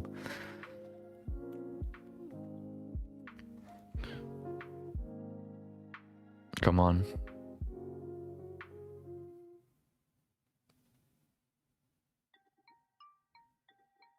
Is there even anything going on? Hello? Hello? Or what about rendered mode? Oh, that's faster. Oh. Oh no, that is without any textures. That's why you can't see. Okay, let me open another one. That's the showcase, that's why. Okay, hold on. Where's the hair texture? Quick. Wait, where's... Oh, this one. Okay. Don't save.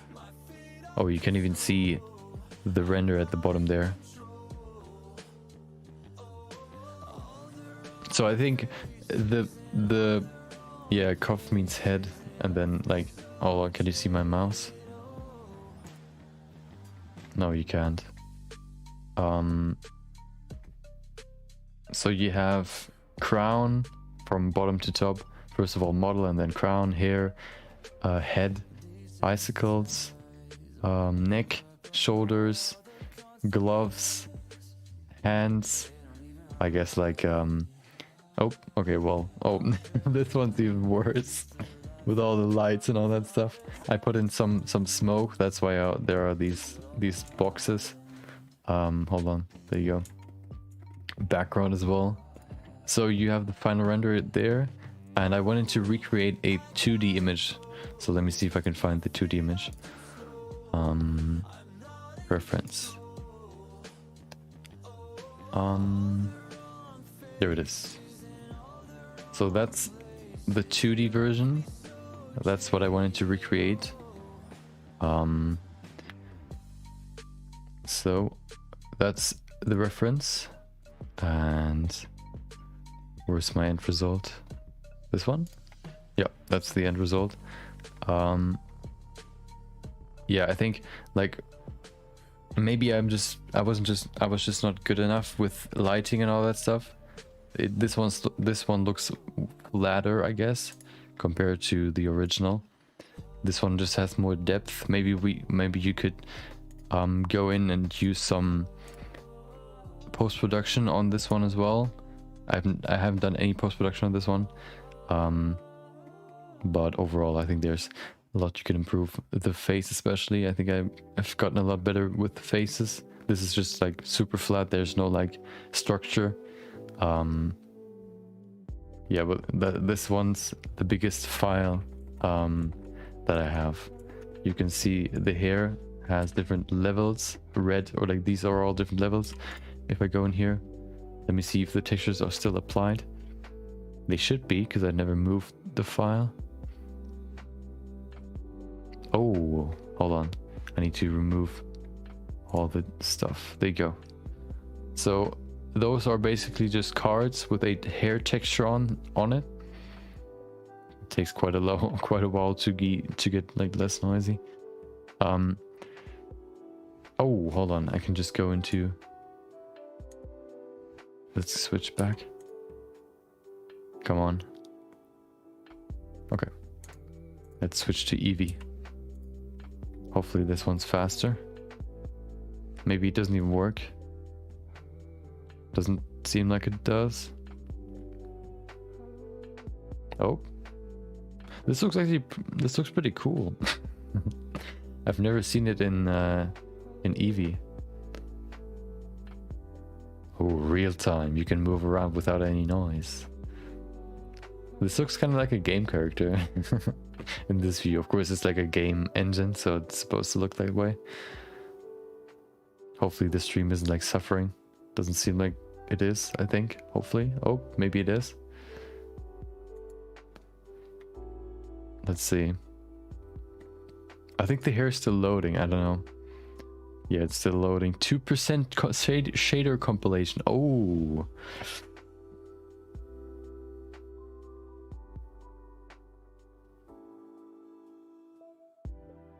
Still loading, still loading, still loading.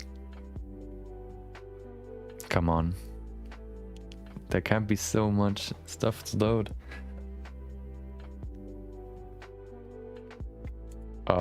Yeah, hopefully the hair renders at some point, because I want to show what the hair looks like. Because like, so those are basically just curves with a hair texture on it, and then I just like move the hair texture into place so that it looks like hair.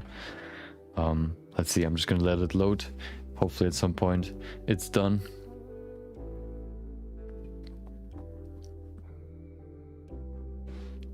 Come on. Yeah, for example, for this makeup, it would be like, maybe not impossible, but it would be so annoying to do this makeup with bad topology. I've re-topologized this face, so I can just basically intentionally put in this makeup. It would be super hard to do that with bad UVs or bad topology. That's one of the reasons why you would re-topologize your face. Come on. You also have way more... Oh my god, it's getting worse and worse. You have way more control, and you can put in way more detail with textures, because they can go so much deeper.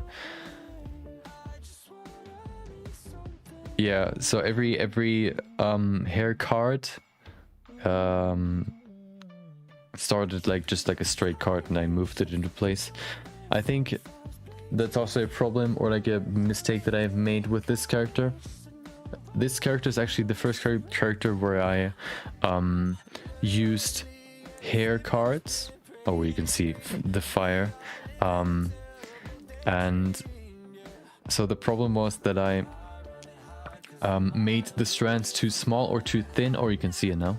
Ooh. Oh, there they are. So you can see the strands right there. I made them too thin, which means that I had to put in more strands or more like cards to fill out the whole head. I could also just add the volume, but I decided to add more hair to like taking up more time. But let me see if I can fix the hair, then it's gonna look better. There's a certain setting that you can enable, so I can remove this black. It's still loading. Now you can see the icicles at the top as well. Come on.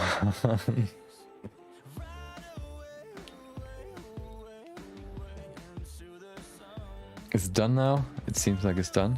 Still laggy. You can see these weird blob boxes. They're supposed to be glowing. And the glow is, I think, set to a very low resolution right now. So you can see these weird glowy boxes. Please let me just select the hair. I think I selected it. Okay. So we have different settings here. We can set it to blend mode, alpha clip. There you go. We have to do that with all of them. Let me just go in here and do it. You can see the strand right there, maybe. Hold on, let me just do it real quick.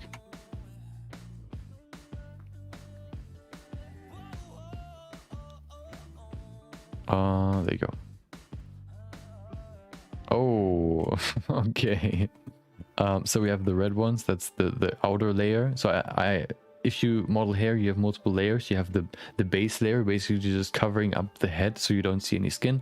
Then you have like another smaller strand to put in the base structure, and then you usually use either one or two more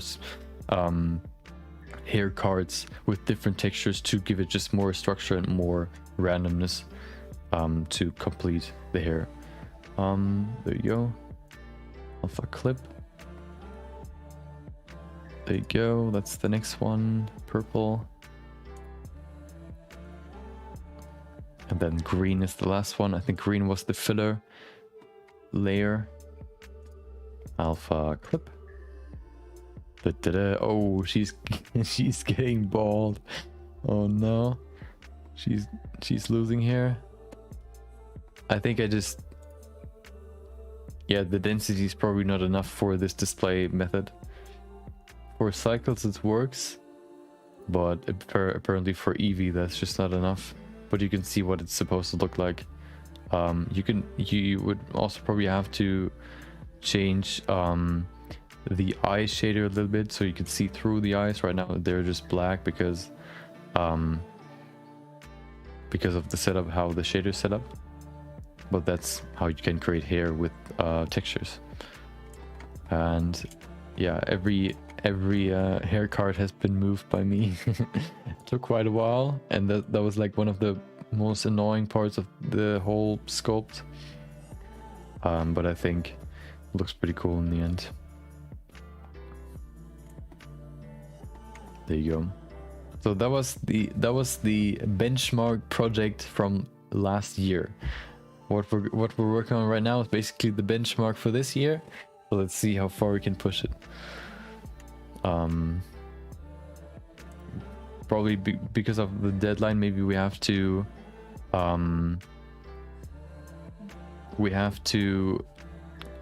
rush the shaders a little bit. Maybe we have enough time, I don't know. But yeah, it took me, I don't even know how long it took me. You can see these boxes are basically clouds. You can see them down there.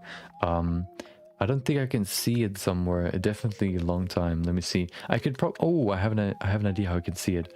The problem is, I think I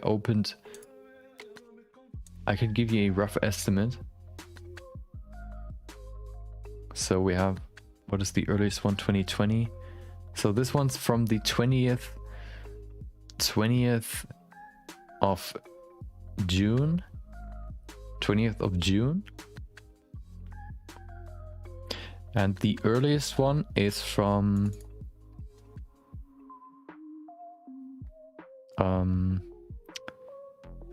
oh wait, what? No way. So I started the project on the 19th of January. That seems quite wild. Let me see what the first file looks like. I don't think I've been working on this like I think I've been working on this like 2 to 3 hours a day, so it took me a little bit longer. Let me see what the first file looks like. No, oh wait, what? Oh, that's the first file. That's the head. No, roughly 5 months. Look at this. That's the first file with just the head. You can see the topology right there. Bad topology, I must add. Just no structure in the face as well. Then I go to the next one. Let's see. What is the next step? The next backup file. There it is with the body. Oh, not safe for work. Hold on. There's no angle. Look at, yeah, like this. I don't know. I mean, it's like a, there's no I guess extremities, whatever.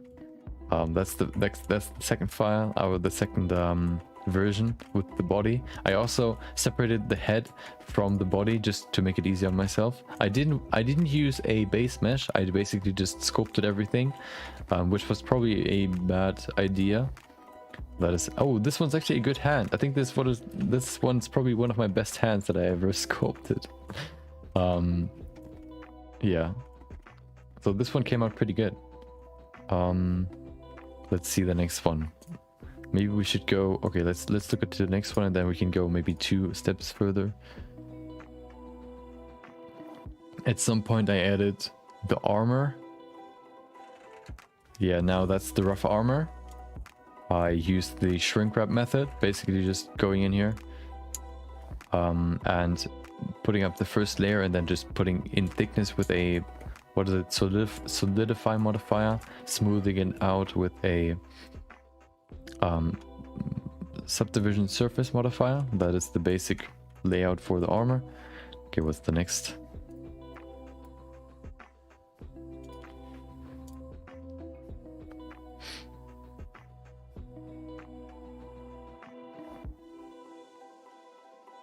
Oh, the color. Oh, I made a render of just the color because I finished the color, but there are no textures. Let me see if I can quickly, or choker I called it. Hold on. Can I just quickly recombine them? Okay. Or relink them. There they are. Wait, where are they? No, textures. Which one is it? This one. Choker. PNG, JPEG. JPEG. There you go. A few more. We have displacement. No, I'm going to do color first. Chain. Where's my chain? That's the chain. So that's the, oh yeah, you can see like you can go way more in depth with textures if you use if you use textures rather than just like procedural textures. For example, you can go like very deliberately put in like brown spots in there. You can make like here, for example, some rust. I painted in some rust. All of that is possible through textures. It's not really that possible with vertex paint. You need a lot of vertices to do that with vertex paint, so it's way easier to do that with textures. So, for example, let's focus on this part. You can see like a small cut in there, or rather, right there. I think I used a bump map to increase the look of that. So if I go in here and bring back the chain displacement. Where's my displacement? There it is. Now it looks even deeper because I added like a displacement texture. You can see some in some weird bumps in there as well. Just trying to add some rust in there. Yep. And then the chain. Hold on. Displacement.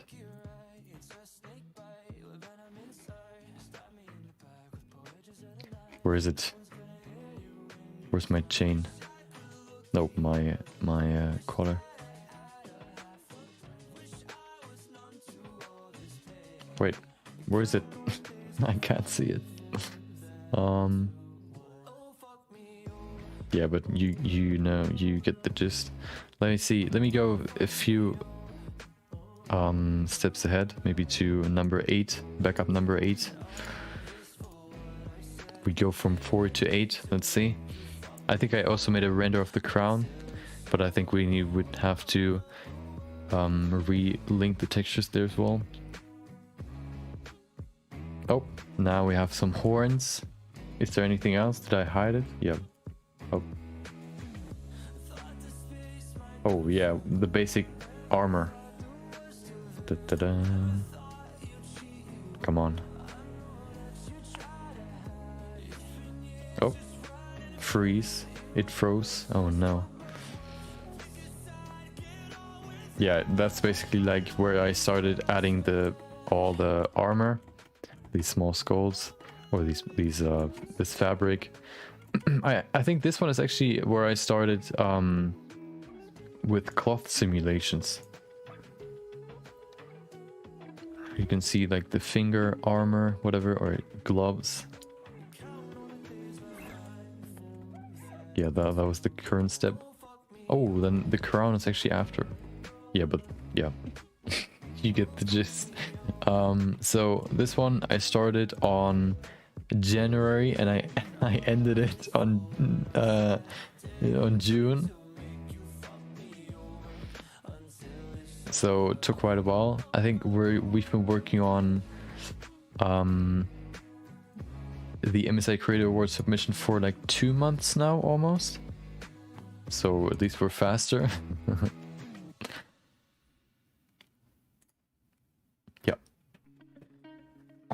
So tomorrow we're gonna finish the sculpt. I mean the model, or at least the shoulder.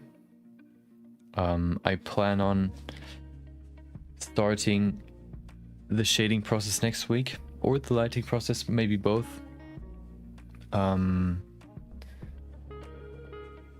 So yeah, tomorrow we're gonna do the shoulder. We're gonna play around with some concepts, I guess, and then next week we can have some fun with some lights. So hope you enjoyed. Thanks for joining. Thanks for hold on. As always. Thanks for joining. Thanks for chatting. Thanks for listening. Hold on. Don't go. Where's my... There it is. There you go. Yeah. Thanks for joining. Take care. Bye bye.